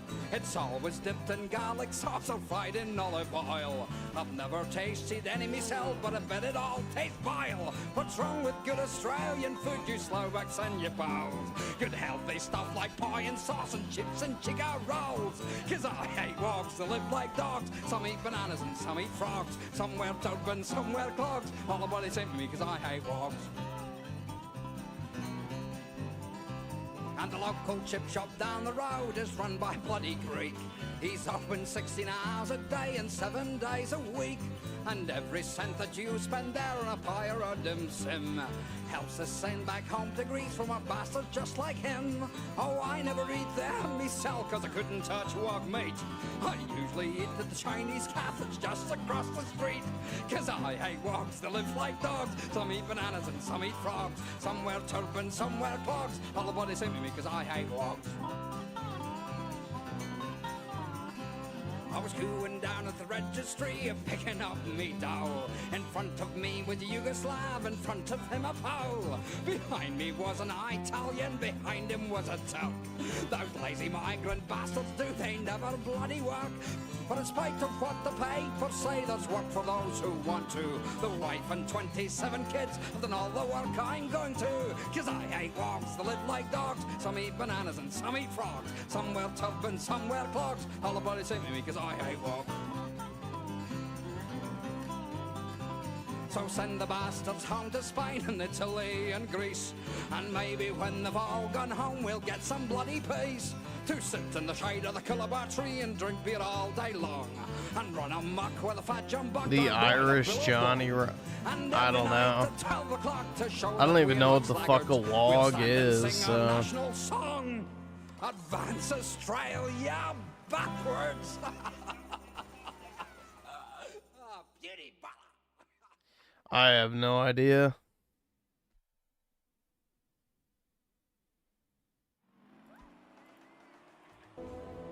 Couldn't tell you.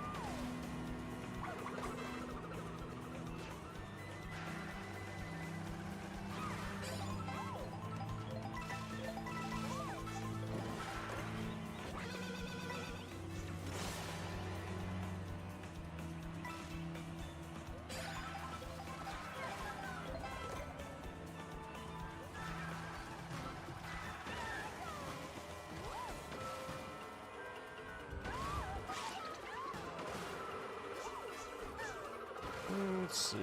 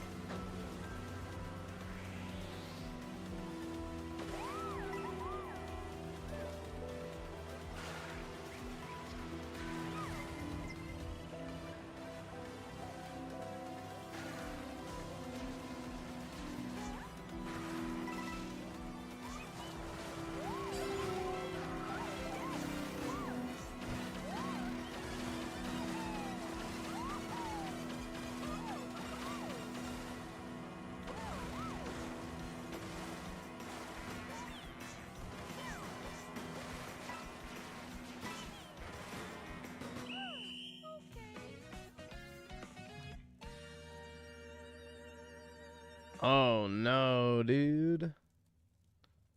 I didn't make the cut. What a shame.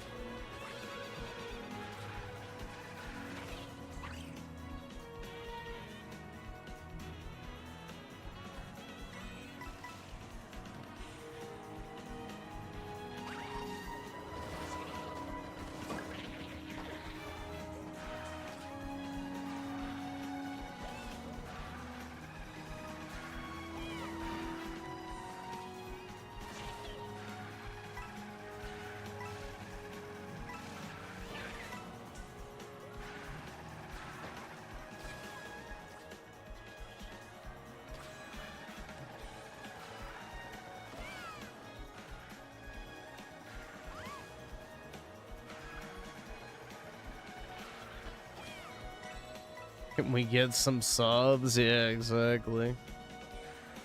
Nah. The only thing I want to get is some sleep, but I can't go to sleep now. I gotta wait at least until 2 p.m. So eventually my tiredness will pass, but playing video games and looking at the screen is not fucking helping me.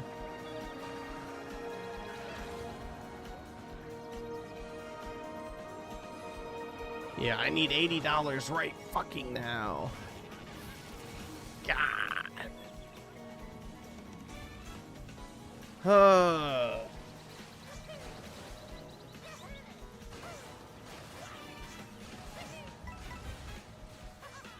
But yeah, this is like the perfect summation of, I guess, a more extreme case of how I feel playing video games most of the time.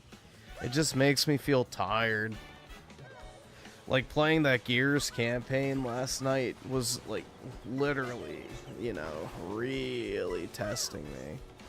Because it just got really tedious, and it felt like nothing was happening, and it's just like, dude, holy fuck, this feels like a chore. So, that basically is how I feel about 99% of gaming right now. It's like when I play it, it's just like I get no joy or enjoyment out of it. It's just literally, you know, do your fucking chores, or, you know, similar to the same feeling as like working in Excel. Just like, yep, it's another thing I got to do on my computer. Woohoo.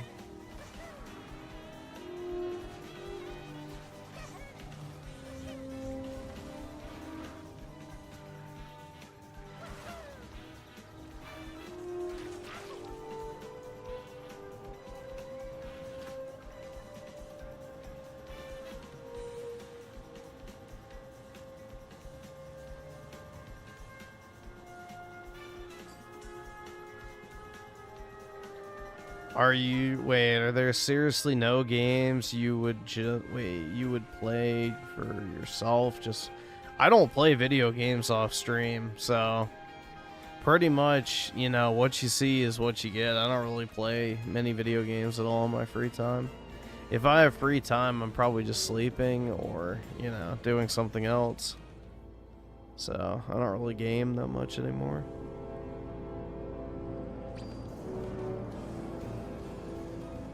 I mean, maybe if I'm playing like a JRPG or something, but very rarely do I actually play video games. Like, because what happens is I'll start playing a game, and then within like 5 minutes, I just want to go lay down and sleep.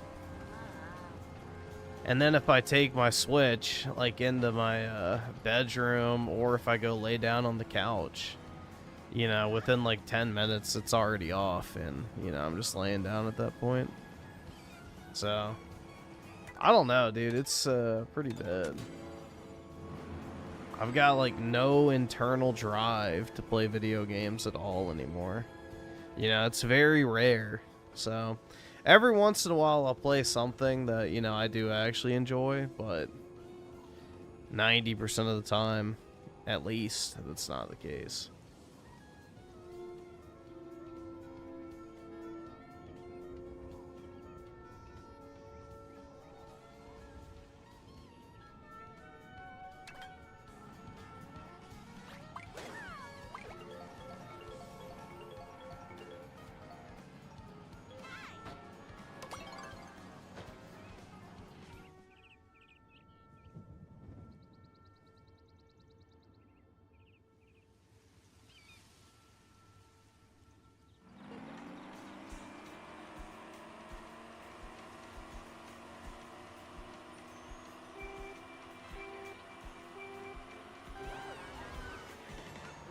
What do I do in my free time? Sleep.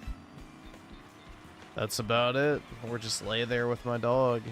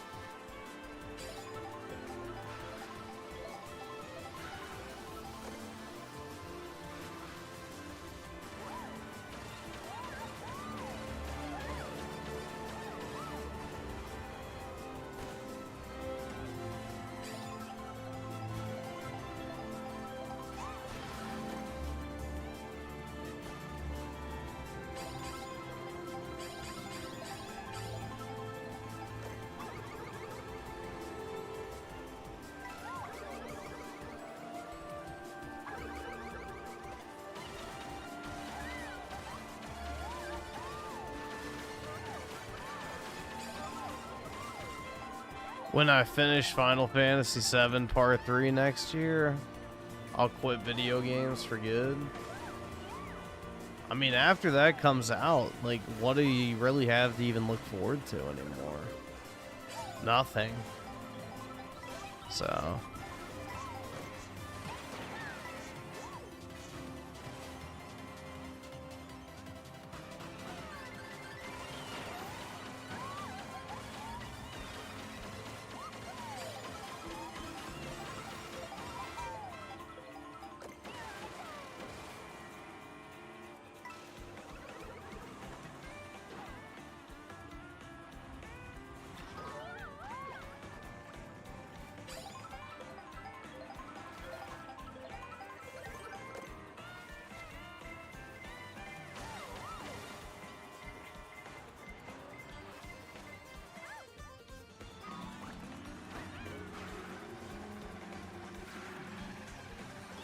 Fable? Fuck that, dude. Fuck that. I'm not playing Fable.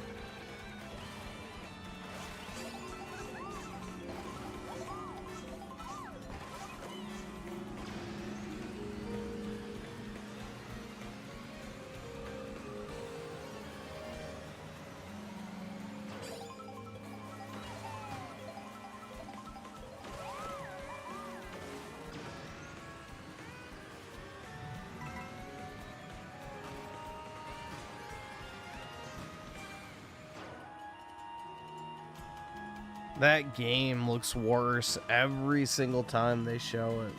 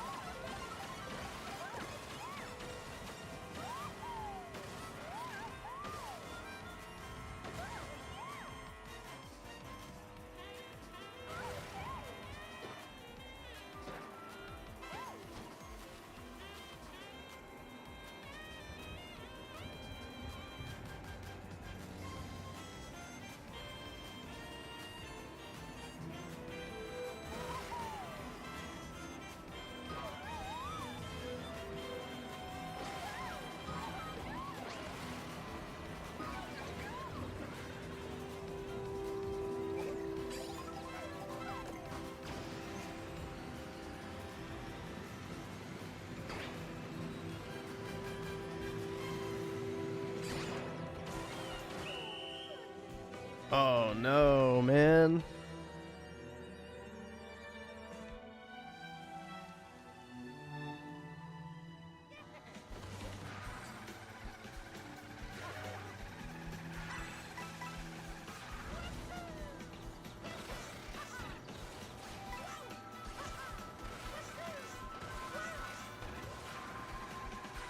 Lords of the Fallen 2. I could not care less about that if I tried. Any Souls slop, I just don't care about. It's another wasted game. It could have been an action hack and slash, but nope. It's another fucking dodge roll simulator. Fuck that, dude. I'm done with that shit.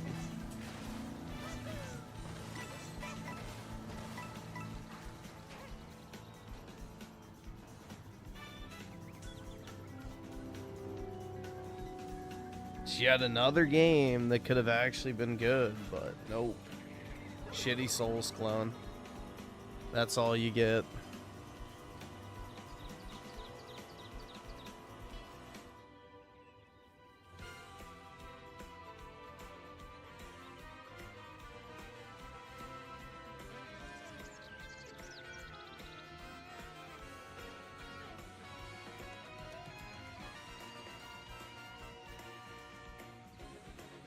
Tim Marco the 7, appreciate it. I have almost zero hype for Fable because they absolutely failed to capture the original audience, and new players have other things to play. Yeah, I mean, Fable just looks terrible. Again, it looks like one of those games where people who have never worked on a video game before attempted to create a video game in AI. It just looks terrible. I don't know, like every single time they show that game, quote unquote, off, it just looks worse and worse. So, I don't know, I have zero interest in Fable. I already didn't really have an interest in it at all, but yeah, the more they show it, the worse it looks. Which is not a great indicator for a game. They should be in, you know, the ramped up marketing phase where they're trying to sell everybody on the game.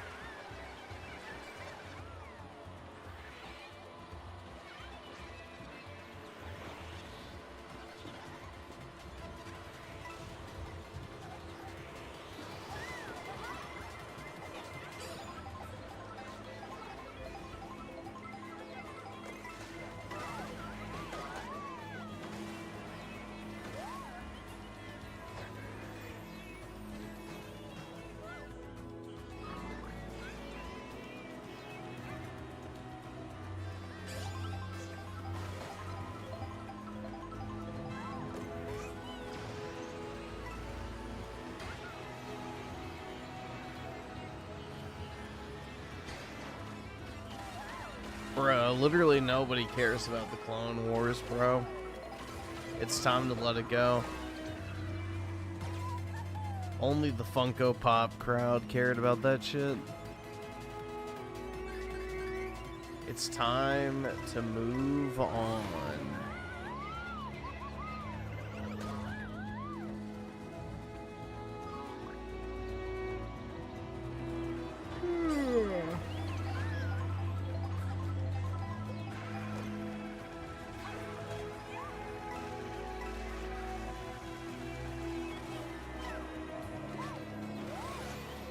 People love the Clone Wars, yeah, and people love My Little Pony too. What's your point?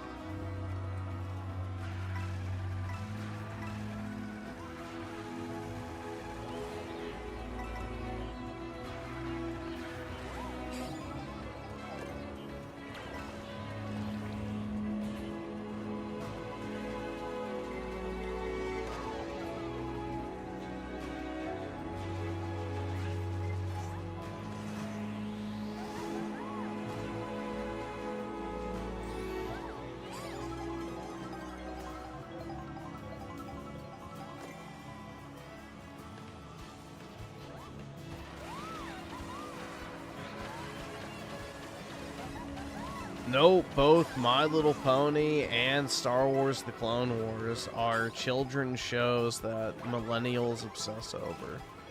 So, no, it's actually a perfect comparison.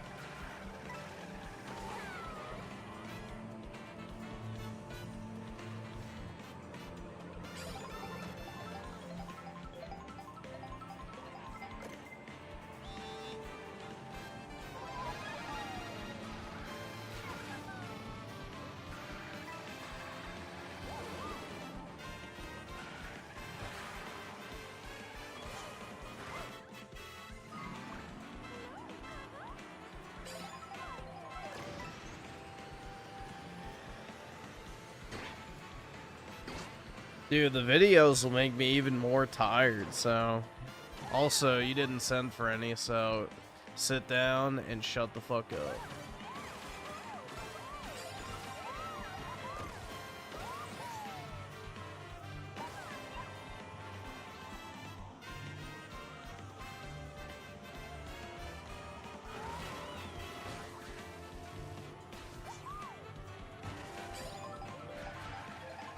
Are you asking me why Final Fantasy is not millennial slop garbage?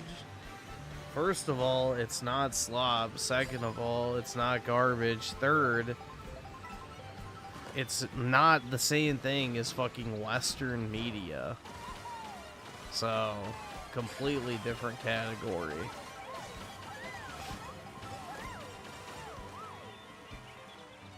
Also, it's a video game, not a fucking TV show.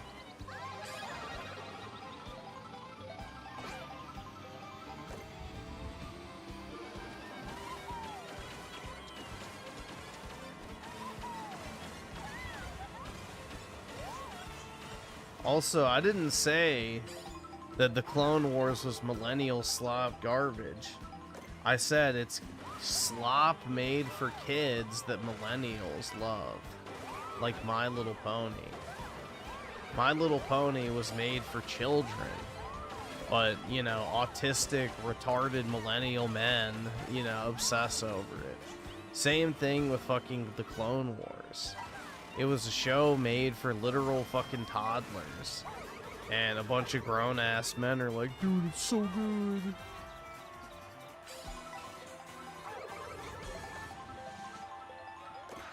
So it's one of those fucking shows that, you know, millennials have latched onto that wasn't even made for them in the first place, which is the ironic part.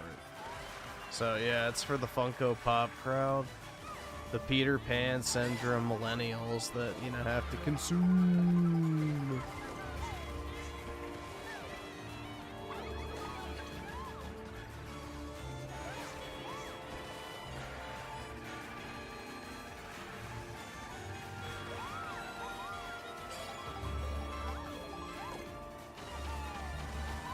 Dude, it's got the word Star Wars on it. I gotta watch it now.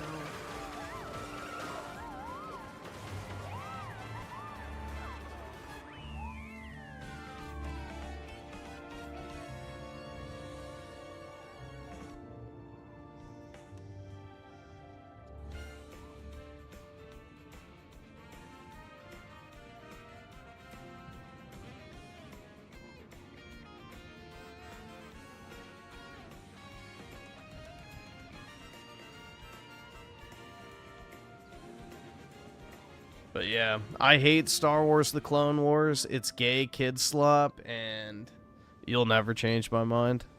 It was the beginning of the end. It's where Star Wars got really fucking, you know, female-coded and gay. They introduced their very first Ma-Ray Sue, which laid the foundation for, you know, The Force Awakens and the disastrous sequel trilogy. And, you know, I'm happy to say that I smelt the rat from the very fucking beginning as a kid. I hated that show, and I still do to this day. So...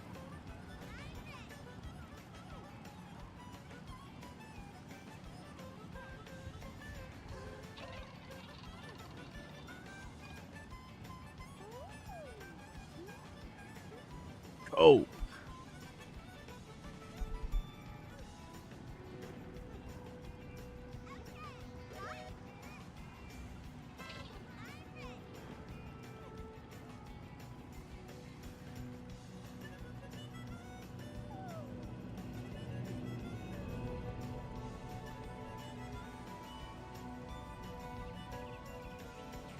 Yeah, dude, they literally could have just made a show about Anakin and Obi-Wan doing cool shit, but instead they fucking shoehorned this retarded alien bitch in there. So, you know, why did a woman need to be in the show? Why did a woman need to be in the show? Because it was the beginning of the end of Star Wars.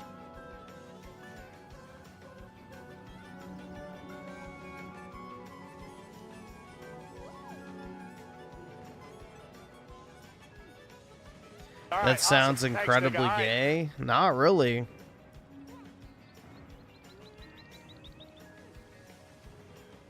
I knew what it was from the very first time they showed it off.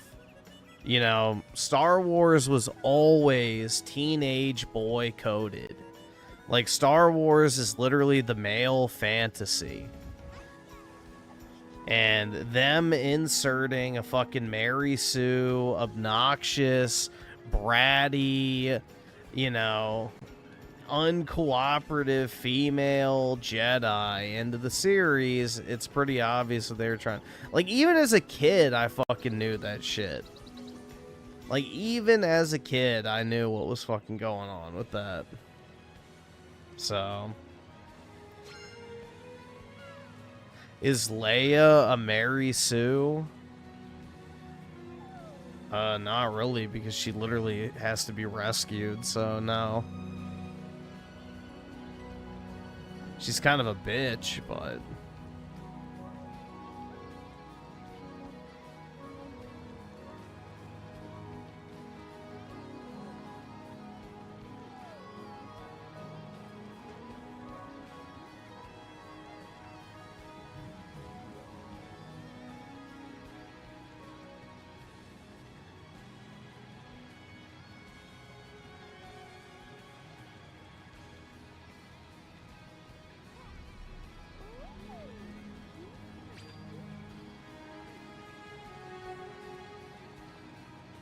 She's literally not responsible for the rebellion, but, you know, media literacy ain't going hard right now.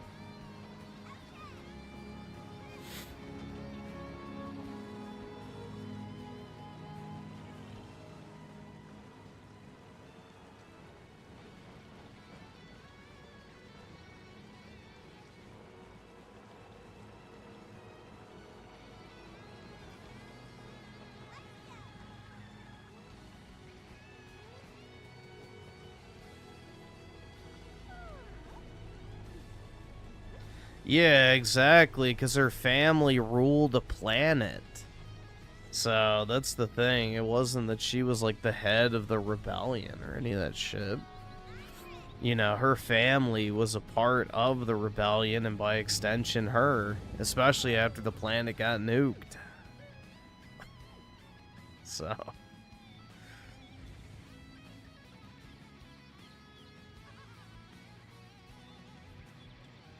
But yeah, she literally does nothing in the movies. Like, the most she does is in, what? Return of the Jedi with the little Ewok thingies. So they even do most of the work in that case.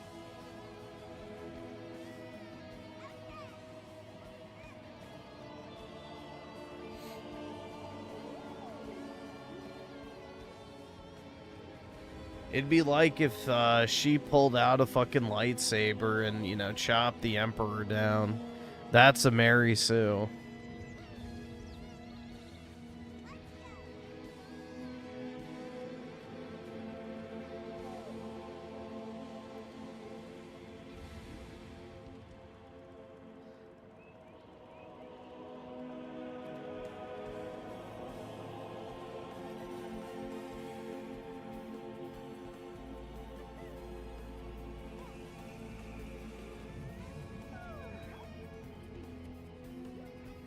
No, I never thought Carrie Fisher was that attractive, personally. Slave Leia never gave me the neuron activation that episode 1 and 2 Natalie Portman did, so what can I say?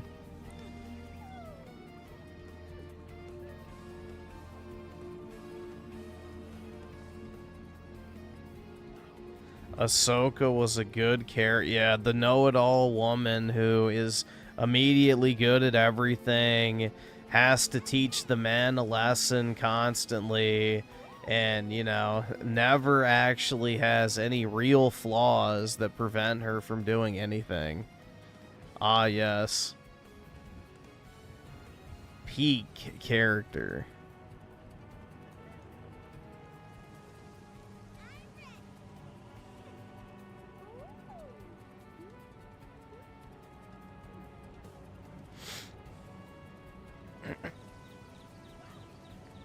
Never mind the fact that literally the first, what, season is them trying to kill a guy who uses a fucking gun. Because, yeah, dude, Jedis are really struggling to fight a guy with a fucking blaster. Like, come on, bro. That shit is a fucking literal kid slop. Literal fucking kid slop.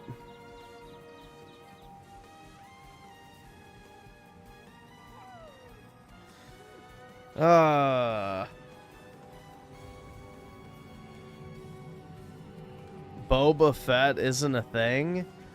Boba Fett gets his head chopped off in like 3 seconds when he actually is faced head on with the guy with the lightsaber, bro.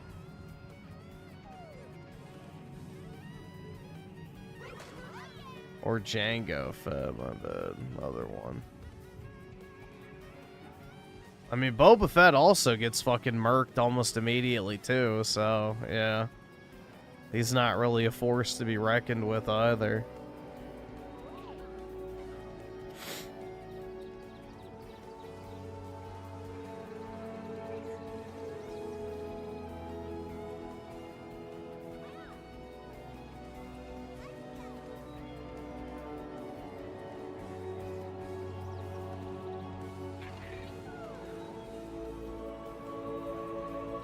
Well, the stormtroopers are not, technically. The clones are. But by the time the original trilogy takes place, they've stopped using clones. And they've gone to like a...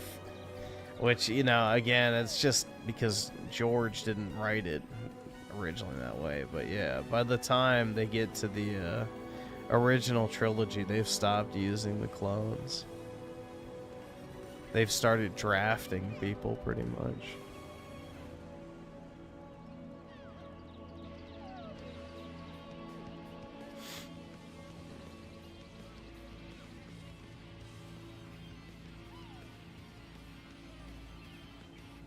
Yeah, they phase them out or whatever, which makes no fucking sense. You should just keep making more and more and more, especially if you rule the entire galaxy. So... But whatever. It is what it is.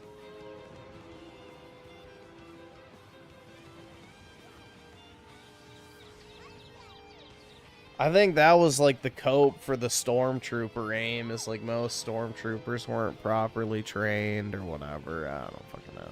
It doesn't matter.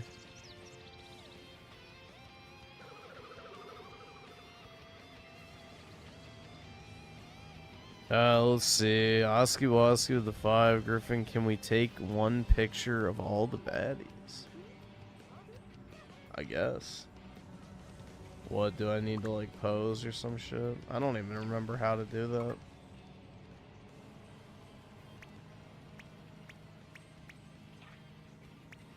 I guess that works.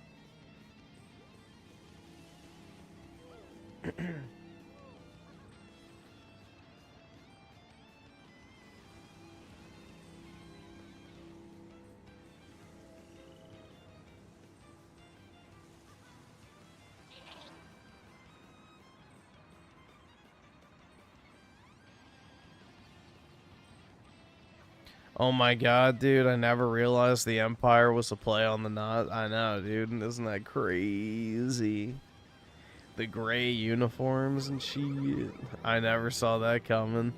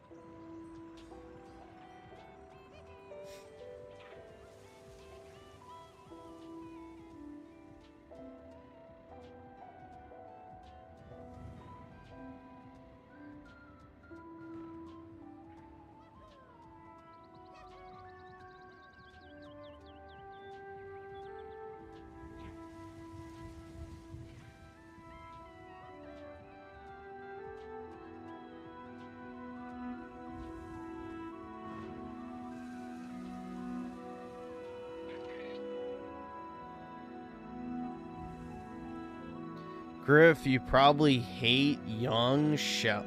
What, the Big Bang Theory spinoff? Dude, I hate anything related to Big Bang Theory. So, I think Big Bang Theory fans should be lined up and shot.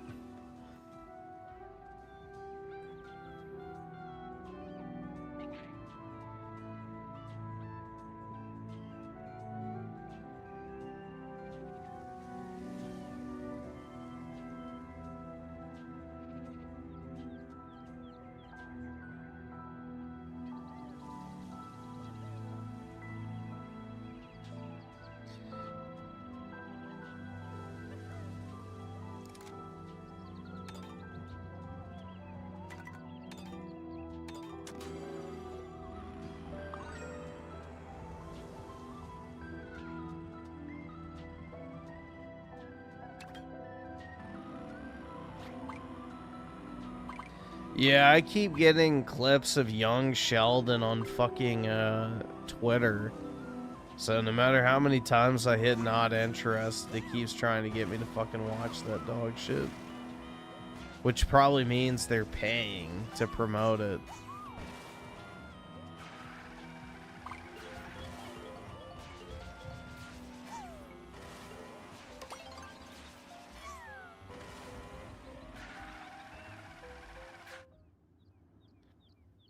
Oh, well, dude, Big Bang Theory is literally so millennial coded. Like, it's the heckin' millennial quirk chungarino TV show of all time, so.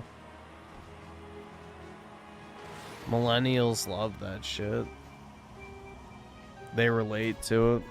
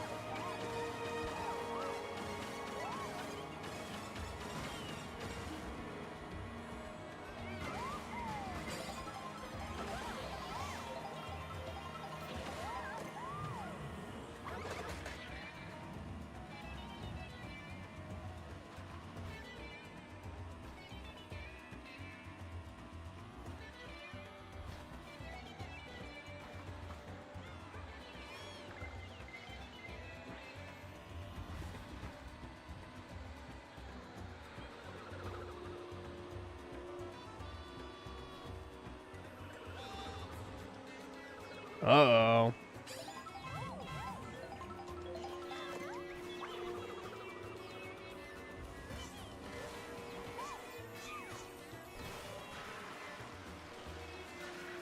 Dude, it's like crazy. The second I start playing, I just start zoning the fuck out.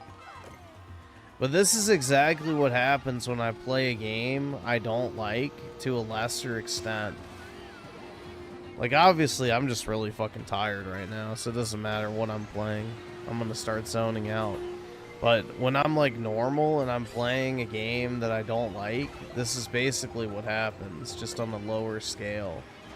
I just, like, completely zone out and almost go into, like, an autopilot.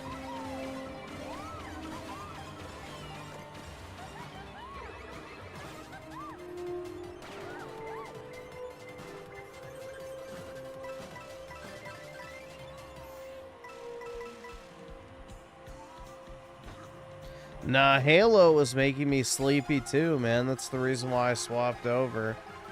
Is because I was starting to zone out while playing Halo, so. Nope, same difference.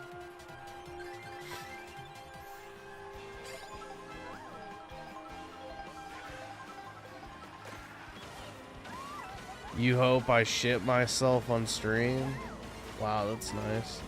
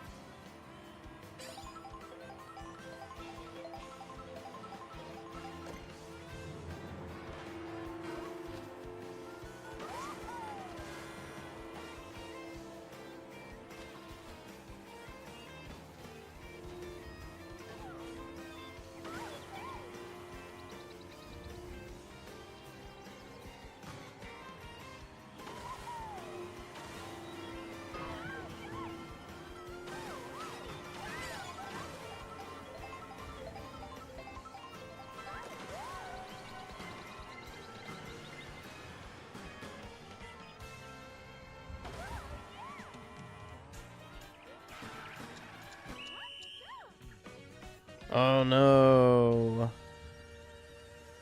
Yeah, this is crazy, man.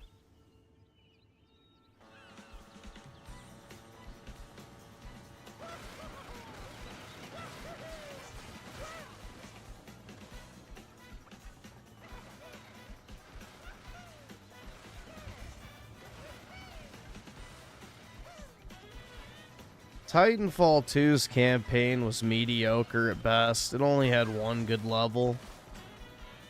And that was it. I mean, I guess maybe the final level was decent too, but yeah, really the only part of the campaign anybody remembers is when the heckin' robot Reno, you know, sacrifices himself to save you, dude. Oh, it was so sweet, even though he's a fucking robot. And then also the time travel mission. That was it. Aside from that, Titanfall 2's campaign was incredibly bland.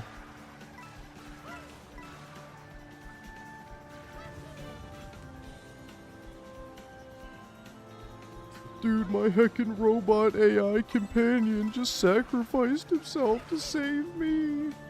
How sad, dude. Yeah, it's a fucking robot. Kill yourself. It's not even human. It's not even alive. You know?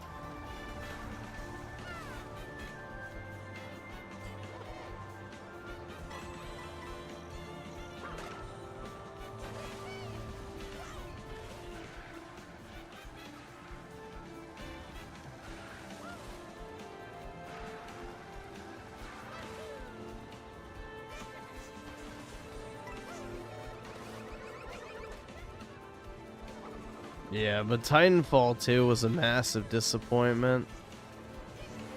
It's kind of sad, honestly. Titanfall 1 had a great multiplayer, you know, wonderful foundation. Could have been something truly special. But Titanfall 2 was really bad.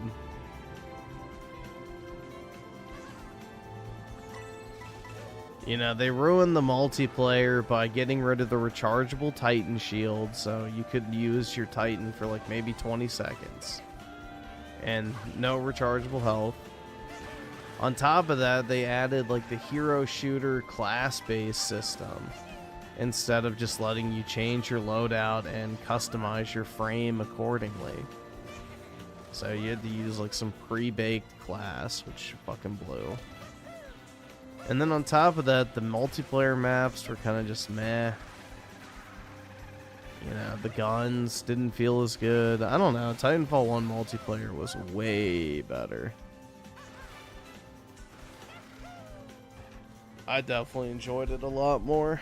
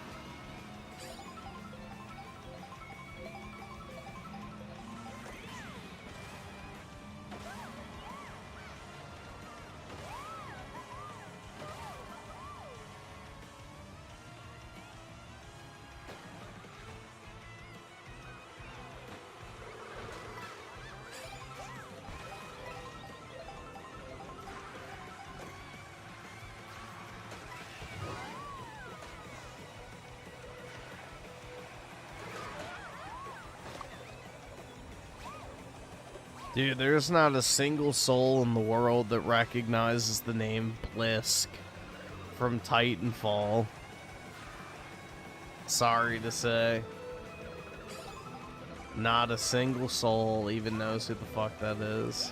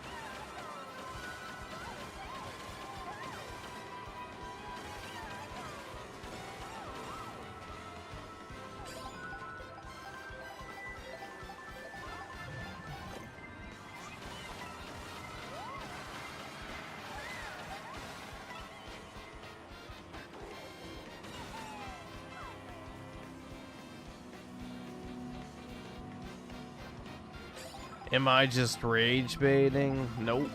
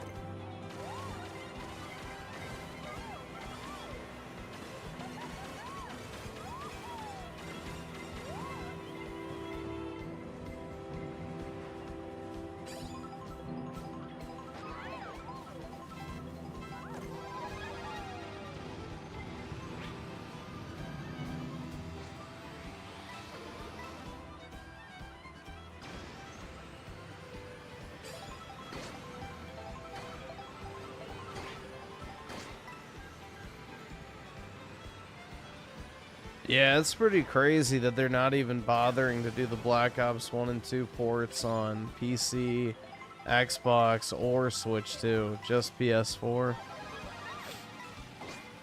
Seems like kind of a wasted opportunity. They could have re-released it on everything and made a shit ton of money.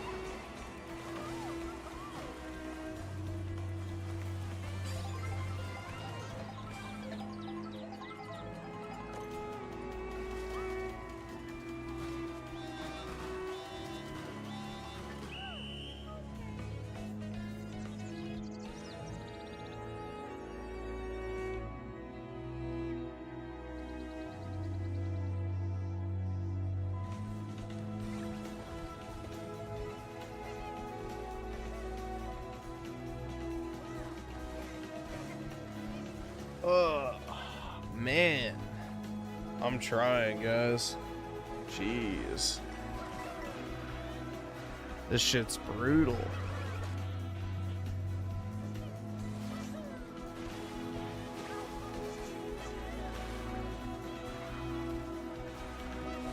I don't know why I'm like so tired tonight.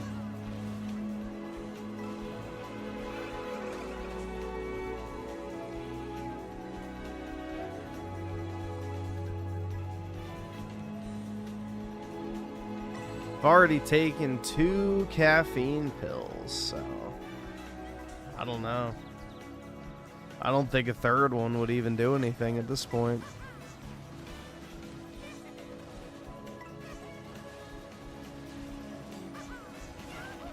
No, it's just like the second I start playing something, my brain just shuts off, bro. It's very odd. I feel more alert the second I stop playing the game. It's like literally the video game is pacifying my mind in real time.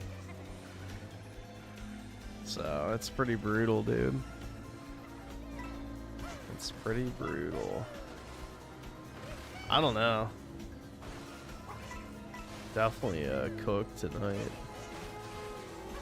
Well, let me just, I'm gonna go check on my dog real quick so I can get up and walk around. See what he's doing.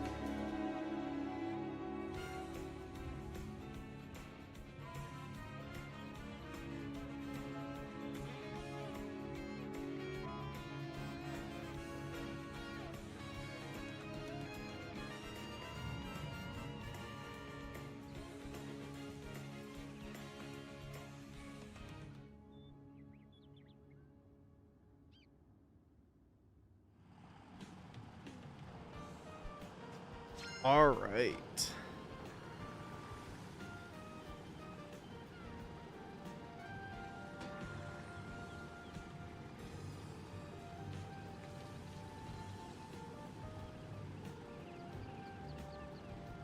My dog is sleeping so peacefully, man.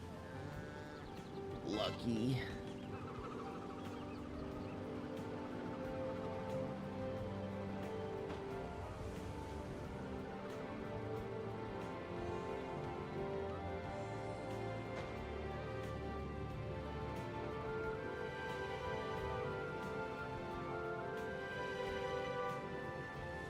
Living his best life? Yup, he is.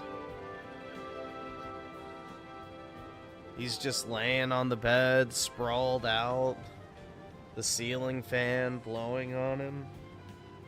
So, he's probably feeling real nice right about now.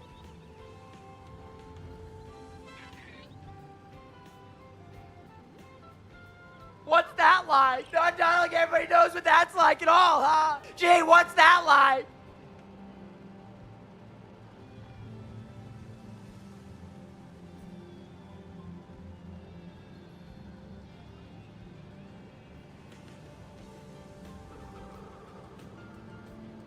You're going home early tonight. I think you mean this morning.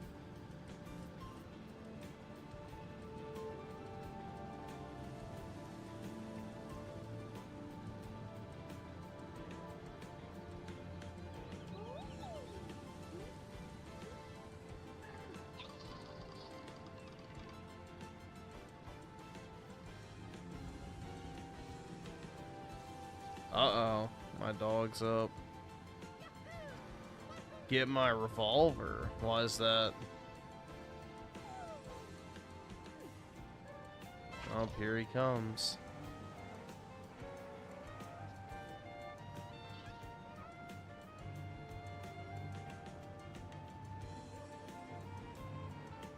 Getting some water. Put it on your mouth. Whoa, dude.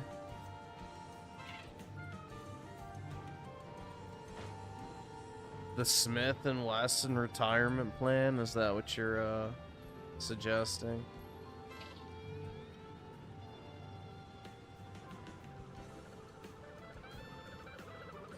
Nah, Apollo's just getting some water. He doesn't want me.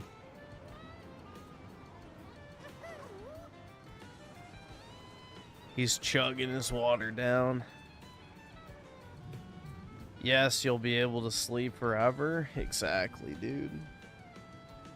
Maybe someday. Good boy. Oh, you gotta lay right next to the chair, huh? Why? Go get back on the bed. Dude, you got a whole bed to yourself and you want to lay on the floor behind my chair. Well, at least he's loyal.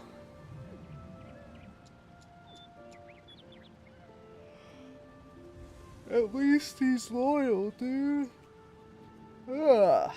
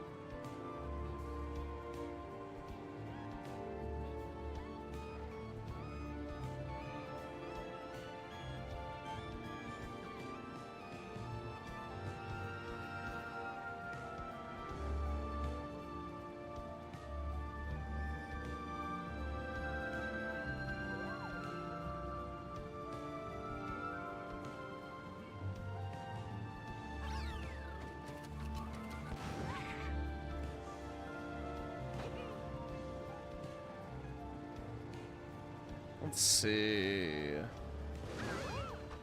Check this real quick.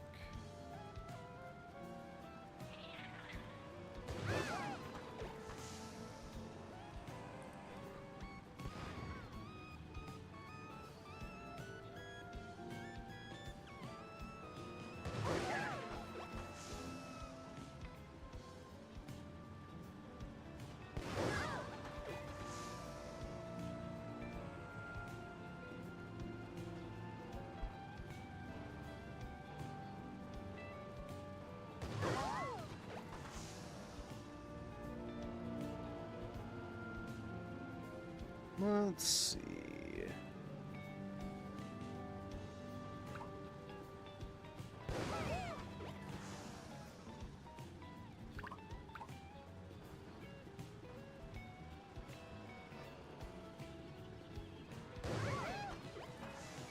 I've never actually played Darksiders 3. I never played Darksiders 3. I always heard it was more of like a Souls-like compared to the other games, so I never bothered. I mean, I heard they fixed it, quote-unquote, later down the line, but yeah, I still never tried it. Alright, we'll do one more race, and then I guess we'll do videos, but I don't know. Yeah, I got a few games, but not really anything exciting. Is it because of the woman? Maybe.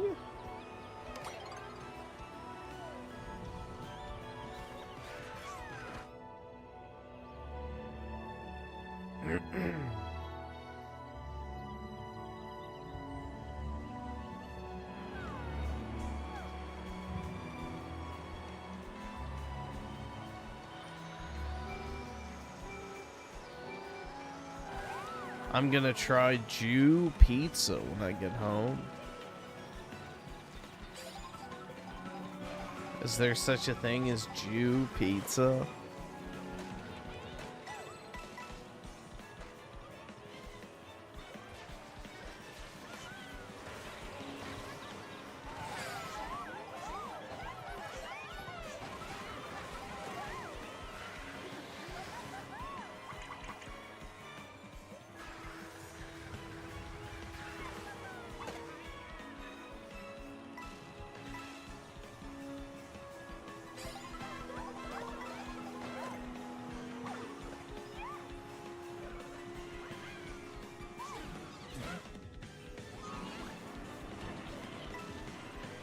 It's like immediate, man. The second I start playing, it's just my brain shuts off. Holy.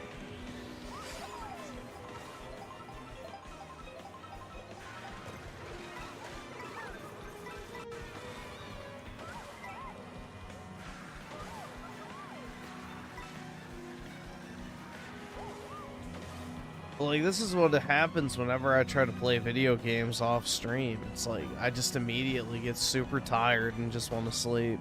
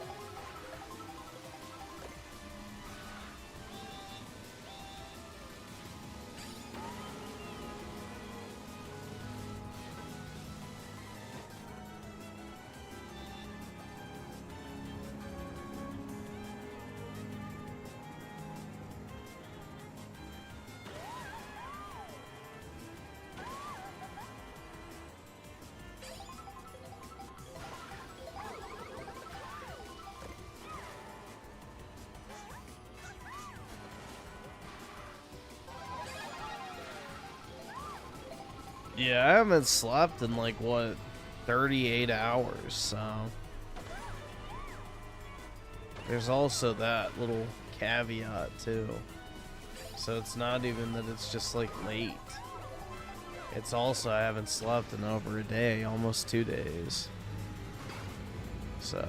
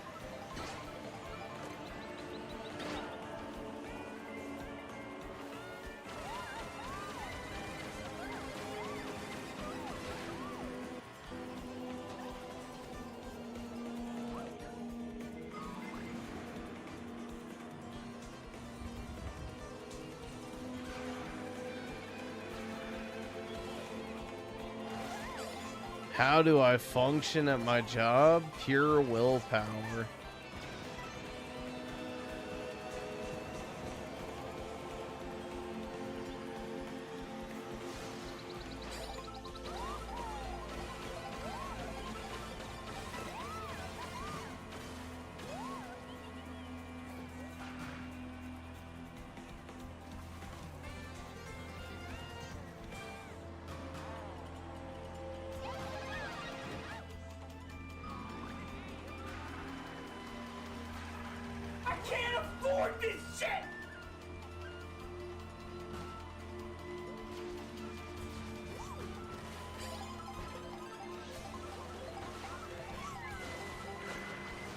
Well, it's because I have a job that I don't sleep for 2 days, because the only time I have to sleep is in the afternoon after I'm done working, but on afternoons that I have to stay on late, you know, it's not really an option. So, like tonight I was done working like at 7:30, and by the time I did all my shit, fixed something to eat, and, you know, all said and done, it was already like 9 p.m. So it's like, yeah, I'm not gonna go to sleep at 9 p.m. because then I won't wake up in time to stream. And it's like, yeah, it'd be like that sometimes.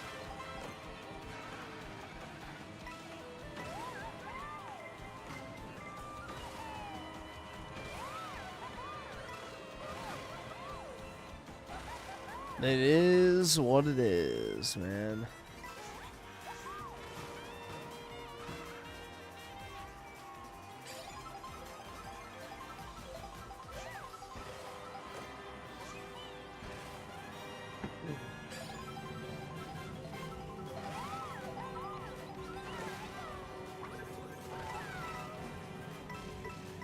Why would I quit my job? That's retarded.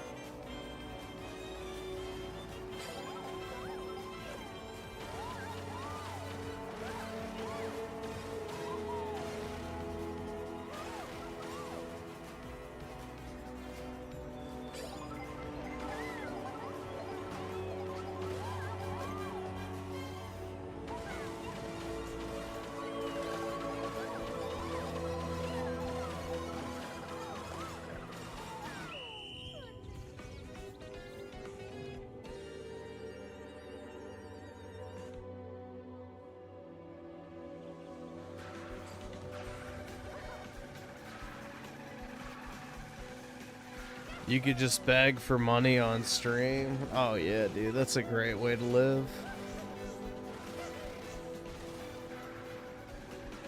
That's a great way to live.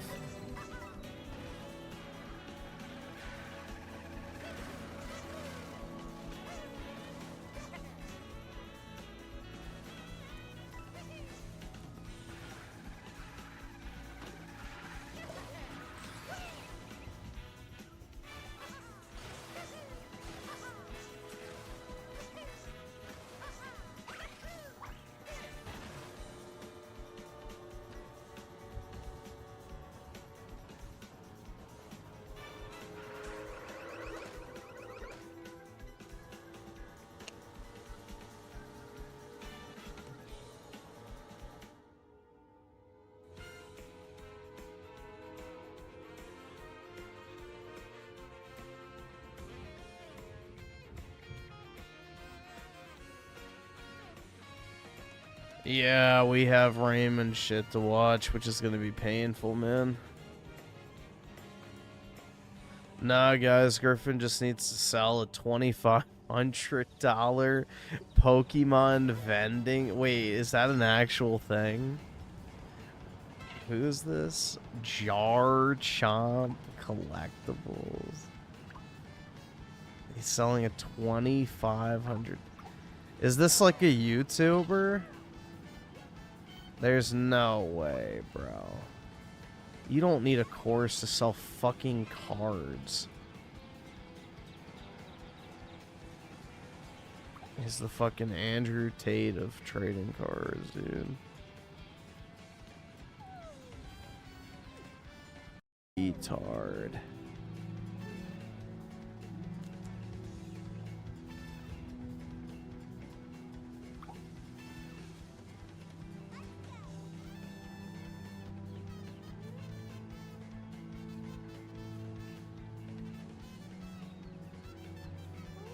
Dude, it's so, like, you have to be retarded to not, like, oh my god, dude. Vending Pokemon is, like, the easiest shit ever. You buy it for 70 to 85%, you sell it for 90 to 100%, and you profit. That's it. There is, like, literally nothing else to it other than that. You have to be fucking retarded to not be able to figure that out.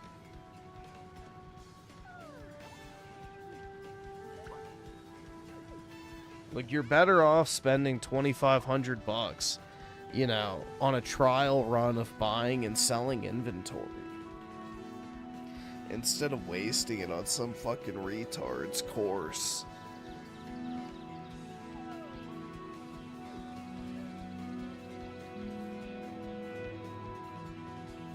Has this account been banned? No, you probably just can't do it on mobile. If you're on iPhone, sometimes it doesn't work.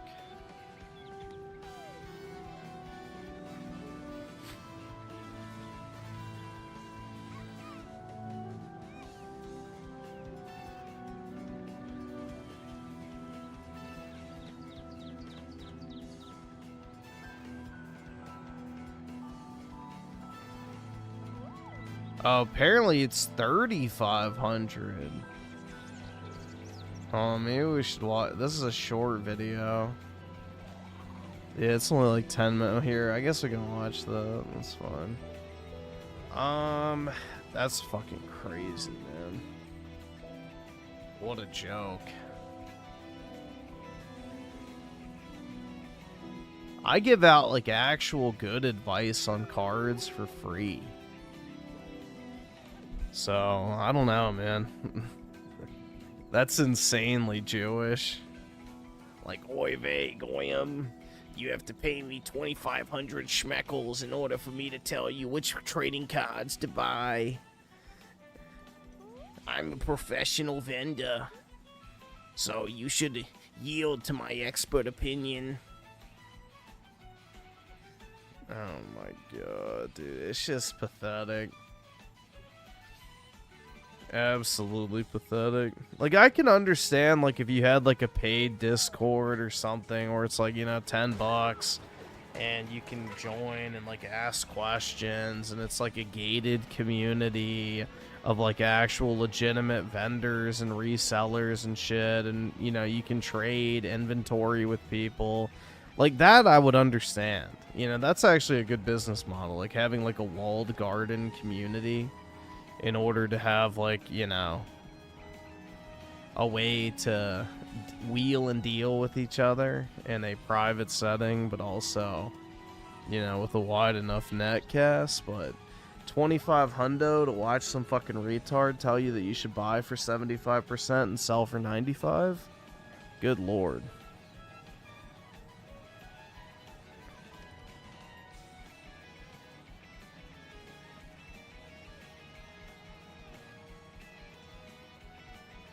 So, I don't know, man. That's fucking crazy.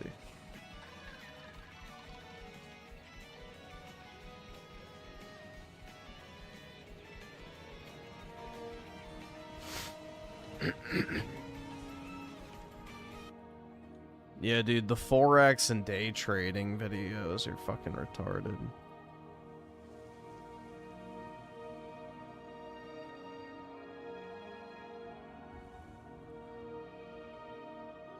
Yeah, let's see. So I took out.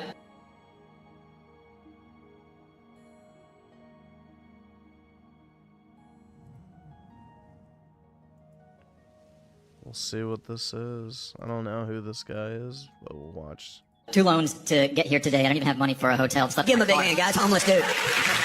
Oh god, Grant Cardone, Scientology's strongest soldier. Jarchomp, quite a popular Pokemon vendor, is coming under fire for selling a course for $2,500 to $3,500 for only 6 weeks. Now, Jarchomp, in my opinion, always had quite a solid reputation. No one really had anything negative to say about him. Matter of fact, many people praised him for giving a lot of value to the viewer, teaching them how to invest properly, teaching them the correct ways of vending. A lot of people said that he had a lot of valuable information to bring to the table, which is kind of funny because that knowledge supposedly is now being abused and is the exact reason why his reputation is now under fire. And the craziest thing about it is that this isn't the first time that he started a paid program, a paid course, whatever you like to call it. We're gonna get into that in a little bit, but first we have to look at the original Instagram post that kickstarted this whole entire controversy, and it was from Oyama Trading. Now, it looks like he was the original poster and added Jarchomp as a collaborator, and now it shows. Dude, that is a, interesting duo, to say the least, man. Good lord. Oh my god. What the fuck? Yeah. Was on both of their pages. The advertisement for this mentorship program starts off saying, a few good decisions in the Pokemon space can Yeah, those are two trustworthy guys, let me tell you. compound into thousands of dollars or subscribers. We can help you make more of those good decisions sooner and more often.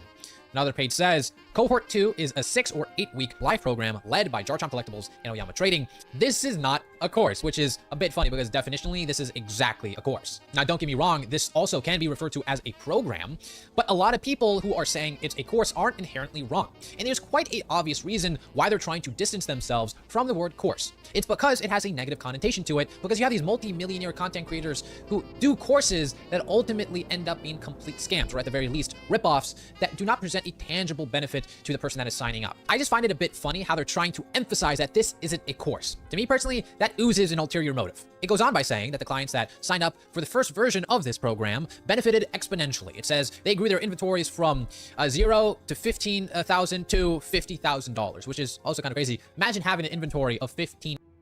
That's not hard to do.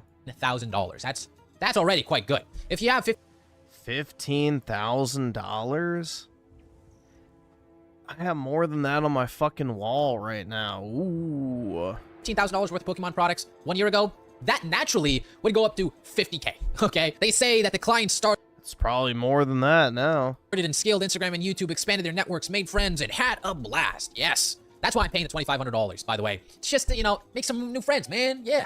Yeah. Because you know what? Friendship does have a price tag. It's $2,500, apparently. Now, some of you are asking, okay, how do you know it's $2,500? Well, it's listed on their website. As you see, the Definitive Beginner Buy, Sell, Trade Masterclass, $2,500 a person. And they say that they are going to prep you up in under 12 weeks rather than 12 months. It's also kind of confusing because they also said it's for 6 weeks originally. Even on the same exact page, it says the Definitive Beginner Pokemon Buy, Sell Masterclass, 1 time a week, 90-minute sessions for 6 weeks. And yet, a step below, it says, well, we're going to prep you up under 12 weeks. So like, what?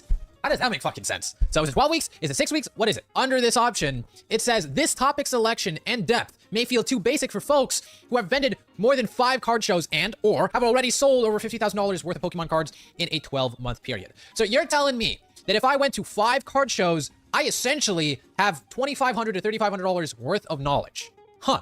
Interesting. So you're saying that I can naturally develop this knowledge just by doing that instead of paying you. Well, okay, I'm not going to pay you. Like, what? If somebody gave me 2 options and said, hey, you could acquire a certain amount of knowledge if you attend 5 card shows, but you don't have to pay anything else. And then they also say, but there's another option saying that if you pay $2,500, well, you're going to gain that knowledge on the very first card show. I'm going to say, well, no, I'm not going to pay that $2,500. I'm just going to attend the 5 card shows and figure it out myself. Matter of fact, I'm going to prepare myself. I'm going to look at content. I'm going to do my research on the very first card show without paying $2,500. Even the way they present this program, it's not convincing me at all. Now, if Darchop and Uyama said, hey, if you give us X amount, we're going to hook you up with our distro, at least that would make me contemplate it more than 5 seconds. I would still probably decline. Yeah, that would make sense. If you got access to a distributor, that's a huge benefit, but... because if my whole goal is to get distribution, well, I'd probably naturally progress towards it as I scale my business. But at least that is somewhat compelling. They have another additional option on top of the $2,500 called the Creator Accelerator. Oh, very nice. I like the way that rhymed. And it says for an additional $1,000 per person, well, they're going to help you scale your social media presence. But you're going to need to pay the $2,500 first before you add on this. So you can't just say, hey, can you just coach me in the social media Pokemon realm? No, you're going to have to get the $2,500 first, which the whole entire package comes out to $3,500 fucking dollars. Brother, even if PokeRev said, I'm going to consult you every single day for 4 hours for a full month, I would still say, nah, I'm good. Sorry, PokeRev. I'd rather do it myself. If PokeRev offered this, I would shit on it. Yeah, dude, you already know there's going to be like fucking 10 guys, maybe. I would say 10 dudes that are fucking just retarded. They're like, yeah, bro, I'm going to become a professional reseller. And, you know... they're gonna blow all their money on some fucking gay-ass online course. Him endlessly. I'm sorry, I love PokeRev. He's my guy. I would fucking shit on him. I would shit on anyone. I would shit on Cool Trainer Ryan. And again, he's one of my really, really good friends. I would shit on anyone. Even my brother. My real-life brother, if he decided to sell this as a course. Now, some people are probably wondering, okay, it says that this is the second version of the program. Does that mean that Garchomp was involved in the first one? I thought that Oyama Trading was the first one who started the program, and after finding success, he decided to include Garchomp as his partner in the second version of the program. But apparently, that's not the case. And the reason why no one talked about the first one is because it was very under wraps. So, originally, it was posted by Oyama on his YouTube channel, and you see in his description down below, it says, request optional private mentorship with... Dude, I hate... he is super untrustworthy looking. Like, bro, anybody with those fucking white-ass teeth, Like, that immediately in my, like, mind, it just screams, don't trust this dude. People with that, like, bleach white, like, fucking teeth, like, nah. Nope. You're not a trustworthy person. Myself plus Jar Chop Collectibles. This was posted on December 29th, 2025, so about 6 months ago. Now, the one thing that Jar Chop posted about this was one time in his live stream 5 months ago on January 21st, 2026, and it says, interested in direct Pokemon business mentorship with us? Put in a request in here. And he's linking the same exact Google Doc that Oyama linked about 6 months ago. And if you open up the Google Doc, oh boy, this shit was even worse. Official Jar Chomp Collectibles plus Oyama trading joint mentorship request form. Mentorship availability is limited and not guaranteed, yada yada. The typical spiel saying how they're gonna mentor you and how this is a really, big bang for your buck. And right below, you see the pricing. It says details will be sent to applicants every week or two, but packages are priced at $1,300, $2,500, $4,000. The fact that's even on the table is fucking insane. There's not a single amount of information you could say to convince me that it's worth $4,000 for a few weeks. Are you out of your fucking mind? And Jar Chomp is in fact involved and has been involved for a few months. The only difference is that he didn't really publicly post about it on Instagram or even his YouTube videos. He was very inconspicuous about it. The fact that you're paying $2,500 to $3,500 for a 90-minute conversation once every week for 6 weeks is fucking insane. Especially when Jar Chomp has emphasized how much he wants to help people grow their business on his YouTube channel. He's already posted videos about this. He's already given investing tips.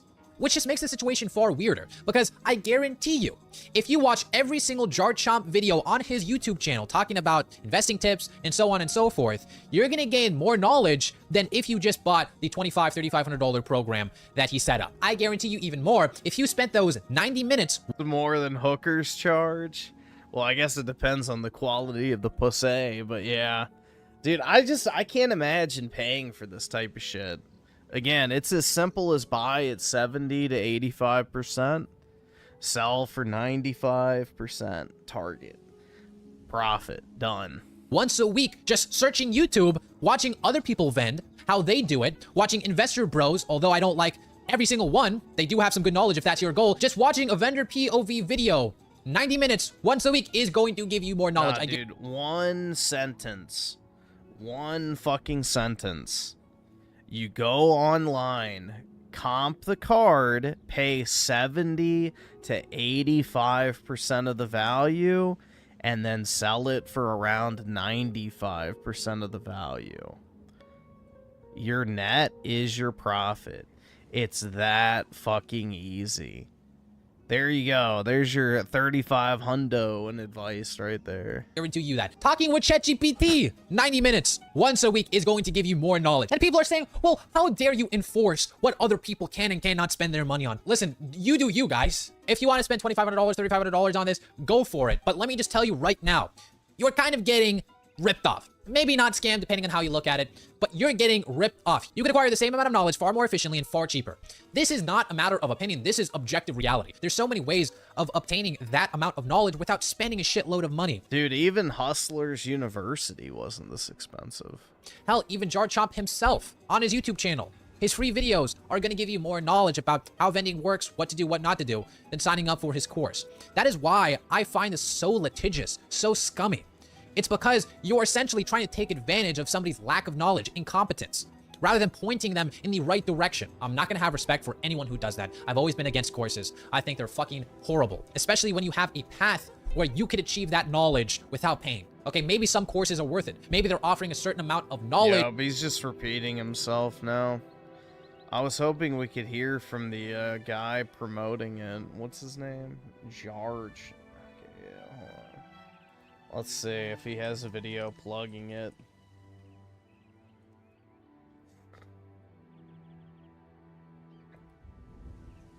Is he selling his course? That's all I wanted to see. 3 days ago, maybe? Gay ass music.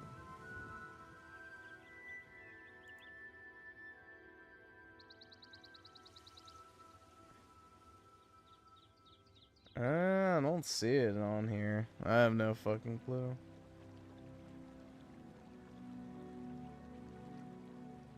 Oh, it looks like he does plug it in here.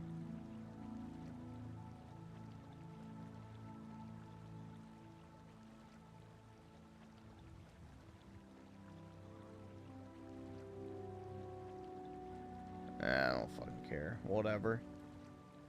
Somebody will be stupid enough to buy it.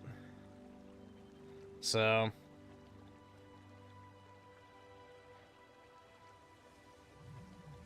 why would I want to buy the course? I have no interest in that shit. I already know how to make money with cards. I've probably made, like, just passively doing it. I don't go to card shows or any of that type of shit. I've probably made more money than most vendors make in terms of, like, gains. So...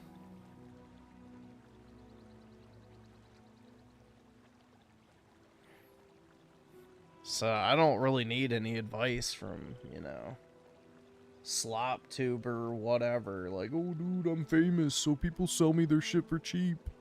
Whoa, dude, you're a genius. SchizoGarcia with the 5. Listen to... oh my god, what the fuck is this shit? I'm making him sing Smooth Criminal next.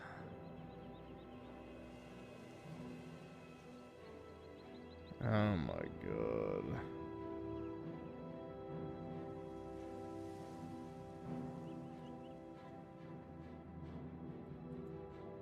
If it's short, we'll watch it real quick.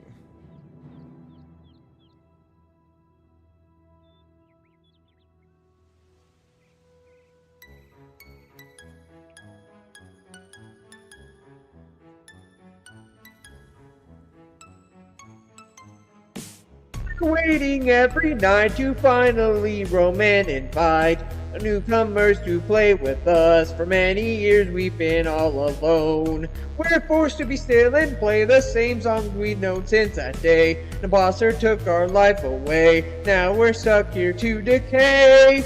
Please let us get it, don't lock us away. We're not like what you're thinking. We're poor little souls who have lost all control, and we're forced here to take that role. We've been all alone, stuck in our little zone since 1987. Join us, be our friend, or just simply stuck and defend. God, Five Nights at Freddy's. Is this where you wanna be? I just don't get it. Now why do you want to stay? Five Nights at Freddy's. Oh my god. Is this where you wanna be? I just don't get it. Now why do you want to stay? Five Nights at Freddy's. Why does it sound like he's using AI, but also, like, literally dying? I don't know, man. This is a very unique sound.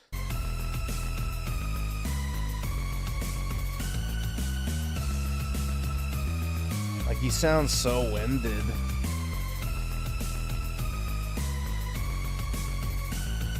We're really quite surprised we get to see you another night. Should have looked for another job. Should have said to this place goodbye.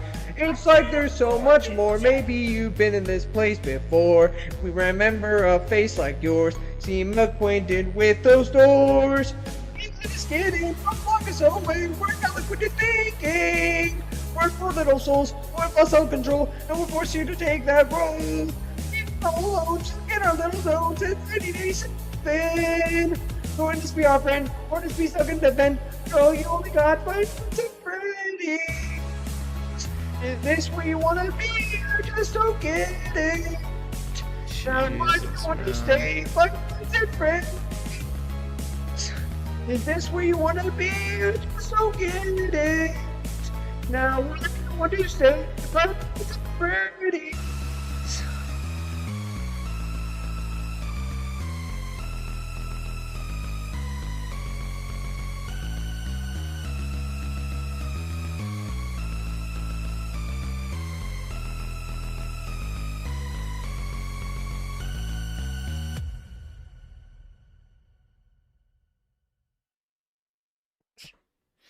Alright, well, there we go, man. Wonderful.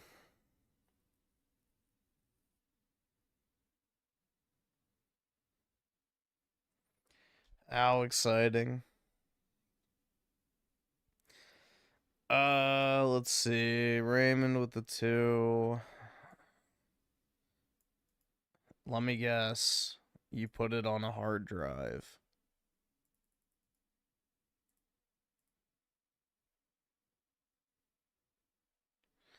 Bud Sunny with the 2.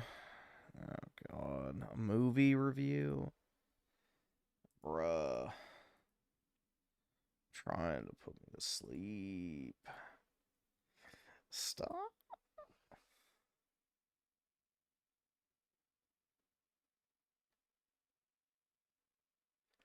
All right.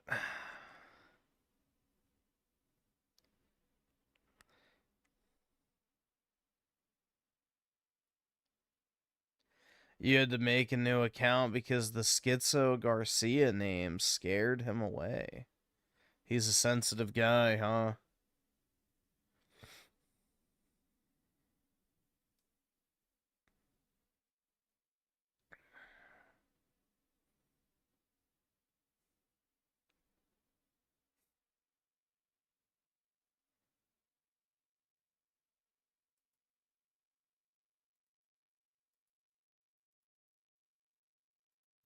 So I caught wind of this when a lot of people started tweeting about it, chat, and it's kind of an interesting story to take a look at. Apparently, Tucker Carlson is saying that he quit, like, the Republican Party. Like, he's tired of their shit, I guess. I mean, can you blame him? Wow, Tucker, you're like, what? How many years too late? We're seeing so many people who were previously part of, like, the MAGA cult that are just like, enough is enough. This guy's insane, and we don't want anything to do with this. By the way, shout out to Lady Zubat in the chat, who is reminding me. They're the one who sent me this story. Even though I'm not using the exact video they sent me, they were the one who first brought it to my attention. But yeah, apparently Tucker Carlson is like, I'm done with this shit. So let's take a look at it. It appears Israel sealed the fate of Tucker Carlson as well. For months, Republicans have been painting him as anti-Semitic. And I will say on the right, I have seen more anti-Semitism in the last 18 months on the right. It is being spread by loud... Is that a bad thing? Loud voices.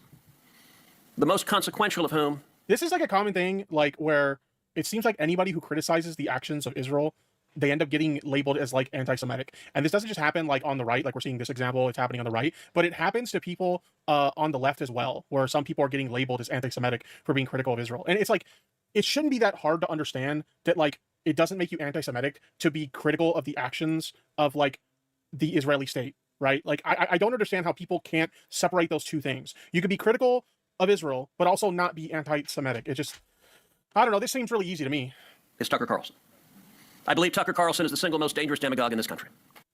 Carlson says he is done with the Republican Party. He says it puts the interests of Israel above those of its own citizens. Someone in chat is saying that he's already backtracking and saying he's... Yeah, Ted Jews only thinks that because, you know, obviously they got some shit on him. JD Vance. That was kind of my theory, right? Is like, he's probably, like, tired of, like, the things that Trump is doing right now. Like, he doesn't want to support Trump specifically. Like, I figured it was probably, like, pretty hyperbolic of, like, I just don't support Trump is actually what he means, right? But the moment a Republican comes along that he actually agrees with, he's going to be right back in the saddle. You're not going to expect, you know, or rather I should say, you shouldn't expect Tucker Carlson to just randomly, like, start rooting for the left or anything like that. Like, that's not going to fucking happen. This really just comes down to, I disagree with a bunch of things that Trump is doing right now, and I've had enough of Trump. I'm not going to support him anymore. But the moment, like, you know, there's an election where, like, there's another Republican that he agrees with, like, he's ultimately going to side with them. And according to, like, the chatter, apparently he's already doing that with JD Vance. I would not support the Republican Party. There's no chance. Do you mind he called Trump the Antichrist, then literally the next day said, I never said that? Wait, Tucker said that, or who are you referring to? Support the Republican Party. I'm not going to support the Democratic Party. I don't know what I'm going to do. But at this point, you know, how could I or any American voter support a political party that's not loyal to the United States? Group chat is back. Tam, we're going two ends of the spectrum here, right? And then it meets up at the top. The horseshoe politics. Tucker said that? Oh, okay, gotcha. I think what's interesting is... Well, it's kind of like JD Vance. Before JD Vance was selected as, like, you know, the VP, he used to talk so much shit on Trump. That's what made it so funny that, like, JD Vance was Trump's, like, VP choice, was the fact that JD Vance used to shit on Trump all the time. That Tucker has been at odds with the White House for many months, almost every time there's a foreign intervention, but this one in particular seems to have pushed him over the edge in terms of how he speaks publicly. I think that what is happening here with Tucker Carlson, with Ted Cruz, is very... He called Trump a literal antichrist around the time Trump posted that AI image of himself as Jesus. I remember that. People were losing their fucking minds over that. His response to that was something stupid along the lines of, like, oh, that was supposed to be me as a doctor. And it's like, come on. Like, you don't think anybody's actually going to believe that, do you? Maybe he is delusional enough to think that people would believe that bullshit, but, like, come on, dude. the first thing anybody's going to think if they see that image, they're going to think that it's you pretending to be Jesus Christ. Come on. Parts of what has been the Republican coalition, figuring out what happens in a potential post-Trump reality and positioning themselves. And there are flashpoints. Israel is going to be a flashpoint. It didn't used to be. Republicans were all very pro-Israel. That's not the case anymore. And I think you're going to. Yeah, we are seeing a lot of this though. People who were like very strong like supporters of like the MAGA movement, they're starting to like move on from it because like I mean let's just be honest. Like Trump is a fucking lunatic, right? He's an absolute clown, and like people are starting to get tired of it. See it over abortion and other. Can you wish me a happy birthday? Oh, happy birthday, Corsair. I hope you're having a good one. Issues as well. Yeah, Marjorie Taylor Greene tweeted. This is you generation's favorite content creator. He formerly went by the name Tipster, now goes by the name Tippy. But yeah, Hugh Generation is a massive fan of Tipster. Not the only one who's done supporting the Republican Party. This is her, I think, on X. There's a lot of us that are absolutely. Yeah, this is another one. Marjorie Taylor Greene is also like I want to say it was like maybe it was longer, but it feels like it was like a month or two ago that she jumped ship. So like yeah, like there's so. Well, she fled the country because of insider trading. Fun fact for you. Immediately after leaving Congress, she sold her house in Georgia and then moved to Costa Rica after making $22 million. Trading stocks in the past 5 years. Definitely not suspicious. Many like people who are very staunch supporters of like Trump, like now they're just like fuck this shit, I'm out. Up and will not support a party that betrays its voters and country. That doesn't mean we're turning into Democrats either. It's bad when you're losing your bootlickers. Literally, so true. Like I don't know. We all knew, like all of us knew that he was gonna fuck up when he got back in office, but like I didn't think it would be so bad that his own like supporters would be jumping ship. Like, that's insane to me. But we are done with the America Last Republican Party. There's something going on here. It's not just this issue. If you think about this issue, you think about the war, you think about the Epstein files, you have all of these activists on the right who voted for. Yeah, that was actually a pretty big one because, like, that was one of the things he promised, like, right from the start. Is like, oh, yeah, I'm going to release the Epstein files. And then when push came to shove and everybody's like, so about them Epstein files, why are we still talking about this Epstein guy? Like, it's crazy. Literally everything he promised his voters he was going to do, he did none of it. Donald Trump because of those three things. And Tucker Carlson, maybe Marjorie Taylor Greene, are trying to tap into that. The old political consultant here thinks it has a lot to do with 20. Why is he wearing a hat inside? To show that he's just like everybody else, dude. He's just a good old Southern boy. 28. And yeah, 2028, and also where the public sentiment is. I mean, when I went to look at the Pew Research polls. It's that performative cringe shit that people from Texas do, where they have to tell everybody that I'm from Texas. See, I'm wearing my cowboy hat and my massive fucking leather boots that I spent $8,000 on. I'm a real Texan. You don't want to mess with me. It's like the gayest shit ever, man. I was trying to figure out, okay, what are the views of Israel right now based on the polling? And in 2022... Basically... Skip it up, the fucking loser faggot.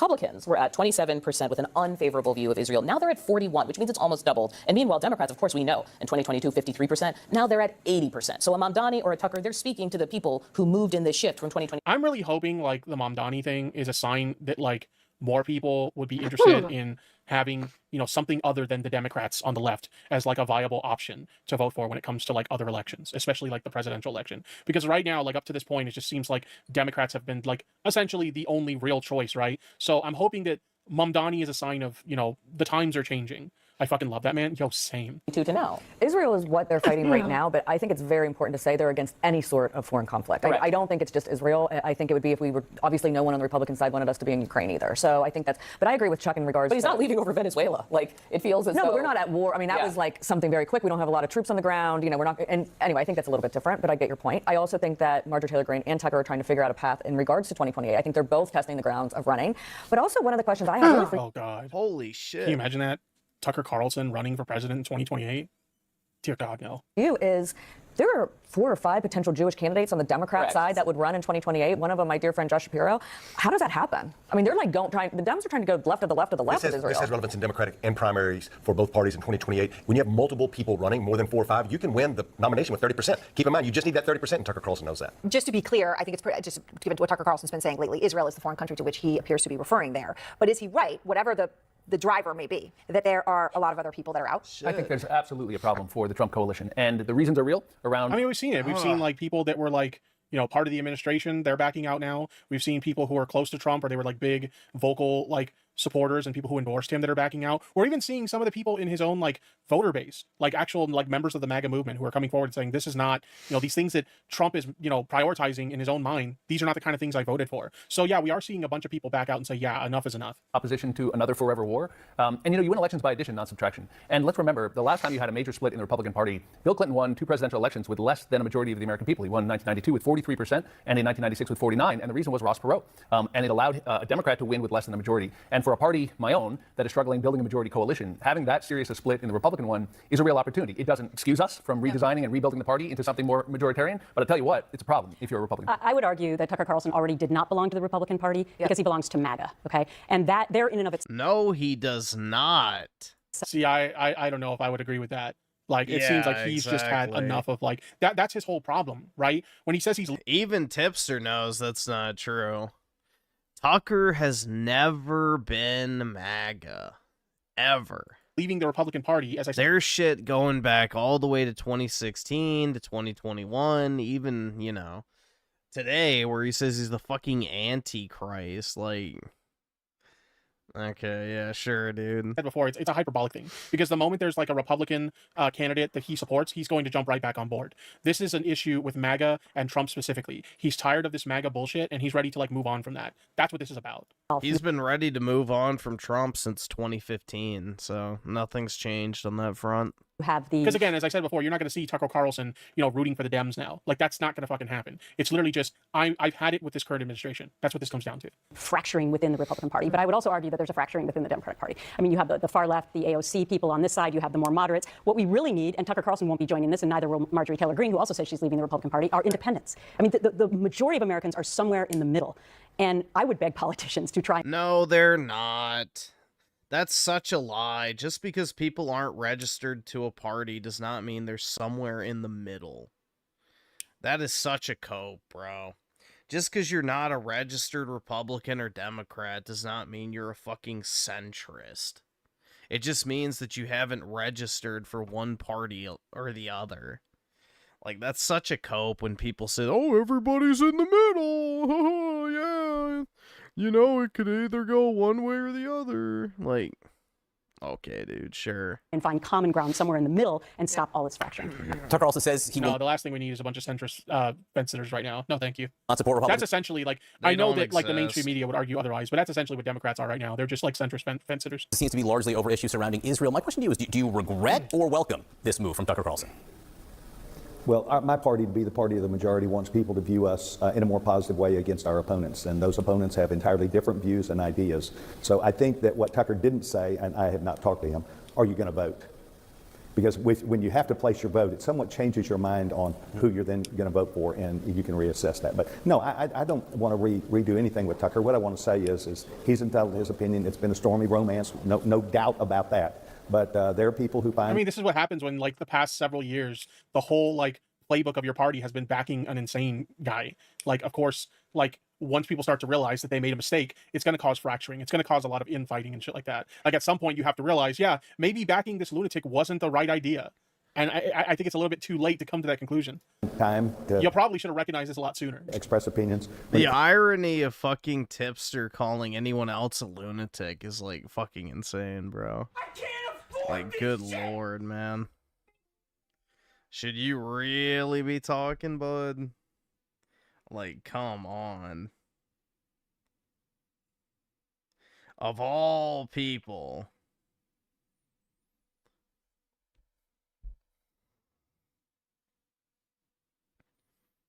Let's see. Schizo with the 2. Okay. Chaga Gaming with the 3. What is that disgusting thing in the right corner? You Generation's favorite content creator. Comes down to the battle. It will be a battle for which direction we go. The American people know one party is headed one way and the other party is headed another way. And I'm proud to be a Republican. And just very quickly, it's not all Democrats when it comes to the issues surrounding Israel either, is it? I mean, Tucker Carlson, a very, very public critic of Israel, said this just over the last 24 hours about his support of the Republican Party. Listen. How could I or any American voter support a political party that's not loyal to the United States, that puts the interests of a foreign country above those of its own citizens? Like, that's you know, it's not possible to vote for people like that. So no, I'm out. And if I'm out, then I think a lot of other people are out. But that foreign country he is talking about is Israel. Make no mistake about it. Go ahead, David. You can't wait to see the Senate race.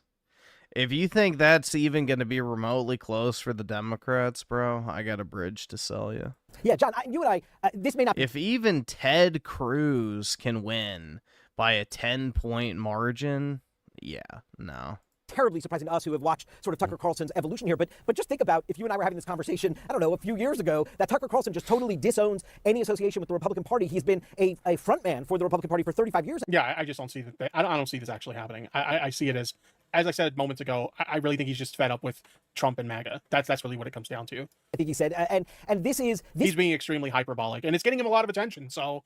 I mean, it's kind of working for him, right? This is a dramatic development. So you are right. We are seeing this notion of Israel as a litmus test in both parties, and whether or not members of the parties are seen as too supportive, and that invites in sort of an insurgency and support from a wing of the party that is dedicated to opposition to Israel. That is... Chaka Shocking with the 3, is Tipster a rage pig? I don't know. I don't really remember Tipster ever spurging out like that, but maybe. It's gross. I want to vomit. 88 Krager with the 2. Tucker has become based. I mean, yeah, if shilling for literal fucking shithole sandlot countries is based, then sure.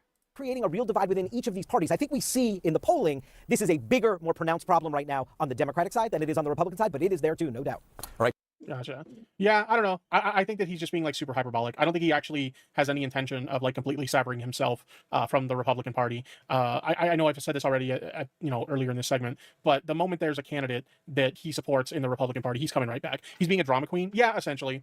Pretty much. I mean, like, I get it. You know, this guy that they supported turned out to be a complete lunatic. So they're kind of like fed up with his shit. So I get it. But like, yeah, he's kind of being a drama queen at this point. You're not wrong.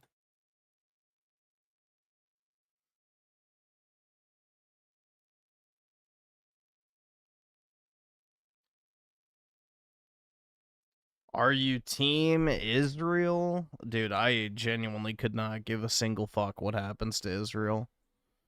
Like, honestly, dude, if the entire Middle East got glassed tomorrow, I wouldn't fucking care. So, yeah, I've got no skin in the game when it comes to, you know, God's chosen. I don't really give a shit.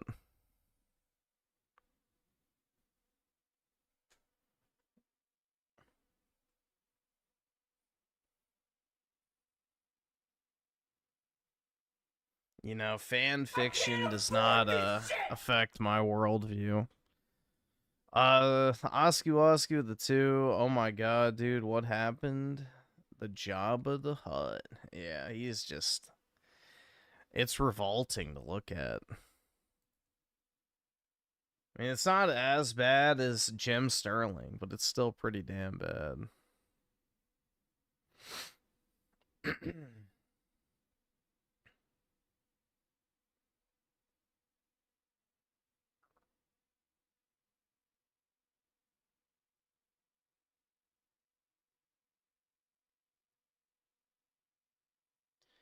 It's kind of weird that people have this problem with Judaism because without Judaism, we wouldn't have Christianity. You're hovering over a target that, you know, I don't think... Let's just say you've reached a conclusion that I don't think you quite understand what it implies.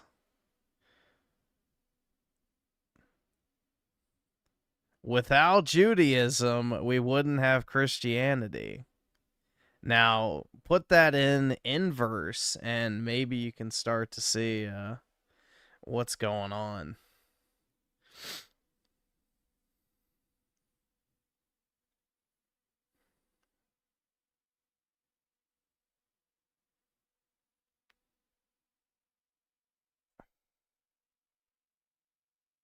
You're like hovering over the answer to the question.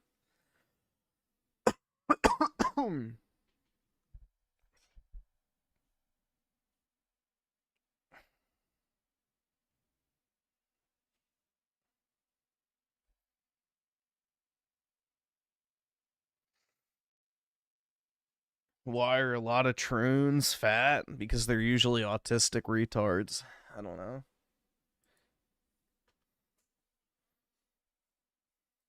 I just saw that Miss Ape Escape here. Marriage won't save you. Yeah, and we know how you feel about marriage. So I woke up this morning about 9:30, 10 o'clock to the sound of my whole house shaking. Legitimately, my whole house shaking from freaking. I'm sweaty as shit. I have this fucking air conditioner on. This is wild. No, I'm not getting sick again. I just had like a bunch of fucking sneezes or whatever go off, so I don't know. Seems to be gone now. This is just wild how this happens. Ears get all sweaty. You ever had sweaty ears? This is like a new phenomenon since I'm wearing these damn headphones. This is why. Sweaty ears. Oh, man. Like, I swear, if I ever end up going on anybody else's show in person, I have to take my own headphones. Like, I'm not, the amount of sweat that other people probably put in those headphones and stuff. Oh! I'm gonna have to bring my own headphones. Oh, they're just so unsanitary. Can you imagine how the sweat inside of the ear cups? That's just repulsive. All right, awesome. Thanks, Nick. It's like serial complainer. Just a serial complainer, dude. Yeah, there you go, Dev Tech with the text. Thank you. We'll gladly pay you Tuesday for a hamburger today. Yeah, Mr. Dwight likes to push it with his little petty penny insults. Home front, thank you. Yeah, we will be hanging out today. 4:48. She said she's running behind, so I'm assuming they probably won't be until like 7. So I figure, if you guys want to, we could chit chat for a little while, maybe just vamp. Do the old watch somebody's video thing. I was gonna tell you about the I woke up to this tree service truck in the yard 2 doors down from me, and they literally spent the whole day trimming off shrubbery off of bushes, and just like the loudest sound you've ever heard in your life. Dude, he really is like, Kyle from, South Park, the Jewish cousin one, not like the actual Kyle. It's like, oh, I hope that there's not, like, oh, my groin hurts, my shoulder's so sore. It's like, oh my god, dude. Just constant complaining. Just every like 5 minutes as they put this stuff in the back of their stupid tree service truck. Every day around here, there's another plant-related noise that I have. Chugga Gaming with the 8. When's RTU's transformation? Yeah, I'm actually kind of, I don't know. I could maybe see it, but I don't know. I think Rich has too big of an ego. He was great in Star Fox when RTU betrayed Fox's dad. I felt so sad. I'm surprised RTU would work with a monkey, though. I don't know, man. He worked with a wolf, too, right? Fucking clue. Let's see. Oski the 2. What is this? Oh, hold on. Yeah, this is pretty much it. I'm big! I'm big! I'm big! I'm big! I mean, it's not too far off, to be honest. It's the same energy for sure, just the constant complaints about stupid shit. Have to fucking try to like sleep through or fucking try to get through or otherwise deal with. It's actually heinous. I'm under attack. I'm actually under attack. It is absolutely horrible. I'm under attack on the internet. I'm under attack in my real life. So woke up to that. I managed to get myself to lay back down after checking my bank account, checking my other socials and stuff, and realizing that nothing bad had happened. And then got myself to get back to sleep till about 12:30. And I've basically just been putzing around. Horrible heartburn last night, like shooting heartburn. I basically can't eat pizza anymore. I'm gonna have to. I can't even eat pizza anymore, guys. I'm getting an IBS flare up and my heartburn's kicking in. Oh, does anyone have some Tums? Oh my god, dude. It's just like, no one wants to hear. Oh my god, bro. Chicken and dumpling soup today. Progressive chicken and dumpling soup. And I'm gonna have to basically switch. That air conditioner is on and below. I have to switch my diet to something less acidic. The tomatoes really upset my intestine. Bro, like, come on. Cold air. But I'm telling you, man, I'm like sweaty. This is. Oh my god, dude. Yeah, it's just constant kvetching. Just horrible. Oh, so sweaty. It's gonna be fun. And the thing is, it's like 75 degrees and raining outside. I got the air conditioner on high blast. Yes. Yeah, sit in the cornfield at night and hear that. Yes, I know. Anyway, I made an assessment of my enemies, and they're just pathetic. They're just pathetic. Let me go to Sengusa's little hug box here. Oh, yeah.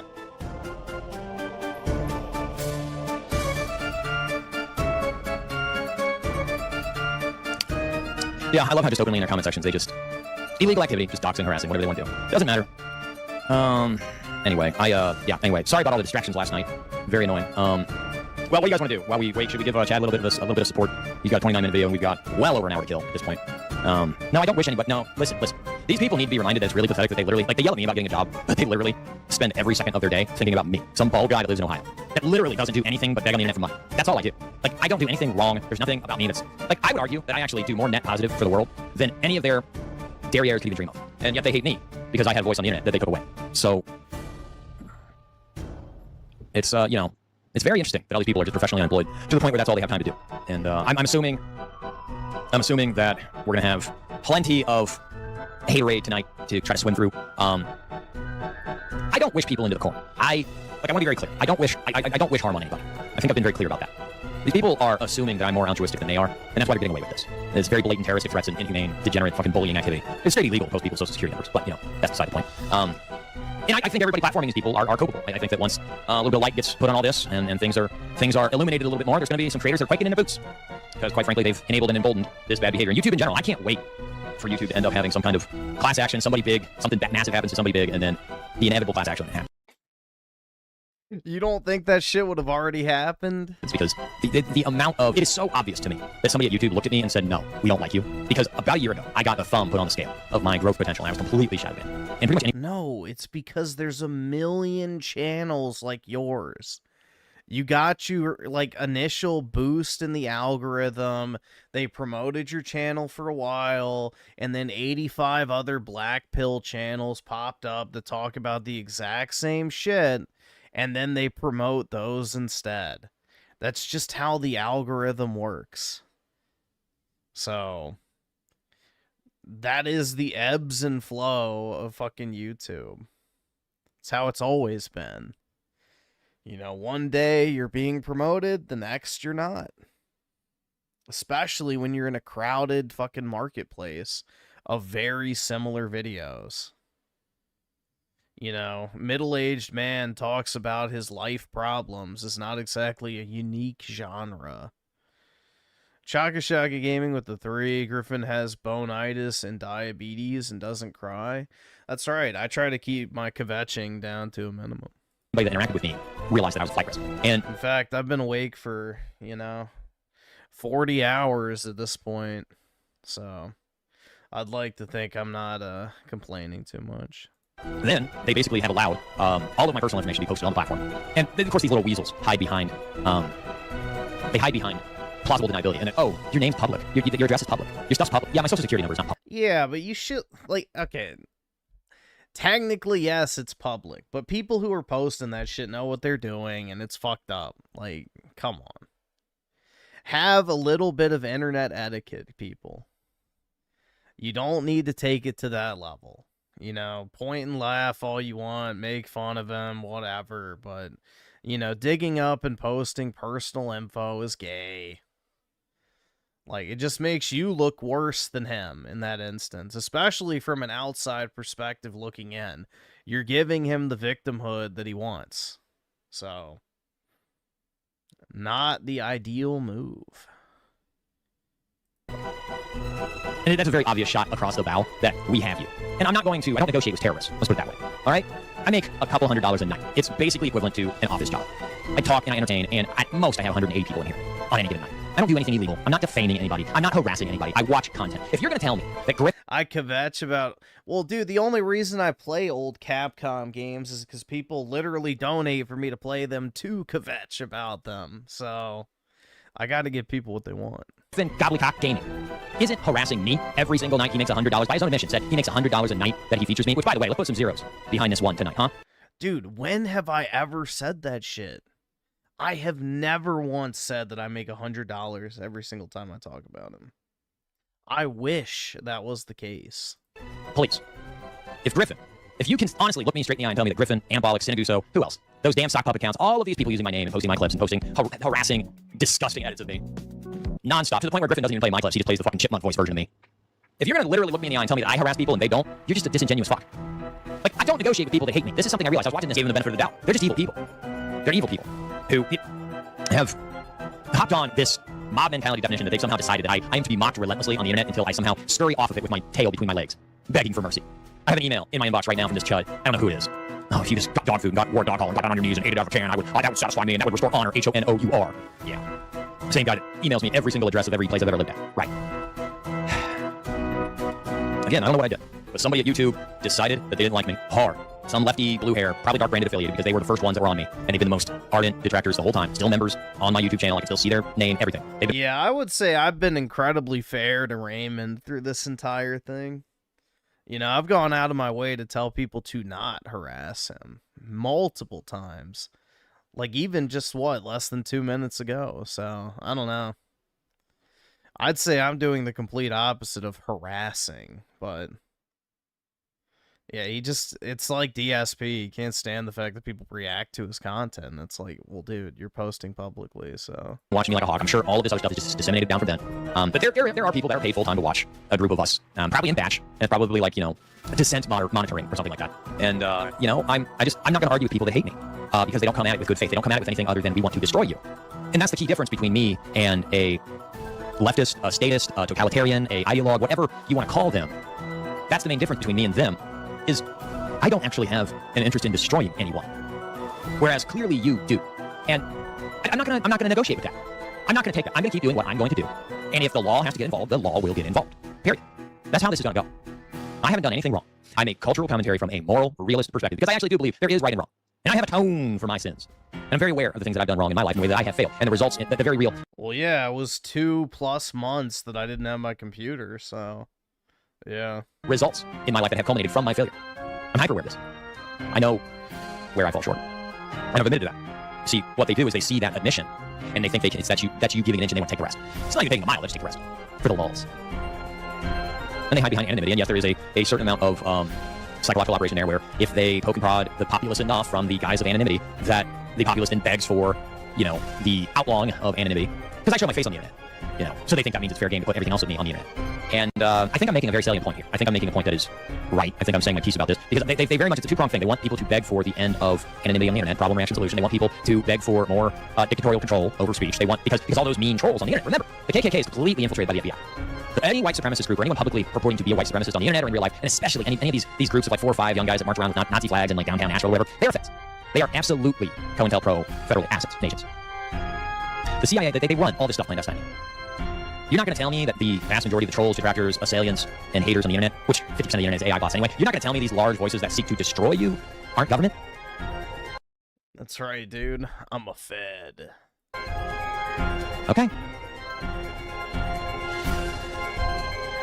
The Department of Homeland Security personally reached out and said, Griffin, will you fuck with this guy for us?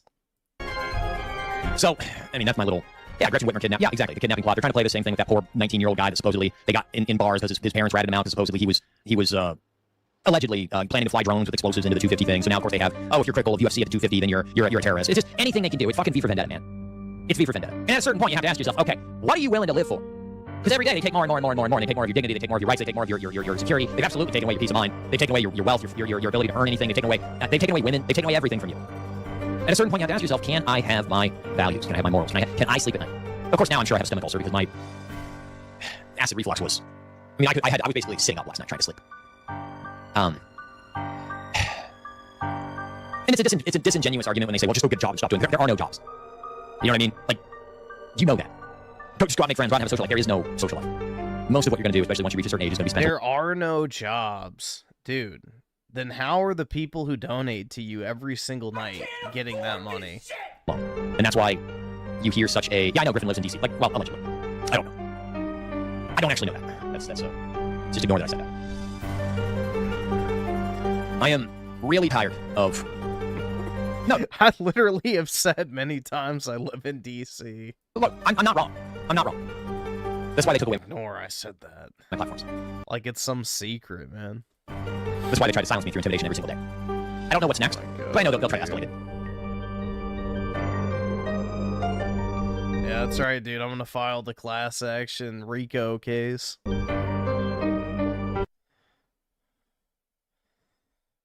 my god, man. Yeah, I actually live in the Pentagon. Little known fact. I'm like 12 layers down.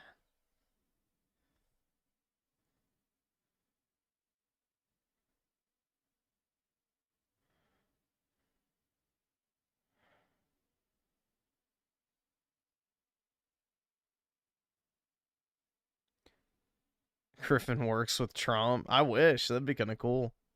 That'd be neat to work in, like, the White House and shit. I don't know. I would do that if I could. I don't know exactly what I would do, but yeah, I mean, if I had the opportunity to work in the White House, that'd be pretty neat.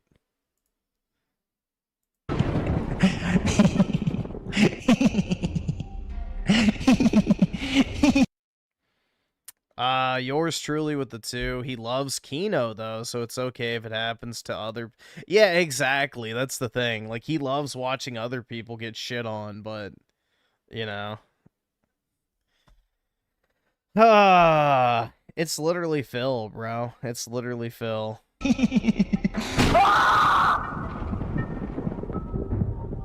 Oh, shit. Okay, so this chick is, like, branching out now, so she has a friend. Is she lesbian? My friend Annie's here. Annie. Look at Annie here. Oh, man. Annie Barndowski. She on Instagram. Of course she does. Oh, my Annie. Oh, my... Why is it loading? Hold on. Are these all lesbians? They're all lesbians. I'm Annie as well. I'm college junior, and I'm senior, so... Yeah, yep. They do it. She's senior. Get on your knees, Annie. I'm senior. You're junior. Annie, you okay, Annie? Actually, let's... Hi, I'm Annie. I'm 36. Annie. Leading with the age! Single, never been married, no kids, and I live in a tiny house in Washington with my 5 cats. Strap in, boys. We got ourselves a winner here. Yeah, buddy. What did you say? I'm depending on my mommy, and she pays my bills with my dad's money. Oh, man. I'm hungry as hell. Ass. Wow. And my dog Charlie. Oh, and it's literally right next door to my parents' house. Guys, they're not leaving home. They're having their parents pay for an ADU out back at 36, which is what Shelby lives in. She lives in a fucking ADU. That house. What's wrong with that? No house has a room that has, like, a fucking closet and then, like, a bathroom in the back and then, like, and then the 2 windows on both sides. She lives in an ADU. Now, it may be connected with the breezeway, but she lives in a fucking What the fuck is wrong with that? ADU. Oh, my Annie. Oh, Annie. Oh, Annie. Oh, Annie. If you were told me 5 years ago... Okay, she's not bad looking. This is what my life would be looking like right now. I would not have believed you because it looked way different before. And this is my first How's that? video on my brand new channel, so welcome. I thought the best What was your old channel? way to start this out would just be by introducing myself and sharing with you how I got here. A few years ago... Whoa, hey, girl. Oh, is this a guy? Okay, she's not bad looking. Oh, is this a guy? Well, my life looks completely... Oh, no, yeah, she looks like a chick. She looks like this old roommate I used to have, myself actually. and sharing with you how I got Okay, here. so here we go. I am so lonely. Years ago, my life looks completely different. I spent nearly a decade living in Los Angeles. Jesus Christ. How many bodies do you think? I spent years...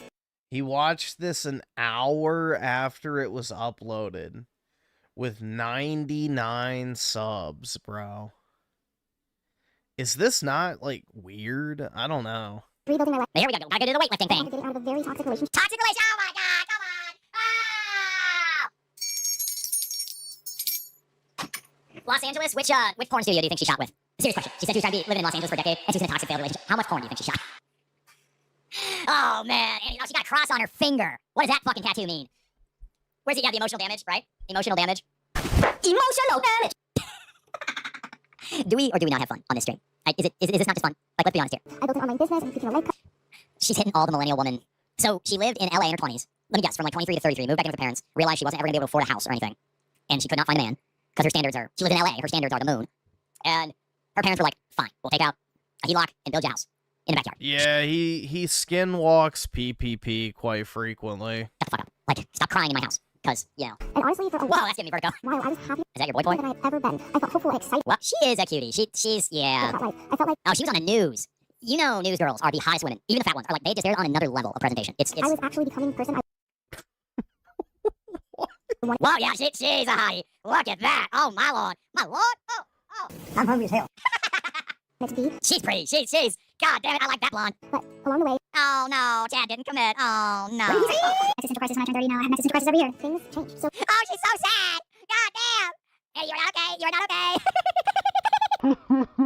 After a decade in LA, it was the end of 2021. The world... Oh, my God. Proud mask wearer. Proud mask wearer. Proud mask wearer. was still kind of shut. Mask up. Now, my lease was up. So I decided to... Talk it. Well, she got some jugs on her. Jesus. God damn. No. She gained some chunks during COVID. Look at those rolls. She got some Hawaiian rolls underneath those jugs. Those melons are hanging high. Dude, this is... Yeah. Holy fuck, man. Again, I just don't understand why women aren't lining up around the fucking block trying to get into his door, dude. Like, holy shit. You would think this dude would have just like an army of suitors, you know, vying for his hand in marriage. You know, desperate for any opportunity to suck. You know, or... I need somebody to touch my damn penis! There we go. But, yeah. Look at that jugs on this one. LA and start traveling, but I quickly... Traveling. realized constantly moving around without a home base was not for me, and that's what led me back to my hometown with this big idea of buying a tiny house. They just have them lined up, ready to order. She bought a trailer. There's literally no difference between this. Like, they call it a tiny house, but that's just a trailer. She bought a trailer. Like, I've always loved tiny houses, so when I found this one... That is a trailer. You bought a story and So what? a half tall single wide. It's a lofted trailer.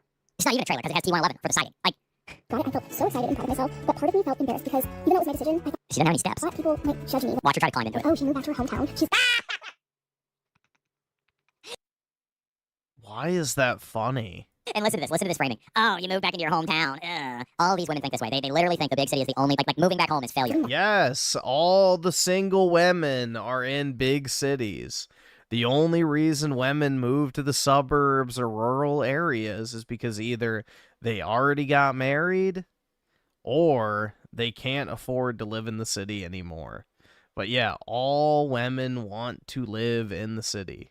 That's pretty much the only place you'll find single women. It's a she shed. Stop. Boy, she isn't. Look at her. That's an unfortunate freeze frame right there.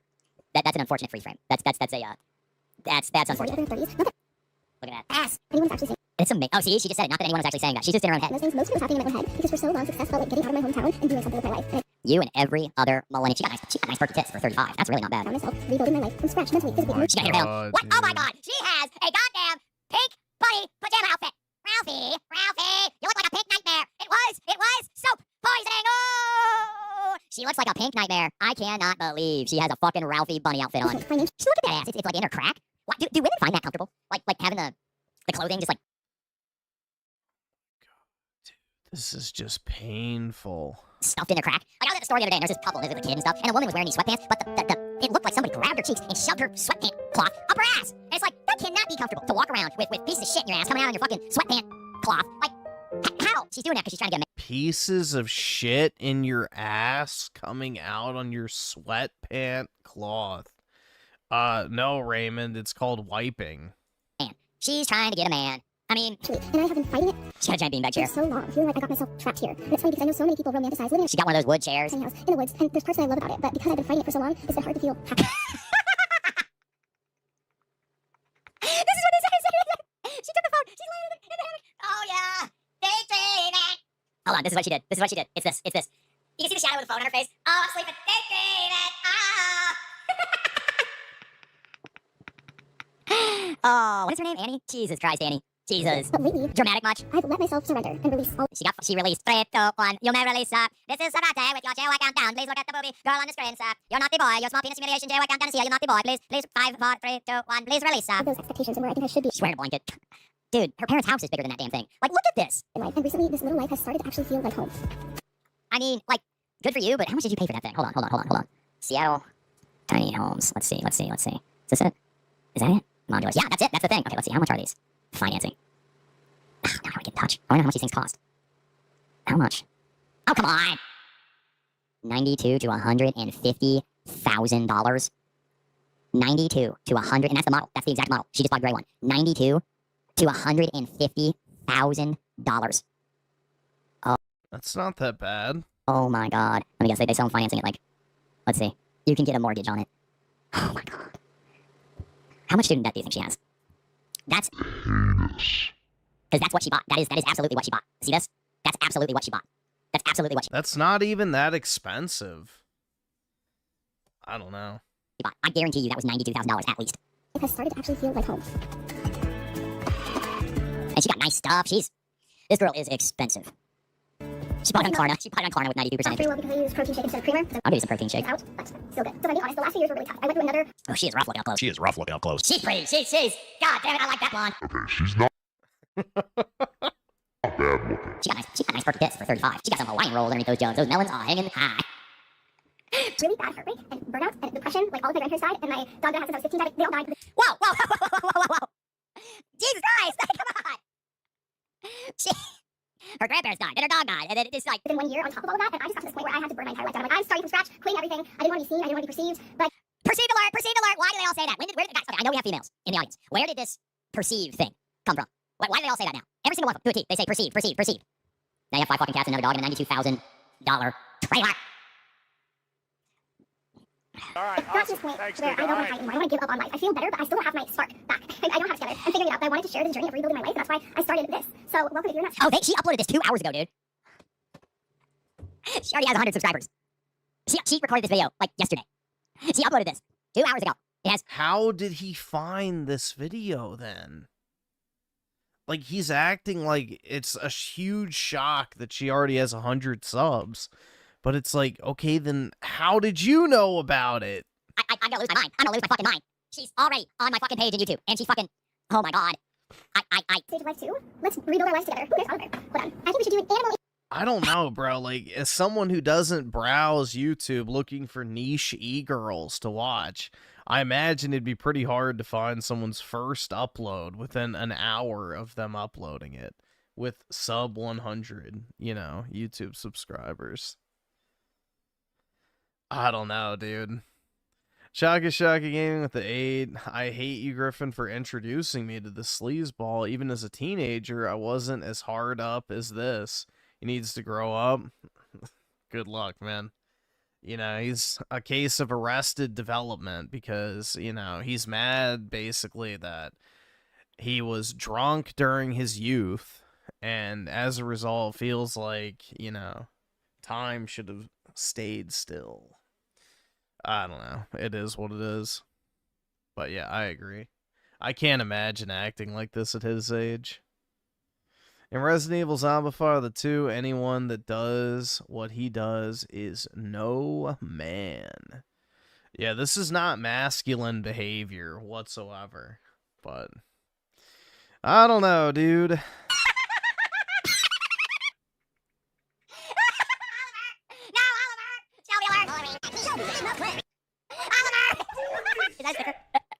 I gotta start Photoshop. Okay, here we go. All right, hold on, Oliver. I cannot believe. Oliver. Okay, here we go. Let me make it. Oliver. Should we keep her in the shot? Do you want me to keep her in the shot? This is Oliver. This girl, you just walked in on a chick I found on YouTube who made her first channel today and just uploaded her first video 2 hours ago and already has 99 subscribers. And she lived in LA for 10 years and now she bought a fucking $150,000 tiny home, which is really just a double tall trailer, and is living in her parents' backyard in fucking Washington at the ripe old age of 36. And I'm making a sticker out of her and Oliver. All right, hold on, let me get the size right. That's what she said. Oh, I gotta crop it. Come here. Oliver. She's had her fun. Now she lives with 5 cats in the fuck. Oliver. All right, let me add it. And she's perceived. I forgot to say she's perceived. Oliver. So bitter, man. Oliver. All right, Oliver's been added. All right, hold on. This woman has done nothing to him. Literally nothing. And this is his reaction to, you know, literally just someone buying a tiny home. Production. Because they're the real stars of the show. This shit is crazy, bro. You're so cute. We'll get another introduction in a second. And you go in chronological order. We're not animals. So we actually have to go into my parents' house for the first. She's introduction. This is Louise. You can't tell on the slide, and she has really pretty blue eyes. I adopted her when I was living in LA, and she lives in here with my parents because she did not like tiny house life. But she loves her life here, and she ran away from you. Along with the other cats anyway. She's a one cat kind of a gal. She's a jealous lady, and she's so sweet. This woman is a cat lady. Annie is not okay. Annie is not okay. She's not okay. Not okay, Annie. Thanks, she's cute. She's pretty. She's pretty. This is Mama Millie. She was the next one to come along just about a year and a half ago, and she anything will be with a man. blanket covering my couch because she sheds a lot and pukes sometimes on the couch. Wait, where's the puking cat gif? The puking cat gif. Yeah, I can hard take good care of 5 cats and dogs. Like literally, like that. The cat that went back in the house couldn't handle being with the other cats. The other cat's puking all over the place. Like this girl's a mess. Like I'm not trying to make fun of her. She's legit a mess. Like you can hear it in her voice. She's losing her fucking mind. She needs a strong fucking man in her life. You know what she needs in her life? She needs Raymond in her life. That's what she needs. She needs a strong man in her life. That's. Oh my god. She's the mother. Chad left a big hole. Yeah, Chad gaped her in. That was cursed. Chad gaped her and ghosted. Gaped her wide open. She deleted his It probably got flagged for fucking, you know, review. Her so hard and ghosted. Oh my lord. Of the next 3 cats. The majority and she came along as straight as the other ones. And you briefly already met Oliver, and he's just a little supermodel. I'm obsessed with you. How are you a straight? And here we have both Theodore and Dinah. Just Theodore. He's one of brothers. Look at this. She's already got verified fucking account simping. Look at this. 1.9 million view subscribers. 1.9 million subscriber channel in her comments. Sliding into the fucking... Yeah, it's probably not a real fucking account, dude. It's probably using bots that comment on everyone's videos in order to promote the channel. Do you hear that?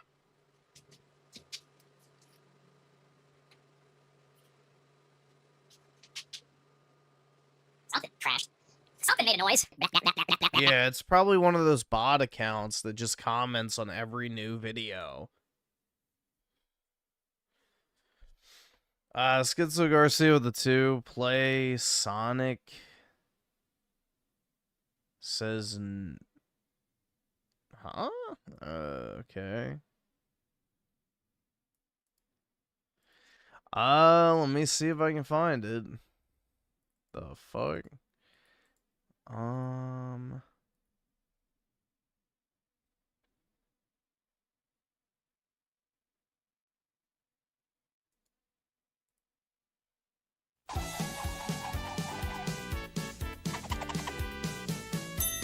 Kids, there's nothing more cool than being hugged by someone you like. But if someone tries to touch you in a place or in a way that makes you feel uncomfortable, that's no good. It's your body. No one has the right to touch you if you don't want them to. So what do? First, you say no. Then, you get out of there. Most important, you gotta tell someone you trust. Like your parents, your teacher, a police officer. But what if it's the parent or police officer or teacher that's doing the touching? Ooh, checkmate. I cannot believe some dude with a million, what is this, 1.9? Incognito Wizard with the 2 and the gay pair. Appreciate it, man. Big ups. 2 million subscribers is in her fucking comment section trying to hit it. This is a cold, cold world. It's a cold, cold world. There ain't no honor among thieves. No honor among thieves. But, like, this is the thing, man. You're in her comment section within an hour of her uploading her first YouTube video. How did you find this video? The other account's a fucking bot. It comments on every video, I'm sure. But you... yeah, I don't know, man. This is one of those moments where maybe you shouldn't be casting stones in your house of glass, but hey.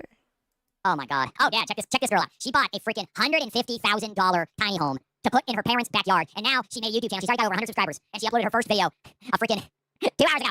And she bought this freaking tiny home trailer for $100,000 and put it in her fucking parents' backyard.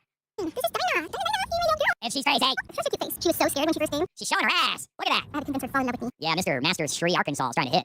This guy's trying to... Oh, he's a yogi. Look at him. 1.9. I can't believe this fucker's in her comments trying to hit. He's trying to hit it. And she was her mama. Oh, she's growing up kids. You're so cute. I literally went from having just Louise, all of a sudden 5 cats. But I'll share that with you another time. We do have one more person for you to... Yeah, people call her person. Fur baby. Yeah, one more animal for you to meet. Charlie! It's the same fucking name. My name is Sylvia. It's the same name. It's the same name. Thank you, Charles same name. right now, because that's all he does. Listen. I hear Charles out there. My baby. Oh, sorry. Charles. Why, Charlie belonged to a family member, and then he was home, and he was in rough shape when I first got him, and now he's just a little prince, and has an amazing life. He's just taking no snooze. I'm... I love you, Charlie. Hi, Millie. Oh, and not only do I live next door to my parents, one of my brothers went through a divorce, and he has primary custody of my 6-year-old nephew. Oh, God, I was about to say son. I'm like, what? And they also live next door. Yeah, no, this is name. Come on. Yeah, let's go. That's nice. Those parents are like, they bought that house for like $40,000 in 1970, and now both of their adult children are living at their house. They can't afford real estate. They can't get off Jump Street. They're completely lost. They have no, like, ability to do anything. Like, we're all neurodivergent. I have ADHD. Yeah, dude. Mr. Traditional Man himself is now shitting on the idea of, you know, a family living together and being in close proximity and spending time with each other and having a multi-generational home. You know, Mr. Traditional himself is now shitting on literally the most traditional scenario imaginable of people living near their family. Holy fuck, man. Like, this is insane, right? He's so fucking bitter over nothing. This woman did nothing to him. Like, this is the most unoffensive video probably imaginable. And he's fucking just fuming. Everything! She's fucking got ADHD too! Like, yeah, the cats are cringe. I get it, but that's not what he's angry over. He's angry that it's just another woman and a long list of women in his age group that don't want anything to do with him. This one is neurodivergent! Oh my god! How are they all neurodivergent? How? If everybody's neurodivergent, then no one is. That's the point of the term. Like every single one of these bitches has ADHD or autism or neurodivergent. Every single one. Bullshit. He's mad. They're stealing his valor. I'm sorry. This is not how this works. Like, to a T, every single one we watch has some fucking neurodivergence. Just Steve, my brother and his son are both on autism spectrum. You are, he is, and the kid. I don't believe you. Like, I'm sorry. I don't believe you. Like, all of you? How? The statistical probability of 2 kids being autism and the grandkid being autistic? Like, come on. Oh yeah, you know she's got pronouns. She lives in a trailer in her parents' backyard and calls it a tiny home. You know she has fucking pronouns. PhD, my parents are not diagnosed. I'm telling my whole family, also the way when I walk, so my hair's all sweaty. My parents aren't diagnosed, yeah. Okay. I am not shocked that this girl is single. I am not surprised at all. 36, I'm just... That's one hell of a freeze frame, isn't it? That's one hell of a freeze frame right there. It's not gonna be perfect over here, but I'm gonna share with you this journey. I'm an open book. My journey, my journey. I bet you're an open book. Do you think she'd sleep with me? Probably not. So if you have any questions, let me know. Oh, that's dangerous. Oh, he wants to have sex again. No, I thought she was ugly, bro. We've gone from, oh my god, she's so hot, look at those massive tits, to then he was like, ah, she's ugly. Ew. And now he is, you know, wanting sex again. So we've come full circle. You're not gonna have that attitude in about 4 days. Answer them. Oh, another really interesting detail living here is my parents do have 19 acres. So, 19 acres. And they parked the tiny home 20 feet away from the house. What the fuck is wrong with that? It was on wheels. It was made. Maybe they actually like each other. It was a trailer. She bought a trailer. It's called a tiny home. She bought a trailer. It's on a frame. It's on wheels. It's a trailer. 19 acres. And she parked it 20 feet away from her house. I just, and she lives in fucking what Jurassic Park? What is the dinosaur time that has all the ferns? Paleosaurus or something? She literally lives in Jurassic Park. So that's really nice. I do love nature. It's chaotic whenever I'm with my family. You parked your house 20 feet away from them, girl. It's a lot more chill and quiet and serene when I have moments to myself. You parked your house 20 feet away from your mother. That was a you thing. You chose to do that. She literally is already bitching about being out back, and she made the choice. Like, I just... So, it's all about balance, I suppose. That is something a woman says when they are not happy. That right there, that line, the way she said it, everything about that line, is they say that. I've been with enough women. When FBI Gaming with the 2, didn't she respond to him and he got really mad? I think that was a different woman. But I don't know. Oh, that's in the comments of this video? Here, let's see. Let's see. So, I'm here, but it's muted because I do not care to hear what this man has to say about me. I already had people warn me. Do I know it's hurtful? Yes. I'm not even going to say something snarky back. I know it's generic, but hurt people. These kind of people complain about how bad the world is for them, but they're the ones making it bad, being hurtful. Men, if you want women to be interested in you, don't tear down other people. I've been through plenty of pain, and never did it make me want to make someone feel bad about themselves. The pain I've gone through has taught me how heavy life can be, and because of that, I never want to cause any more suffering for another person. That's why I'm not even going to sit here and tear this guy's down. Also, to Raymond and the people who listen to him, I've heard that he talks about wanting to get laid. If you want women to be interested in you, go to therapy and learn to be a good human. It doesn't matter how much external work you do on your life. If you're a shitty person, women don't like that. And it's not about performing, being nice. It's truly working on yourself and being a good human that cares about others. I hope one day he can get there, and I'm not saying that no way to be rude. Truly, there's already enough pain in the world. No need to cause more. Also, thank you, Sock Puppet Media. Sorry, I don't know your real name, for being kind and sticking up for me. I really appreciate you. That's a good person right there. Brutal, man.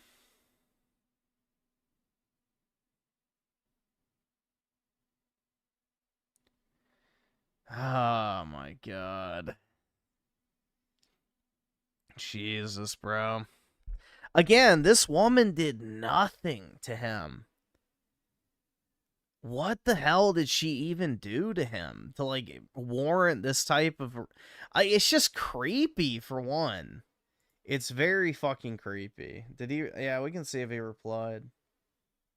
I don't think so.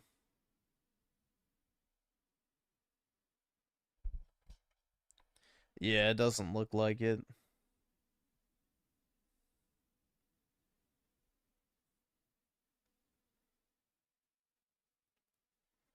Jeez, bro. That tone is used. She is not happy. So I don't really exactly know what comes next. This chapter... You get fat and drink wine all the My time. life looks nothing like I thought it would, but I think that's okay. Maybe life isn't about ending up exactly where you planned. Maybe it's about learning to find beauty in the... The cat was trying to do the exact meme thing from the chat. Did you see that? Look, it's trying to do the meme thing. The cat meme where it tries to hug you. You guys posted a lot. The thing where the cat tries to hug you, the cat kiss. Where you planned. Maybe it's about learning to find beauty in the places you're at right now. So that's me, or at least the beginning of this next chapter. And if you'd like to follow along while I figure it out, I'd love to have you here. Oh yeah, she's smart. She put a shirtless picture in her little profile pic. Annie is not okay. She's not okay. Here we A few go. years ago, I moved back to my hometown and bought my first house, a tiny house I put on my parents' property. At the time, I felt really conflicted. I was excited to get a tiny house, but I was also in my 30s, single, completely unsure. She has multiple pajama outfits like that. She had the bunny from A Christmas Story. Now she's in a sexy Barney outfit. Like, it's... He wants her, bro. He wants it. He wants her. I don't see how much of embarrassment Miss Annie is. I'm here, as Annie, and that's Junior, and she's helping me today, so my back sucks. Admit it, you're jealous of that. I'm pretty happy with my dog, to be completely honest. I mean, yeah, it's a cute dog, but I like my dog perfectly fine. And so she's gonna help me build my gate, and she's gonna be the muscle. So right now she's unloading the miter saw stands. I'm very excited that you didn't get me doing the cinder blocks, because those are heavy. I know. Well, you're gonna have to move them again. So anyway, we're gonna build the gate. We don't know what we're doing. I've kind of built in the past, but it's not like I'm a contractor. So I had AI kind of help me with measure. Literally anything but man. Literally anything but man. I should have been the one to do it, not ChatGPT. And And then the women are moving into fucking old dilapidated RVs and using AI to help them. Like, come on. Is it? You guys look nice. You're not ugly. Is it that hard to swallow your pride and suck a bald man's cock? Like, come on. Gate action. So we're gonna. For God's sake. Oh my god, dude. He's like, this is just so uncalled for. Again, why are women not kicking in his fucking door, just, itching to get a load of Ray? But yeah, I don't know, man. This is pretty rough. Oh my god. So you guys know about my back injury, and so Fucking Tweedledum and Tweedledumbass. so the movement I can usually do is this. Show us your ass. Show us your ass. Show us the movement you can do. Ass. Well, let me show you this. So, ass. Is this an e-thought? When I pick up things, I'll be going like this. Stop it. This. Not like this. And we'll be doing all that for that. No wonder she got 94,000 subscribers. Drop it low. Yeah, so Amy's doing a muscle today. I'm excited for her to be here. I have been lifting weights regularly. Oh, of course she is. I've gotten strong. Anything but a man. Crash girl today. And you know that if they were married or something or had a boyfriend and he wanted to do a project, they wouldn't be within 25 feet of what needs to happen. We do it together. Okay, there we go. Let's watch her fuck this miter saw. Muscle. We're gonna start the project yet. Okay, so now, Oh, Jesus Christ. we'll slide, so be careful. Okay. Go this way. I'm so excited about the stand. It was one time. I keep having to do a saw on the ground, which is so unsafe. Oh gosh, I know. There's my dream rack over here. Dream rack. So now, okay. So what I think we should do Dude, he looks horrified. I'm gonna bring the door towards the middle, and I'm gonna measure everything out to make sure I'm not How tall do you think these women are? They can't be an inch over 4'11". He's so fucking bitter, man. Holy shit. How fucking tall do you think these bitches are? Oh my god, man. Come on. They look so Why is he so fucking angry? Now I'm gonna hold the gate while you get the first cinder block.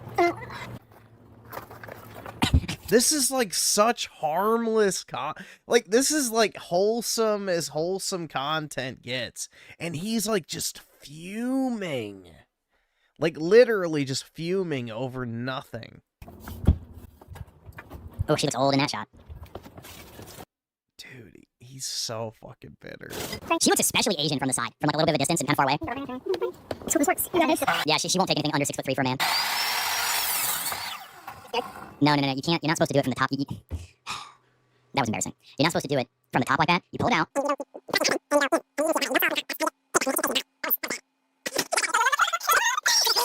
That was really bad, actually. Look at that. Look at the end of that log, or that board. Holy shit, buddy. Look at that. She tore it to shit. Show again? Okay, yeah. So see what she does here? She just manhandles it down from the top like a retard. So this works. Yeah, see this whole bar in the back? It's designed so that the intentional use is something like this. It's how to cut with miter saw video. Of course, they have a fucking woman showing it. Like, look. Today in this video, we're going to show you a bunch of tips and tricks so that you as a beginner can use it. Oh, that's not one of the slide. How do you miter saw? Woman, I'm not listening to a damn woman. Anyway, you know what I'm trying to say. See how it kicked right there? You see how it kicked? Watch right here. See how it kicks? See how it like jumped back? That was really dangerous. Like that was a bad. How was that dangerous? It goes up or down. There's like literally zero risk of you cutting yourself. Whoa.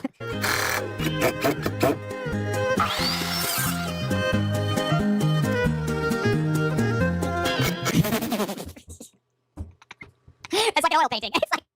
It's There's bird shit on the side of her fucking RV. She's holding it up. It's not level at all. She's just holding it up as high as she can. She's... That's terrible. It's literally getting to the point where they'll do anything but have a man in their life. They'll do anything. Oh my god. Because having anybody that's male help you might mean you gotta suck a dick. Oh no. Just that is the worst. Oh look, there's the level. There's the level. They were just putting one side up. Mr. Expert. Alright, I don't care. Oh, he doesn't care now. Alright, whatever. Whatever. You know, there are 94,000 fucking subscribers. Fuck you.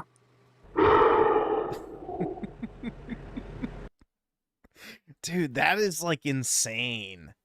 Like, that is the most innocent, like, wholesome content on YouTube. Like, I don't understand how you can be angry watching something that, like, just normal. Like, there's just two chicks, and they're building some stuff out of wood in their backyard or whatever. Why is that problematic? It's just insane, man. I can't afford this shit! That is just crazy. Again, why are women not just lining up for the opportunity to, you know, bask in the glory of Raymond? I cannot imagine.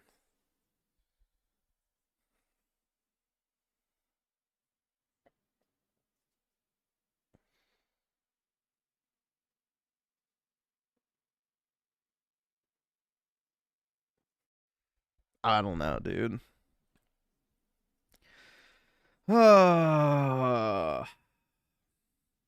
It's very sad. SchizoGarcia, the 2 play Don't Rape Her PSA in the... Oh my god. Alright, if I can find it, but... Why do we need to listen to that?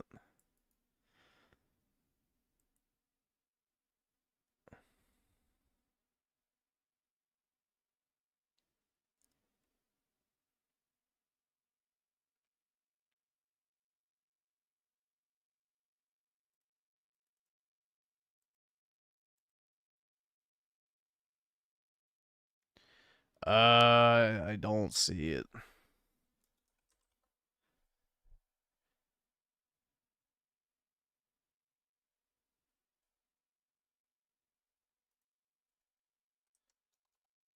Yeah, this is probably not going to come up in search, bro.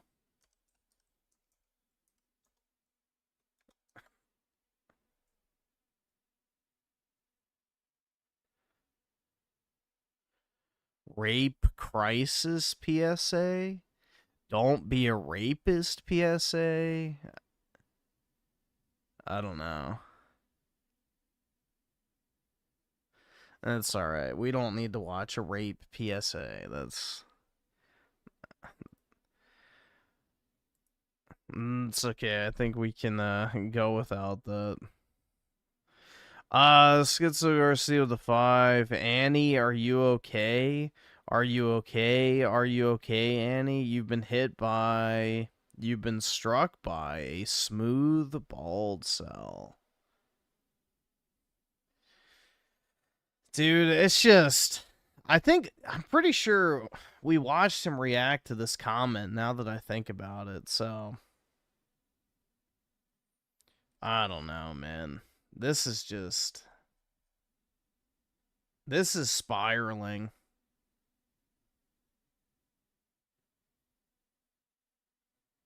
They're clipping me out of context, meanwhile.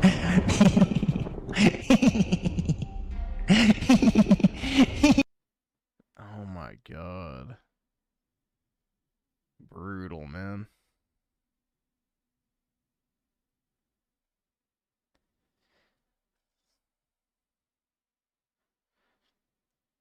Alright, I'll pull it up, but I don't really want to listen to a fucking rape PSA, so... If it's short...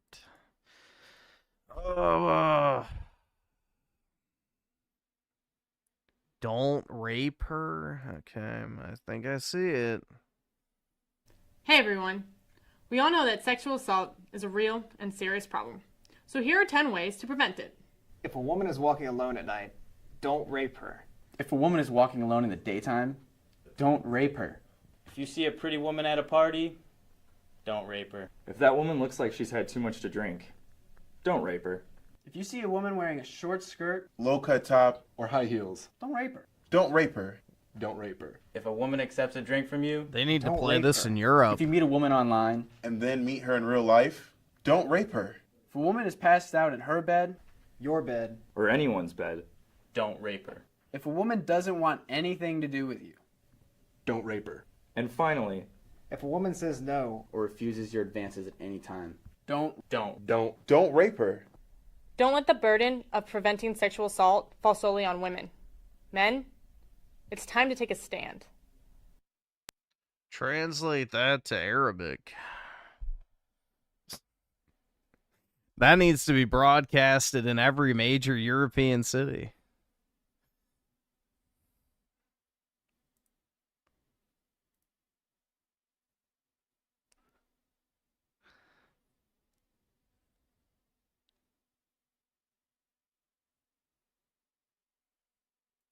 Alright, you happy? We watched the rape PSA. That is just gross, dude. Ugh. Nasty. Like, there's just... I'm sorry, really. There's nothing appealing about the... I'm a Latina and I'm a fucking bitch. Like, fuck you. Jump in front of the car. Ugh, I genuinely fucking hate that stereotype so much, dude. It is absolutely unbearable. There is nothing in your genetics that makes you have to be a bitch. Period. End of story. None. Absolutely fucking none.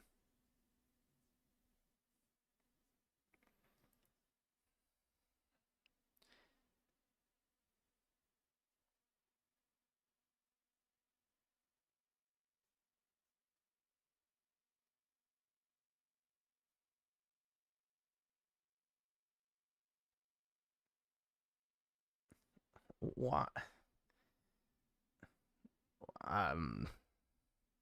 So I've spent the last week and a half obsessing over how to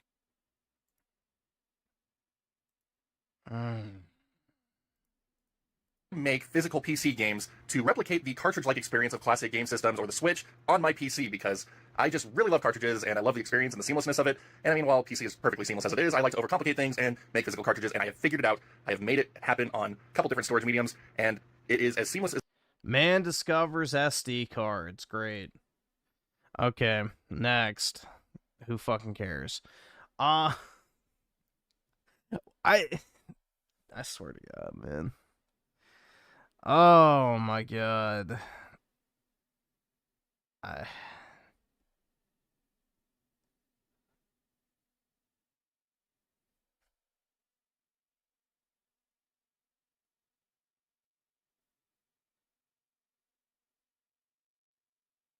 30-minute video about putting fucking video games on an SD card. Whoa, mama. Citizen Vigilante hit limited theaters and digital rental on June 19th, 2026. An action thriller written, produced, directed, and very nearly single-handedly shot by Uwe Boll, the man behind House of the Dead and Blood Rain. It sells itself as a story about a man hunting criminals, and it spends 89 minutes proving it would rather hunt Twitter engagement. I'm the real-life Fake Wizard, and this is a Fake Wizard's review of Citizen Vigilante. If this video brings you any value, hit the subscribe button, as we're posting lots of reviews every single week. Uwe Boll has spent 25 years as cinema's designated punching bag, and his new film drops the video games for a vigilante picture. It arrives trailing controversy. Boll says Germany denied its certification for promoting vigilantism, and he's been selling that ban as proof he's telling a truth that nobody else will. Armie Hammer plays Sanders, a wealthy American living somewhere in Europe, and I mean that literally, because the film slaps the word across the screen screen in capital letters and never tells you which country of Europe that we are in. Our protagonist, It doesn't matter at this point. Sanders, inherited a network of rental properties from his late father, collecting the rent, quotes Nietzsche, and moonlights as a masked vigilante who's gone viral worldwide. Influencers and common folks praise him, and the cops want to take him down. Armie Hammer plays the whole thing in a kind of gravelly register that sounds like Ben Affleck's Batman, except Affleck had a voice modulator built into his suit to explain the growling, and Sanders just talks like that, which I actually think is kind of metal. It might be my favorite thing about the movie. Just imagine a guy getting groceries at the store, and at checkout he sounds like Batman, but he's also dressed like Bruce Wayne. It's very silly, but it's maybe the only thing that works for this film. The film wants you to compare Sanders to Batman, and it wants the Punisher comparison as well, whether Uwe Boll knew it or not. These types of vigilante stories have very much been told before, and in some cases to death. The problem is that both of those men run on strict honor codes. There are lines they will not cross, and Sanders crosses every line a conventional hero has. He kills cops and bystanders who are never proven to have done a thing wrong, and he interrupts his own crusade to pay for and engage in we'll call it lovemaking, in a brothel that he happens to own. There is no rule he is protecting and no virtue he is defending. He is a rich man with inherited money and a silencer pistol, and the movie keeps scoring his behavior like the audience is supposed to stand up and cheer and clap with their hands and their feet. By the halfway mark, Sanders has stopped reading as an avenging angel and settled into a landlord with a body count. The first two acts cannot go 5 minutes without cutting away to somebody on their phone, or somebody's phone. A news anchor here, an influencer there on a TikTok-shaped reel insisting that America needs a guy like Sanders too. Then a reaction video explaining how the world feels about the vigilante, in case watching the vigilante wasn't enough. This is all exposition to tell you how the world feels without showing you why it matters. The acting in these cutaways is abrupt and amateur. Sanders visits victims of violent crimes, sits with them, and goads them into saying out loud that they want their attackers to suffer something worse than a courtroom. This happens 3 or 4 times through the film, and every single time the film cuts to something other than the vigilante enacting the justice that the film makes you think he is going to deliver. You hardly see this vigilante justice play out at all. You are told it happened because the movie informs you that it happened, but you never really see it. But seriously, this whole premise tips into unintentional comedy because he visits people that are immobilized. These are victims from their attacks, and he looms over them, and they can't move. And he pulls confessions of bloodlust out of them, and I couldn't help but see it like he's playing some kind of paralysis demon, sitting there menacingly, making these tortured people relive their traumas over and over until they confess to wanting him to murder their attackers. Because the movie plays it so straight, that is kind of funny. But no, see, after the confessional, you'd expect to see Sanders go hunt down these criminals, but instead, we just get more shots of the cops hunting him down, or Sanders dealing with his business ventures, or worse. The movie stops dead for 6 minutes to become an adult film. Somewhere in the middle of the movie, Citizen Vigilante abandons its own plots to follow Sanders into an extended encounter with a prostitute, and, well, this is the one scene they refuse to cut away from. It runs something like 6 minutes and 16 seconds long. I know that because I went back and counted. There's even a detour inside this plot detour. He had to watch it again. Where Sanders stops mid-encounter to scold the prostitute about mold on the walls because he owns the building and his landlord brain never switches off. The scene has no bearing on anything. It doesn't advance the plot or the investigation at all, and nothing later pays off because of it. I'm not joking. 6 minutes and 16 seconds. I felt compelled to point this out because it feels so abrupt and out of place. Like, why is this in the movie? It didn't need to be in the movie. The movie was, well, it wasn't fine without it, but it certainly wasn't fine with it. The politics arrive in the last 15 minutes as a plea for revolution the movie can't earn. This film is creating a controversy online surrounding the politics it features, and all of that comes from the final 15 minutes of the movie. It plants 2 claims back to back. First, that European society has a real and specific problem with migrant sexual assault, and secondly, that the answer is for ordinary people to pick up where Sanders leaves off and start killing the accused themselves. The capstone of the if it works. Film is Sanders executing an entire family in their living room over a case the son had been acquitted of in court, but very much did commit the very graphic assault. The sister of whom was an onlooker, seeing the crime take place and then endorsing that it happened on social media. The presentation of this information villainizes the family, making the audience prepared for Sanders to do the executing he came here to do. Citizen Vigilante is a recruitment ad for vigilantism, a plea for revolution that ends on a title card dedicating the whole film to the victims at the hands of migrants in Europe. And that dedication is hard to take seriously. The film spent more time with Sanders in a brothel, more time depicting 50 different camera angles. They can't rape if they're dead. The police officers walking upstairs, and Sanders murdering innocent people, making himself a migrant criminal too, than it ever did addressing actual issues that it could have at hand. If you want to make a movie about migrant crime, make the movie, right?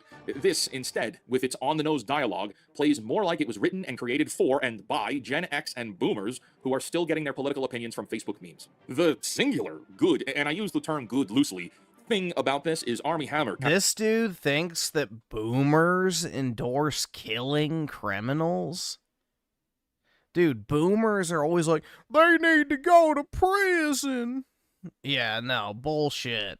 carrying some of the year's worst dialogue in his shoulders, like Atlas carrying the world. And there are stretches here where his commitment is almost trying to sell another movie that might be happening somewhere else. This movie's a 2 out of 10. And only 4 Army Hammer trying very, very hard, and I'm not a fan of his anyway. Citizen Vigilante is written for people who shadowbox in the shower, preparing for a fight in the comments section of a Facebook post. You can view it with that in mind. Now, if this video saved you about 89 extra minutes of your day, hit the like button and subscribe for more reviews. Until next time, create, innovate, and inspire. And also cancel Disney+. Yeah, I don't know. I have zero interest in watching the movie, so... But... Boomers are the ones endorsing violence? Since when? Fucking when? There's no way. So... Your Brandon video next? Why?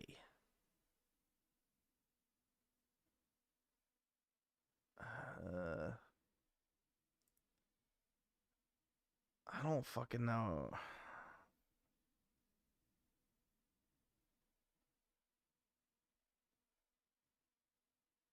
This one?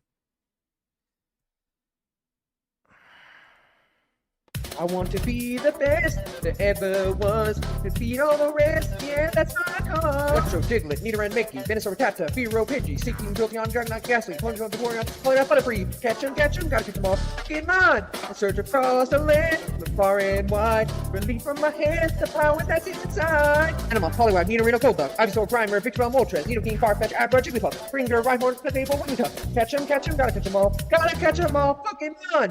Geodude, Rapidash, Magneton, Snorlax, Gengar, Tingalef, Goldeen, Spearow, Weezing, Seal, Gyarados, Slowbro. Gotta catch 'em all, yeah! Gotta catch 'em all, yeah! Gotta catch 'em, fucking fun! Pluto, Persian, Paris, Horsey, Raticate, Magnemite, Canabra, Weepinbell, Dicto, Cloyster, Caterpie, Sandshrew, Bullsword, Tremender, Golem, Chew! At least 150 to see to be a Pokemon master is my destiny! Alakazam, Doduo, Venomat, Mudchoke, Clark, Kingston, Hypno, Electabuzz, Flareon, Blastoise, Ponytail, Oddish, Drowsy. I don't know. This could be the result of beating your kids. You never know. You need a queen, that's not Army! At the halfway point, doing great so far! Leave the songs weeks, I'm under all the hard work. 3 times over, here we go! Pokemon, Marowak, Nuno, Kaveri, Dodoro, Seadro, Cloudbloom, Krabby, Lickitung, Tauros, Weedle, Nidoran, Mudchop, Shelter, Polygon, Hippochan. Gotta catch 'em all, yeah! Gotta catch 'em all, yeah! Articuno, Jinx, Nidoran, Vidro, Hunter, Squirtle, Chansey, Pokemon! Parasect, Execute, Mudjugon, put your on the left first, movements right on! It takes 150 to see to be a Pokemon master is my destiny! Charizard, Machamp, Sensor, Puffing, Dodrio, Golduck, Staryu, Magikarp, Ninetales, Kins, Omastar, Scyther, Tentacles, Dragomar, Magmar! Yeah, put your breath, man, shake all those lips! Down here, from here, just 21 more to go! Now it's Trixie, so listen real good! Sandslash, Himmelly, Psyduck, Arcanine, Eevee, Executor, Crocodile, Zapdos, 13, Solid, Mesmine, Keyboard, Humbler, Voltorb, Gloom, Bulbasaur! Gotta catch 'em all, yeah! Thanks, Mom, catch 'em all, Gotta catch 'em all, Pokemon! Yeah! Charmeleon, Wartortle, Mewtwo, Tentacle, Aerodactyl, Omanyte, Slowpoke, Pidgeot, Arbok, that's all, folks! Catch 'em, gotta catch 'em all! Gotta catch 'em all, Pokemon! Catch 'em, gotta catch 'em all! Gotta catch 'em all, Pokemon! Catch 'em, gotta catch 'em all! Catch 'em all, Pokemon!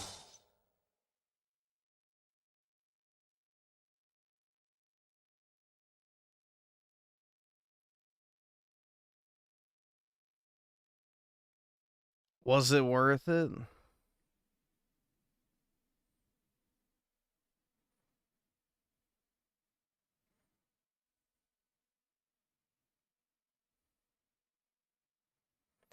This would never be my son. Remember. If my kids grow up to be gay, I'm beating the shit out of them. Look here, there's 2 choices in life. Wings. You pretend you're straight, or I beat you to death. Real talk.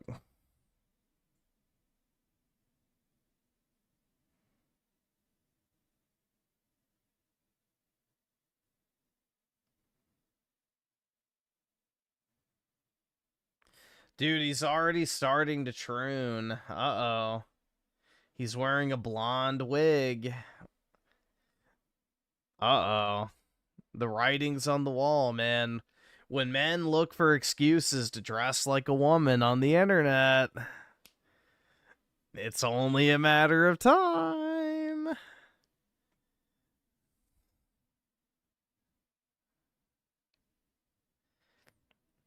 It's only a matter of time.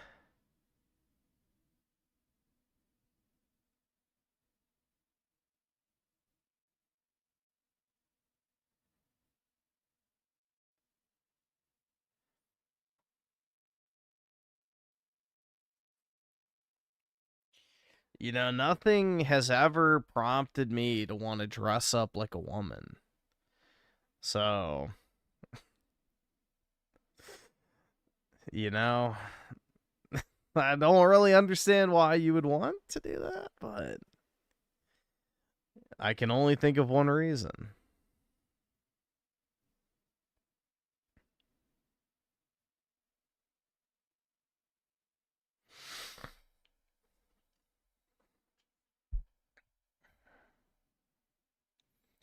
So what's your excuse going to be when you do it? When would I do it?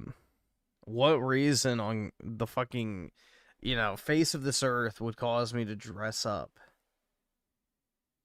as a woman? Like, what? What circumstance would lead to me dressing up as a woman, dude? It's literally not going to happen.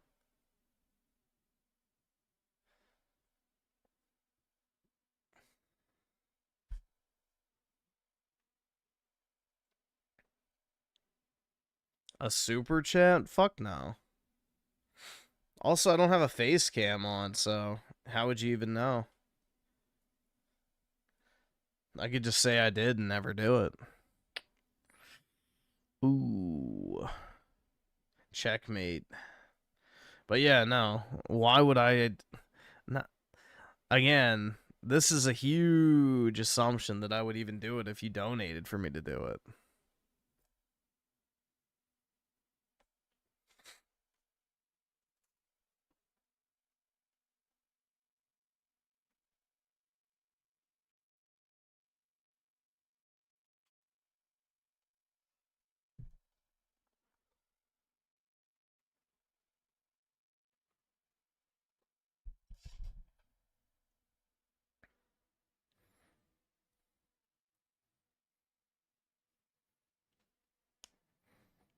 Oh yeah, dude. Fenster and I could literally be twins. Absolutely.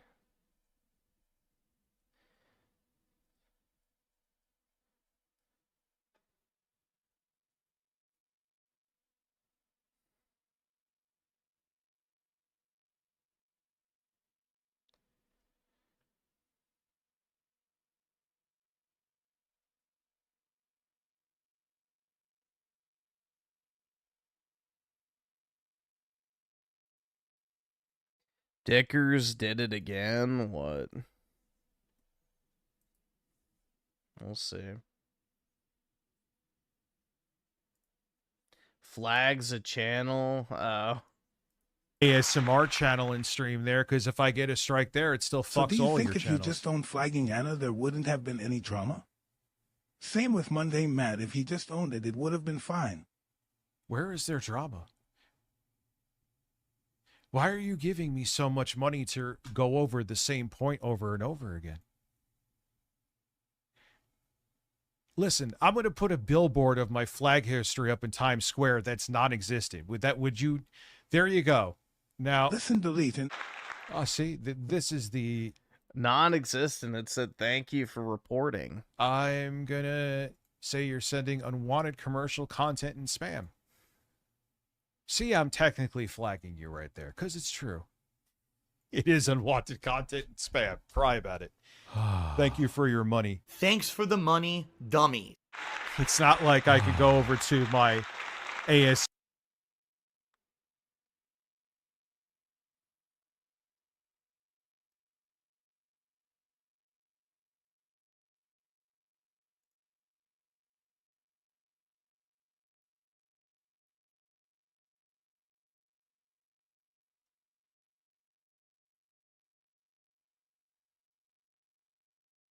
All right. Let's see. Do we have any gaming shit to watch? I didn't see anything gaming-wise happening. Yeah, no shit, it was only going to be 30 FPS. Everybody knew that. We'll do this. Hater Gamer, Streetcast Guy here. I don't give a single fuck about GTA. I almost said 5. 6. That's how little of a fuck I care. I don't even know what number it's on. But, yeah.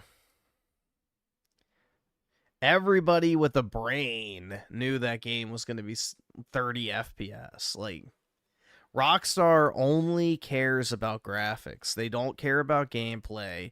They don't care about performance. They only care about photorealism.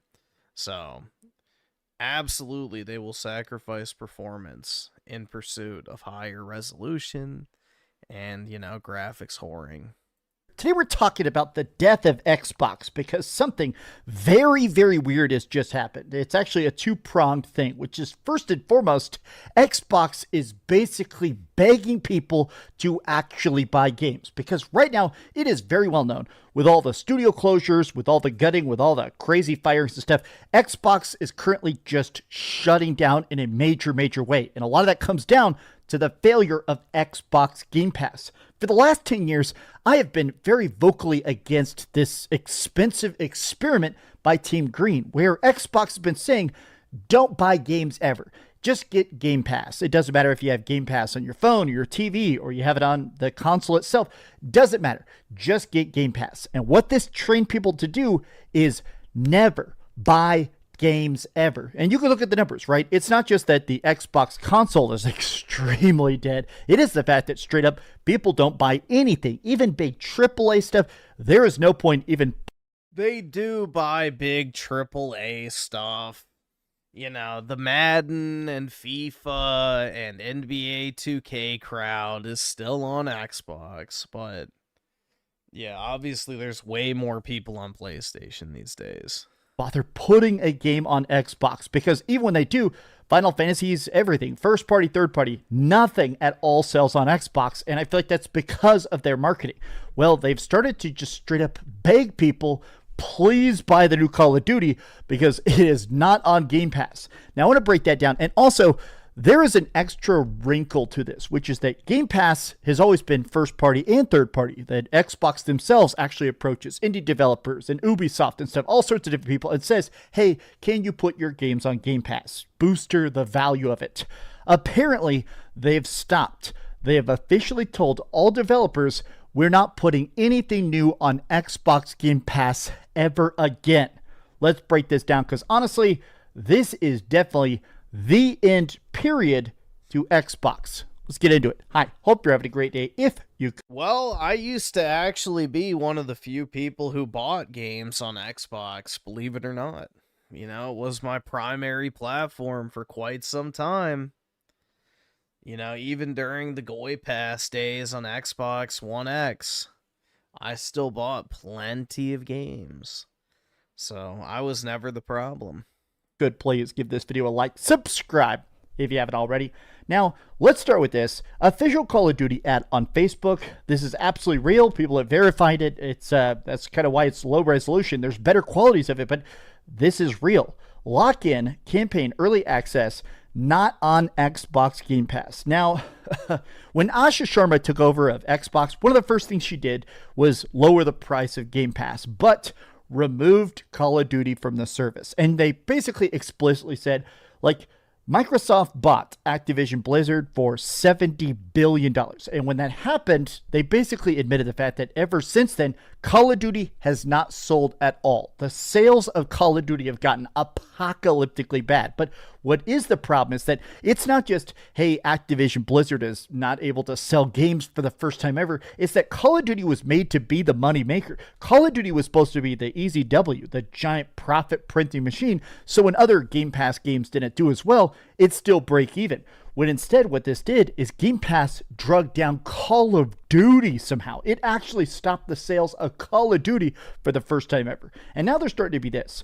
Xbox is reportedly pausing third-party Game Pass deals, developers say. Okay, so what's the mission here, right? Close a bunch of first-party studios. It's smart because, I mean, most of these third-party games they put on there were not even big hits. And then if you looked at the actual completion rate of those games, it was abysmal. So, yeah, it was not moving the needle at all. It was just them shelling out a bunch of money for nothing. Pause deals with third parties. What are you going to do to add additions to the service? I'm sure this will definitely help those Game Pass numbers. Now, we've been talking about this. The numbers of Game Pass are going down, down, down. Subscription services, game sales, consoles, across the board, everything is in the red. But mostly, this thing, like the amount of concurrent users, the people even interacting with Game Pass has gone through the floor. But this to me is a sign that honestly, the old school deals, the best relationships with Xbox are also collapsing, right? When you get Xbox Game Pass, obviously you get first party and third party, right? So you're getting stuff like Fallout and Starfield and other garbage like that. But you're also getting a lot of third party games they added to a service. Stuff by Sega, the Persona games are in there, or obviously Far Cry and stuff. But it sounds like all of these deals, developers are being told, this is it. This is the end. They've decided to freeze all these new deals. After bleeding cash on predatory loss-lending campaign to disrupt the industry, funds dried up. Now they must run Xbox like a normal business. Shout out to the fanboys who thought this was pro-consumer. I have to admit that. I mean, it was, in theory, pro-consumer.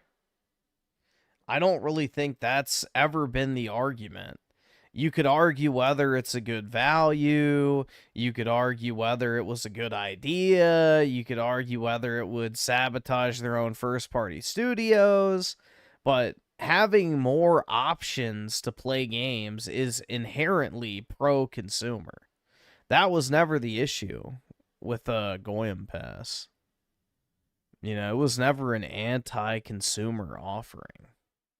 It is a bit, I am going to say funny. It's morbidly funny that a lot of the people that for the last 10 years have been saying, oh yeah, PlayStation ponies actually buy their games, LOLL. At least those studios exist, right? I don't know. I do feel a bit about the people that are buying games. Those are the games that are getting sequels or expansions or crazy new worlds or weird spin-offs, right? I do think it's really kind of unfortunate that the people that were proudly saying they would never buy an Xbox game as Xbox YouTubers are now in the spot where they're kind of like, oh, I guess maybe we should have spent some money somewhere. I mean, this data is undeniable, right? Launch sales for AAA single-player games are now as much 80-20 in PlayStation's favor versus Xbox. I mean, undeniably, people are spending the money on PlayStation. They're buying PlayStation games. Right now, the sales of it are just astronomically. This is the hardware sales. Right now, the PlayStation 5 is outselling the Xbox 3-1. Xbox in fourth place, even below the original Nintendo Switch worldwide. God, look at that. And I think it's the fact that it's just such a multiplicative problem at this point. They don't have exclusives. They don't have games. They don't have new stuff coming to Game Pass. They don't have cool experiences. There almost becomes that thing where people like an underdog story. People like to see that cool resurgence of, oh, here's a game I thought was great, and now the whole entire world sees it. Everybody wants to buy an Xbox and join Team Green. Whereas they have like the opposite, negative momentum. Nobody wants an Xbox. Everybody talks about the death of Xbox. So normies aren't buying Xbox, which means those studios shut down even faster. And I do think that, to me, all of this comes down to Game Pass. All of this. I mean, they're legitimately, there's pictures now that they're removing the Xbox sections from stores because there's no point. Not only are people not buying the console. Yeah, I was at Target the other day. Zero Xbox stuff. They had a few controllers in the PS5 section, but Nintendo still had a massive section. Sony had like a medium-sized section, but Xbox, literally nothing. Like a few controllers with the PlayStation stuff, and that was it. But people aren't buying. Nintendo had a massive setup, like multiple different game demo units, and you know, they had a massive like console kiosk where you could go and get the actual console out of, you know, 2 rows of games. So Nintendo shit's still selling pretty damn well. The games, nobody's going to even go out there. They're going to, at the very most, go and subscribe to Game Pass. I've spoken to a number of devs that have Game Pass. Noski Woski with the 2. The Purge must continue. What, on all the studios? Indeed. Deals in various stages of negotiation who are told those deals are on hold. To me, this feels like it's part of the Xbox bloodbath, which is the increases to the console price, the increases to Game Pass price, the lack of new crazy flashy experiences that are going to draw in attention or get hype or, I don't know, get people. Well, Gears of War E-Day, I think, had potential to do that, but Now, when you pair it with the fact that they raised the price of the console to $800, good luck. What's the point of having exclusives if nobody wants to buy the console anymore? So, congratulations, Microsoft.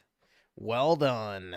To talk about it, it's also the fact that this signals to me they are flat out broke. Xbox has abruptly withdrawn offers that were already in the early stages of negotiation. Third-party contracts are completely suspended. Developers to the point that new leadership, having ordered this blockade while it's reorganizing the entire business strategy, aka firing everybody. The Game Pass model relies on investing millions of dollars to obtain day one launches outside of Xbox Studios, is currently being thoroughly examined. Independent studios lose their largest financial safety net as a result of this new leadership cutting. Oski Woski with the 9.99. Appreciate it, bro.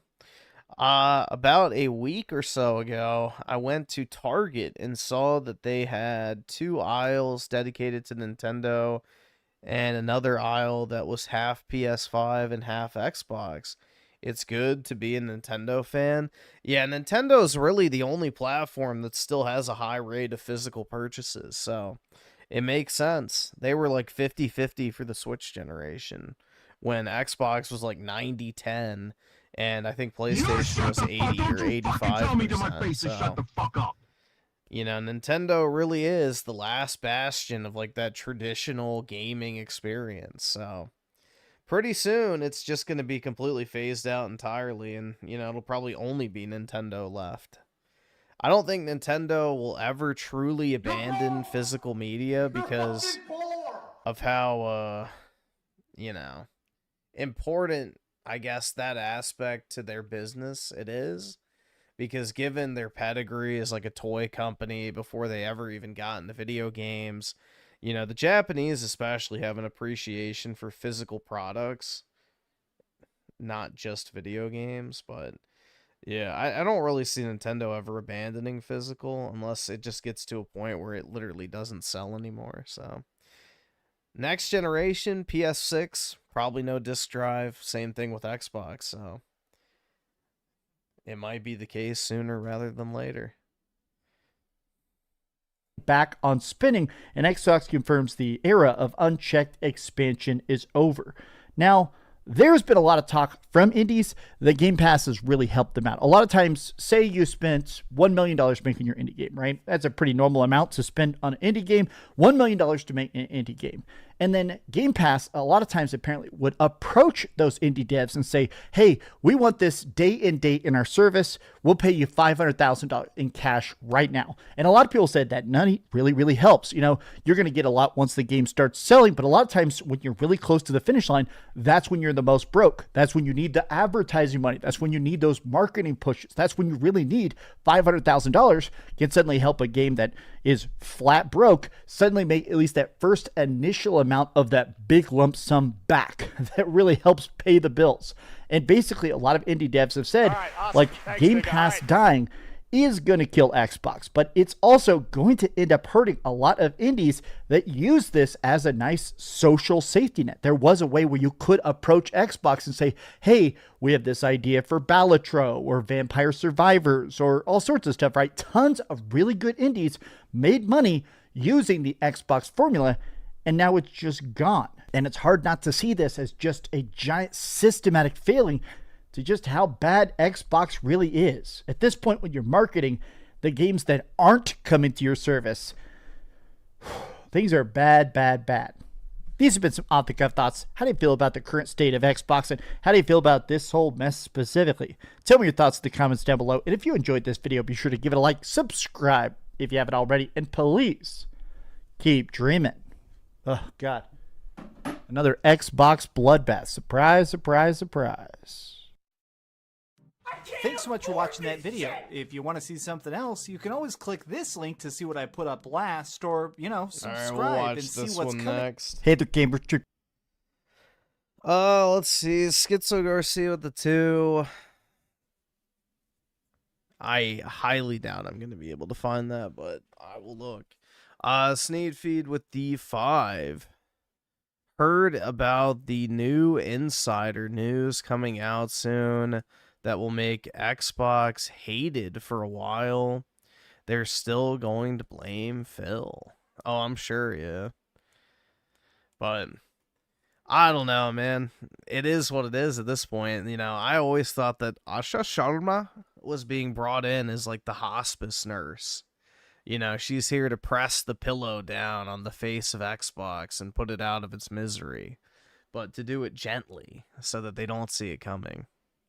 You know, boil the frog slowly, not suddenly. That's always been my viewpoint, but we'll see. Let's see. Sheeny? Hopefully I said that right. With the 2 SSDs and RAM going up are going to increase prices. Yeah, definitely. But not really the best time to launch an exclusive strategy revival in order to try and sell consoles when you increase the price of said consoles by about 20%.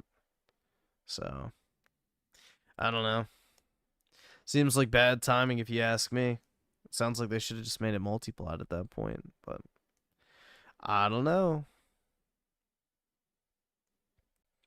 Phil didn't use the whip on the devs. Yeah, that's the ironic part is, you know, if Phil would have been strict with the developers over at Xbox, a lot of them would still have jobs.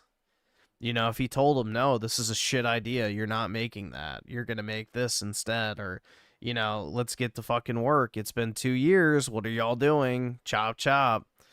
Like, a lot of these studios would still exist, and a lot of people would still be employed, so, you know, in theory, it's nice to let the heckin' wholesome game devs have an unlimited budget, unlimited timeline, and work on whatever the fuck they want.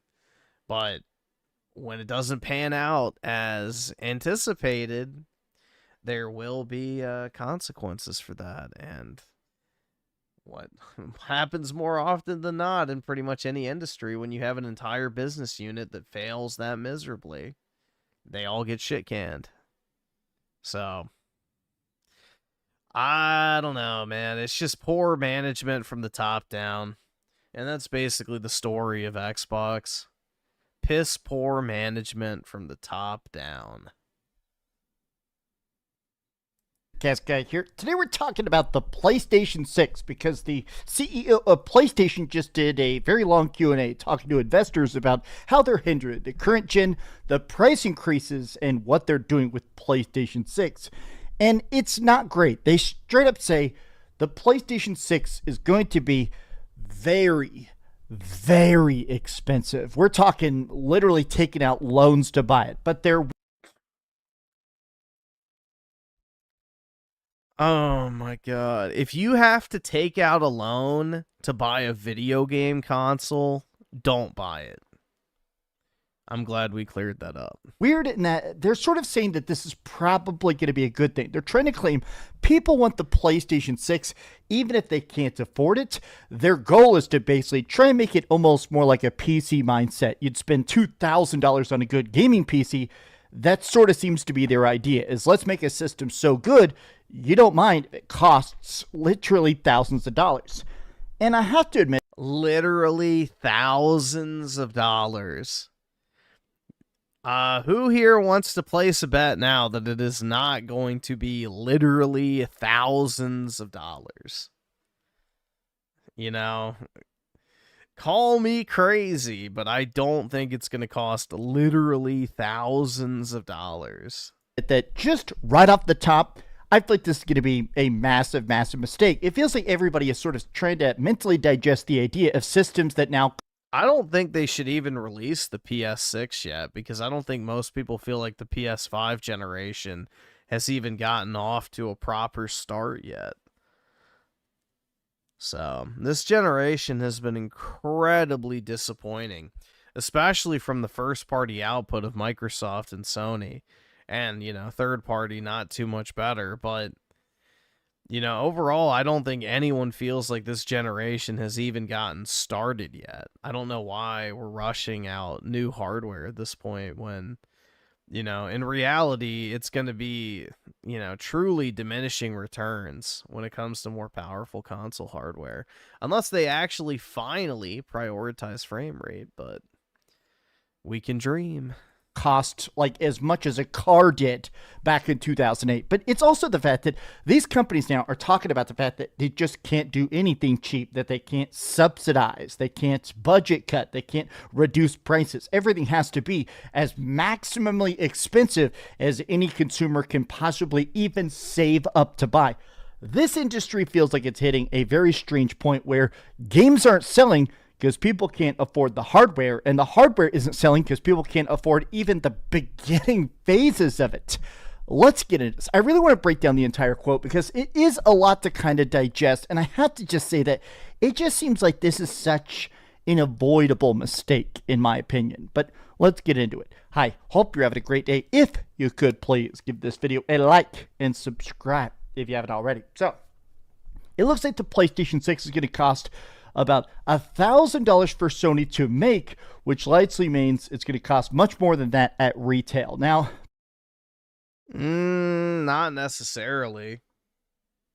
Not necessarily. They might lose $100 on it. Basically, we're going to get into these leaks as well, but a bunch of people have essentially found the raw parts orders. Yeah, they usually sell it at a loss, so. Numbers, the receipts, essentially, for how much it's costing to build a PlayStation 6. And it was originally $760. Now it's already gone up to $960. Just the parts are going up in cost. So it sounds like Sony is trying to mass build them now so that when it eventually comes out, they can sell the PlayStation 6 for $20,000 right now. Okay, probably about $1,200. Daryl's on with the 5. Imagine going to the bank and asking for a loan to buy a PS6. Well, unfortunately, there's an entire industry surrounding that exact scenario.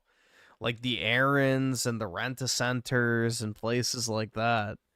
You know, very, very common in certain neighborhoods. And then, you know, also layaway programs, payday loans, cash advances, all sorts of fun shit. So the mechanism for that to take place is already well established. I mean, look at Affirm or Klarna and all that other shit. So don't think people won't do it, but I would say general rule of thumb, if you have to go into debt to buy a video game console, you probably shouldn't be buying it in the first place. And Oski Woski with the 5, I was kind of hoping Sony would pivot back into a portable handheld like the Vita, considering all the rumors, but I guess the PS6 will be a thing soon. Well, isn't this about the handheld? So maybe we'll find out more. To $1,500 for a PlayStation 6. But here's the new quote, right? Sony executive... Wait, $1,500? Hold on a second. Say they do not intend to sell the PlayStation hardware at a significant loss. We're... Okay, well, what's a significant loss? $200, $300, $100? We don't know what Sony considers a significant loss. Carefully monitoring the market and continue to evaluate our approach. We believe it is important for us to make every effort to ensure that our customers fully understand the value we provide in relation to pricing. Now, this is kind of a, honestly, it's kind of a hard quote to even sort of wrap your head around. Just the idea. That's hard for you to wrap your head around? I mean, maybe if you're illiterate, I don't know. What was hard to understand about that? They're monitoring the market conditions in order to, you know, make sure that they communicate value to the customer regardless of price. Wow, that was super hard to digest, man. How did I do it? Yeah, basically saying, yeah, this is the most expensive console ever by a huge margin, but it's also the best console ever. And I feel like people just don't buy that. Like, you know, literally and figuratively, right? People don't buy this concept, and people also don't buy systems that expensive. But it's also the fact that... I guess nobody games on PC then, right? This is the part that has a lot of people kind of panicking, if I'm being honest.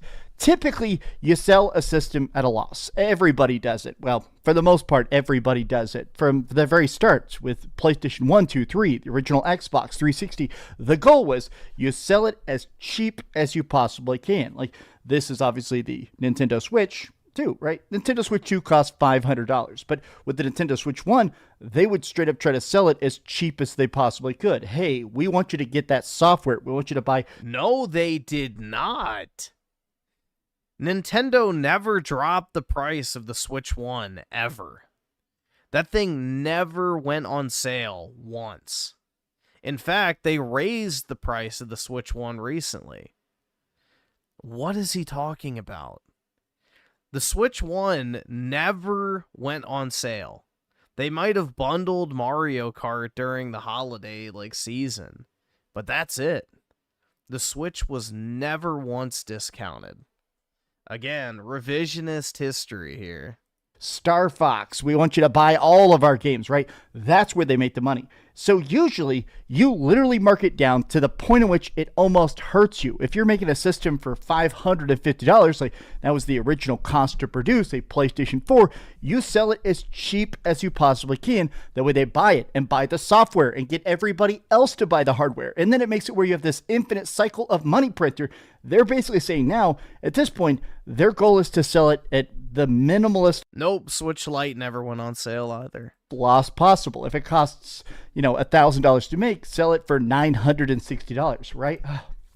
Sony was asked by investors how they want to handle next-gen pricing, and they said, hey, as for pricing, it's not realistic for us to absorb those component cost increases. We've already implemented some price increases outside of Japan. At present, sales are proceeding as planned, and we do not believe this has led to a decline in customer demand. Now, let me break this. Yeah, because most people are not as sensitive to price as, people like Dreamcast guy think they are. Down. Let me translate a little corporatese. This to me is a scummy thing to say. Now, obviously, they're saying this to investors. They have to say what the investors want to hear, but they're essentially saying, hey, we think that everybody still wants a PlayStation 5 and a PlayStation 6, and we feel like they just can't afford it, but they will still buy it. There has not been a decline in customer demand. They're basically saying this. How is that scummy to point out an objective fact that despite rising component costs, people are still buying the console? How the fuck is that scummy? Same amount of people want a PlayStation 5. There's just less people that can afford a PlayStation 5 or soon to be a PlayStation 6. So they're basically... Well, how are they still selling the expected amount if people can't afford it? So that's contradictory. Saying, that's fine. We're still going to release it. They'll just save up. They'll have to, sell some kidneys in Uganda or something, right? They're still going to get the system. They're just going to basically wait until they can actually afford it. And this is ridiculous to me. I have to admit that the idea of just straight bold face saying, yeah, you'll buy it. You'll buy it for whatever we charge. What are you going to do? Not play PlayStation? This is such a scummy thing to say, right? Well, you're living proof of that. You made how many videos calling the PS5 Pro a scam prior to launch? You made how many videos calling the Switch 2 a scam prior to launch? And guess what happened, Dreamcast guy? You bought fucking both of them because you have no principles. You have no real, actual, heartfelt takes on this type of shit. It's just consumption. And that's what most people are like. They might complain about it, but at the end of the day, they're still gonna fucking spend the money. They don't care. So yeah, would it be nice if it's cheaper? Sure. But again, most people are not as price sensitive as a lot of people think. People will drop $500 to go to a fucking concert for 2 hours. You're telling me they won't spend $900 or $1,000 on a console that they're going to use for 5 to 7 years? It's just not realistic. And I feel like a lot of it comes down to the fact that right now, Sony, of all people, should be subsidizing the hell out of it. There's multiple reports that essentially 75 to 80% of PlayStation versus Xbox sales, everybody buys everything only on the PS5 and on PC. The average across every supplier, 2 to 10%, is just ridiculous lifetime sales split. So this means literally, just at face value, the billions and billions and billions of dollars that PlayStation makes isn't on hardware sales. Oski will ask you the two, but Griffin, he changed his mind later. That's right, he was wrong about the Nintendo Switch 2. He was wrong about the PS5 Pro. And he'll be wrong about the PS6, I'm sure.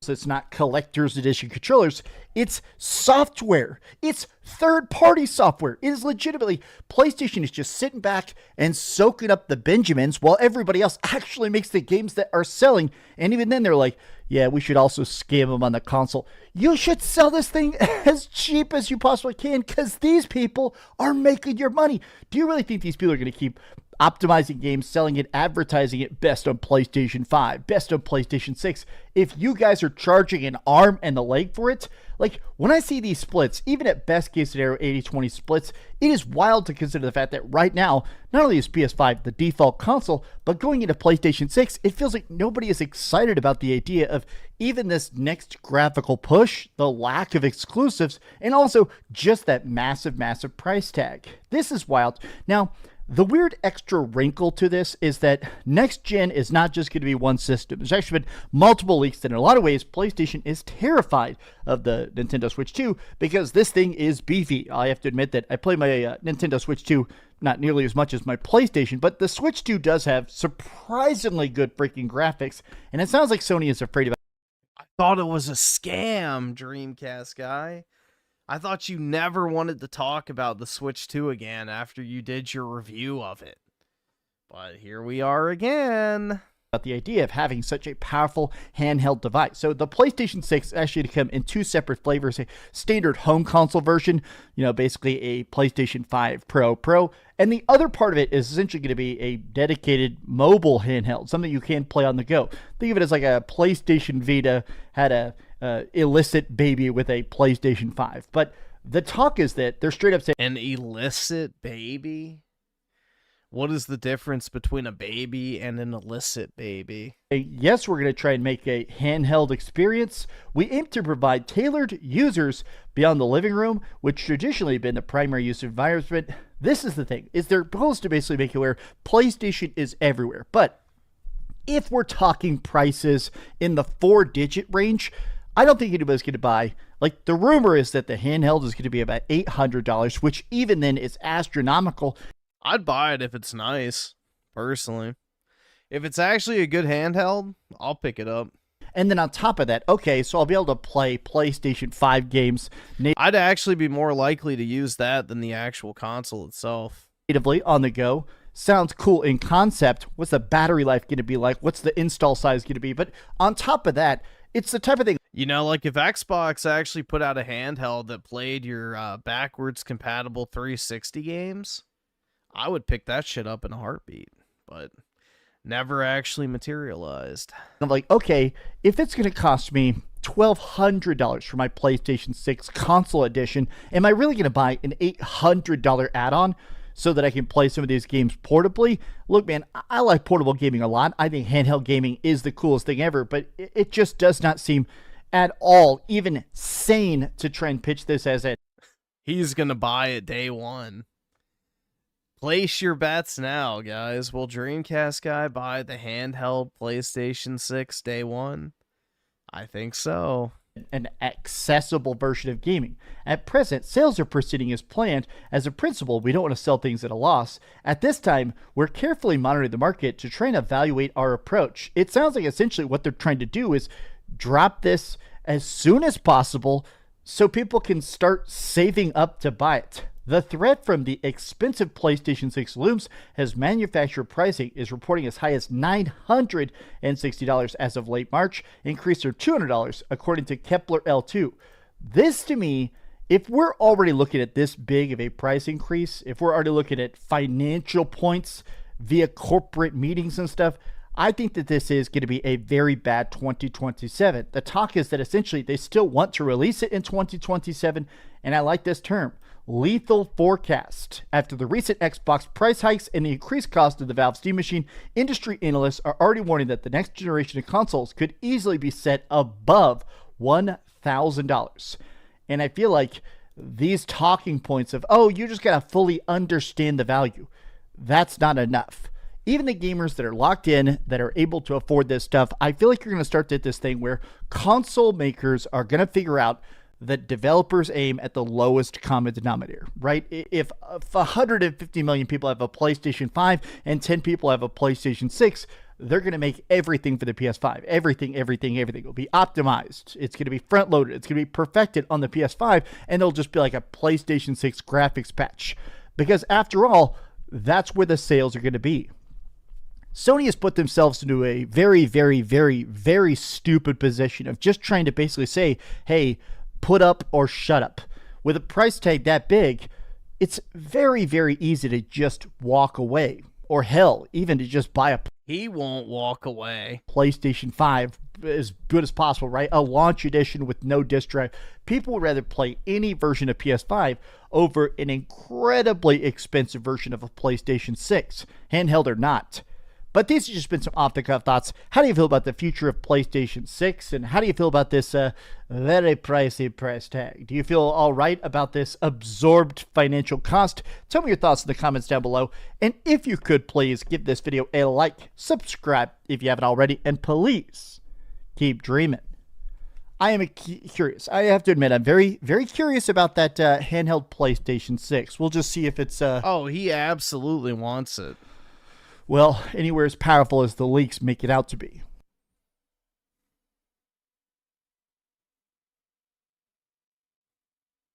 He absolutely Thanks so much for watching that video, it, bro.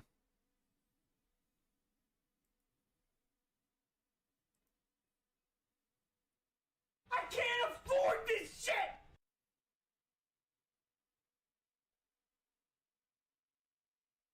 Chugga Chugga Gaming with a 3. Griffin, you're just as much of a consumer as Dreamcast guy. I don't think so, personally. I'm far more calculated in my purchases than Dreamcast guy is. But I definitely spend more money than Dreamcast guy. But I don't know. I'm much more calculated. You know, I don't buy 7 copies of Resident Evil 4 Remake because it'll look heckin' good on my shelf, dude. So, it's not really my MO.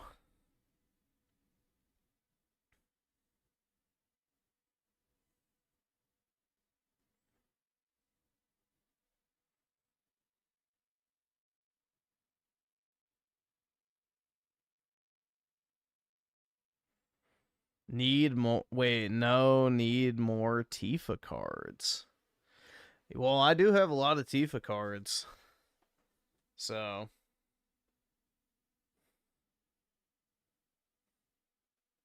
I do have a lot of Tifa cards.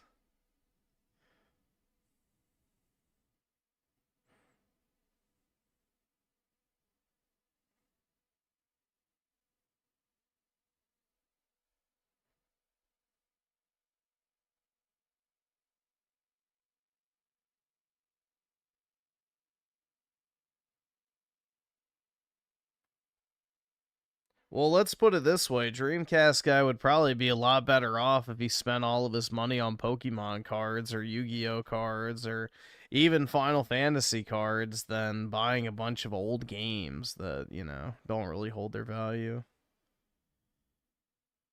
You know, a bunch of PS4 games are not going to be worth a lot of money. You know.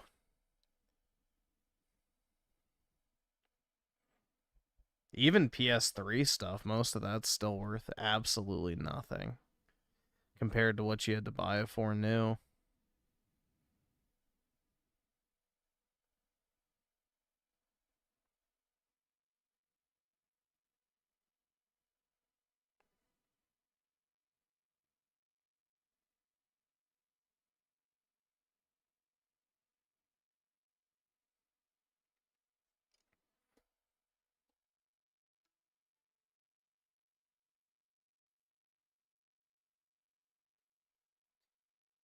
Meth's cheap, though? No, I don't think meth is cheap at all. I'm pretty sure meth is one of the more expensive drugs, but I don't know. I'm not an expert.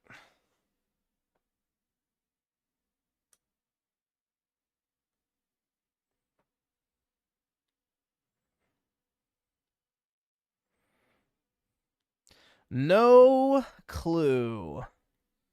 That's not my realm.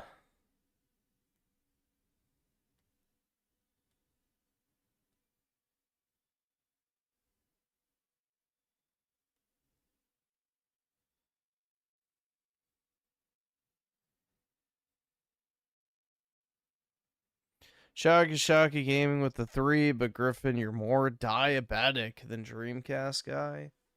Aw, man. Really? Shucks. Oh, well. I guess so.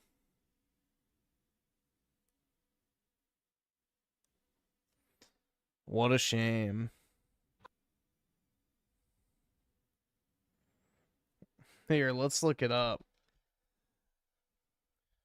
What is the most expensive drug per gram?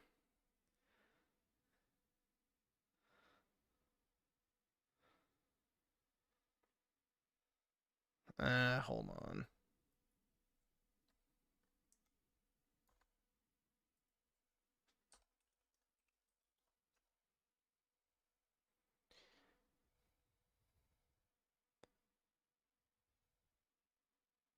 Let's see. How much do drugs cost? Here we go. So fentanyl's cheap. That's good to know. Where's the number? Fuck, dude. Why did it give me a preview of this and say numbers, and then I click on it, there's no numbers.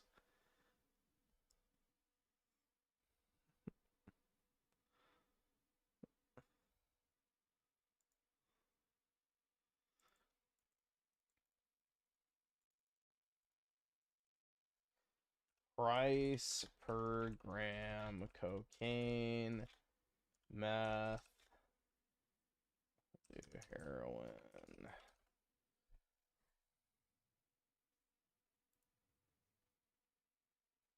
Alright, fuck, dude. I hate Google. I fucking hate you, Google. It's like, oh, if you have a problem with drugs. Like, fuck you. I'm asking a question. And it's like, oh, if you need help with addiction, go to this link. It's like, fuck you.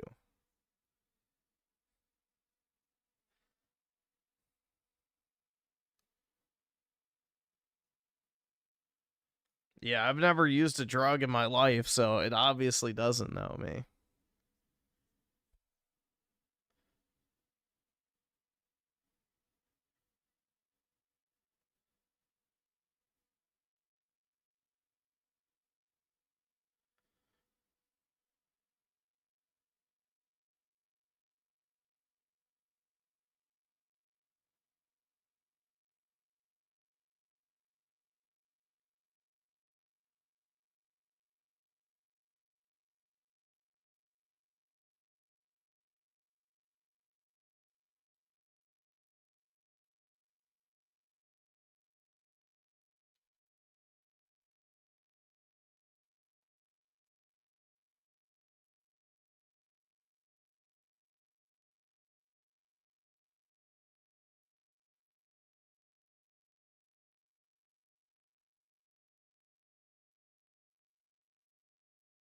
Marvel is bad. I agree. Absolutely agree. Marvel is bad.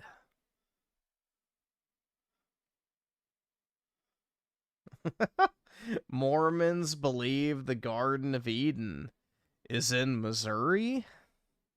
I mean, it could be. You never know, man.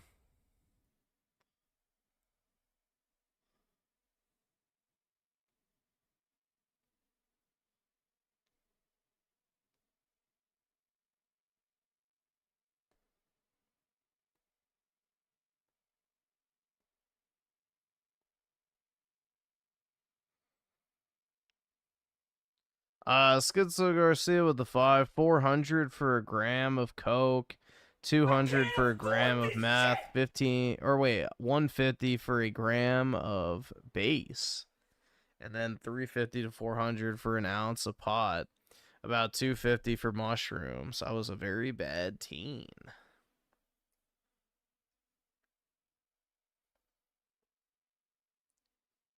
So Coke is the most expensive, pretty much. I guess that makes sense. It's the purest. So meth, you know, you make it with chemicals. So yeah, I guess that would make sense.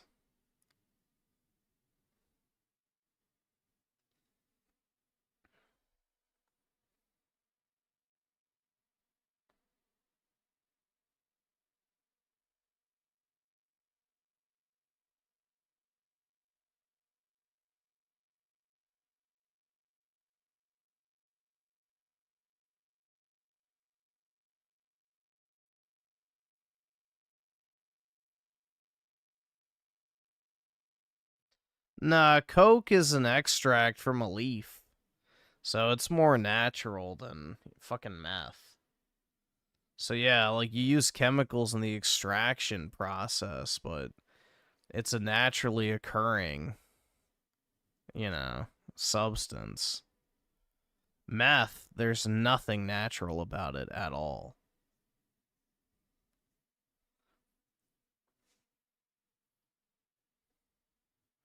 You know, you can chew cocoa leaves and get the same, you know, minor effects of, you know, snorting coke.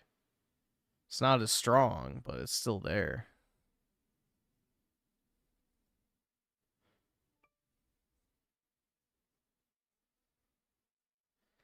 It's short. Alright, well. It's almost 7, so I gotta hop off.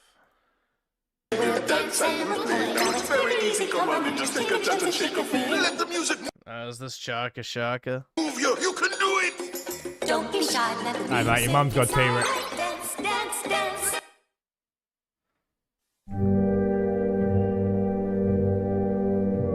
Poor guy.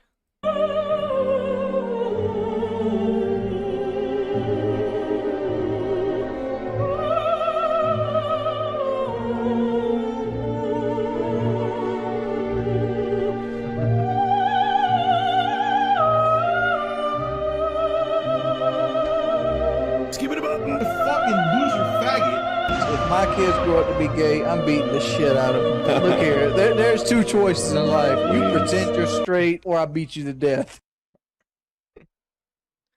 Brutal, man. Poor Chaka Shaka. How sad. Alright, guys. I am going to go ahead and hop off because it's 7. So I got to go take the dog out, and then I'm going to hop in the shower and stuff. So anyway, have a great Tuesday, everyone. And yeah, I'll talk to everyone later. Peace out, guys.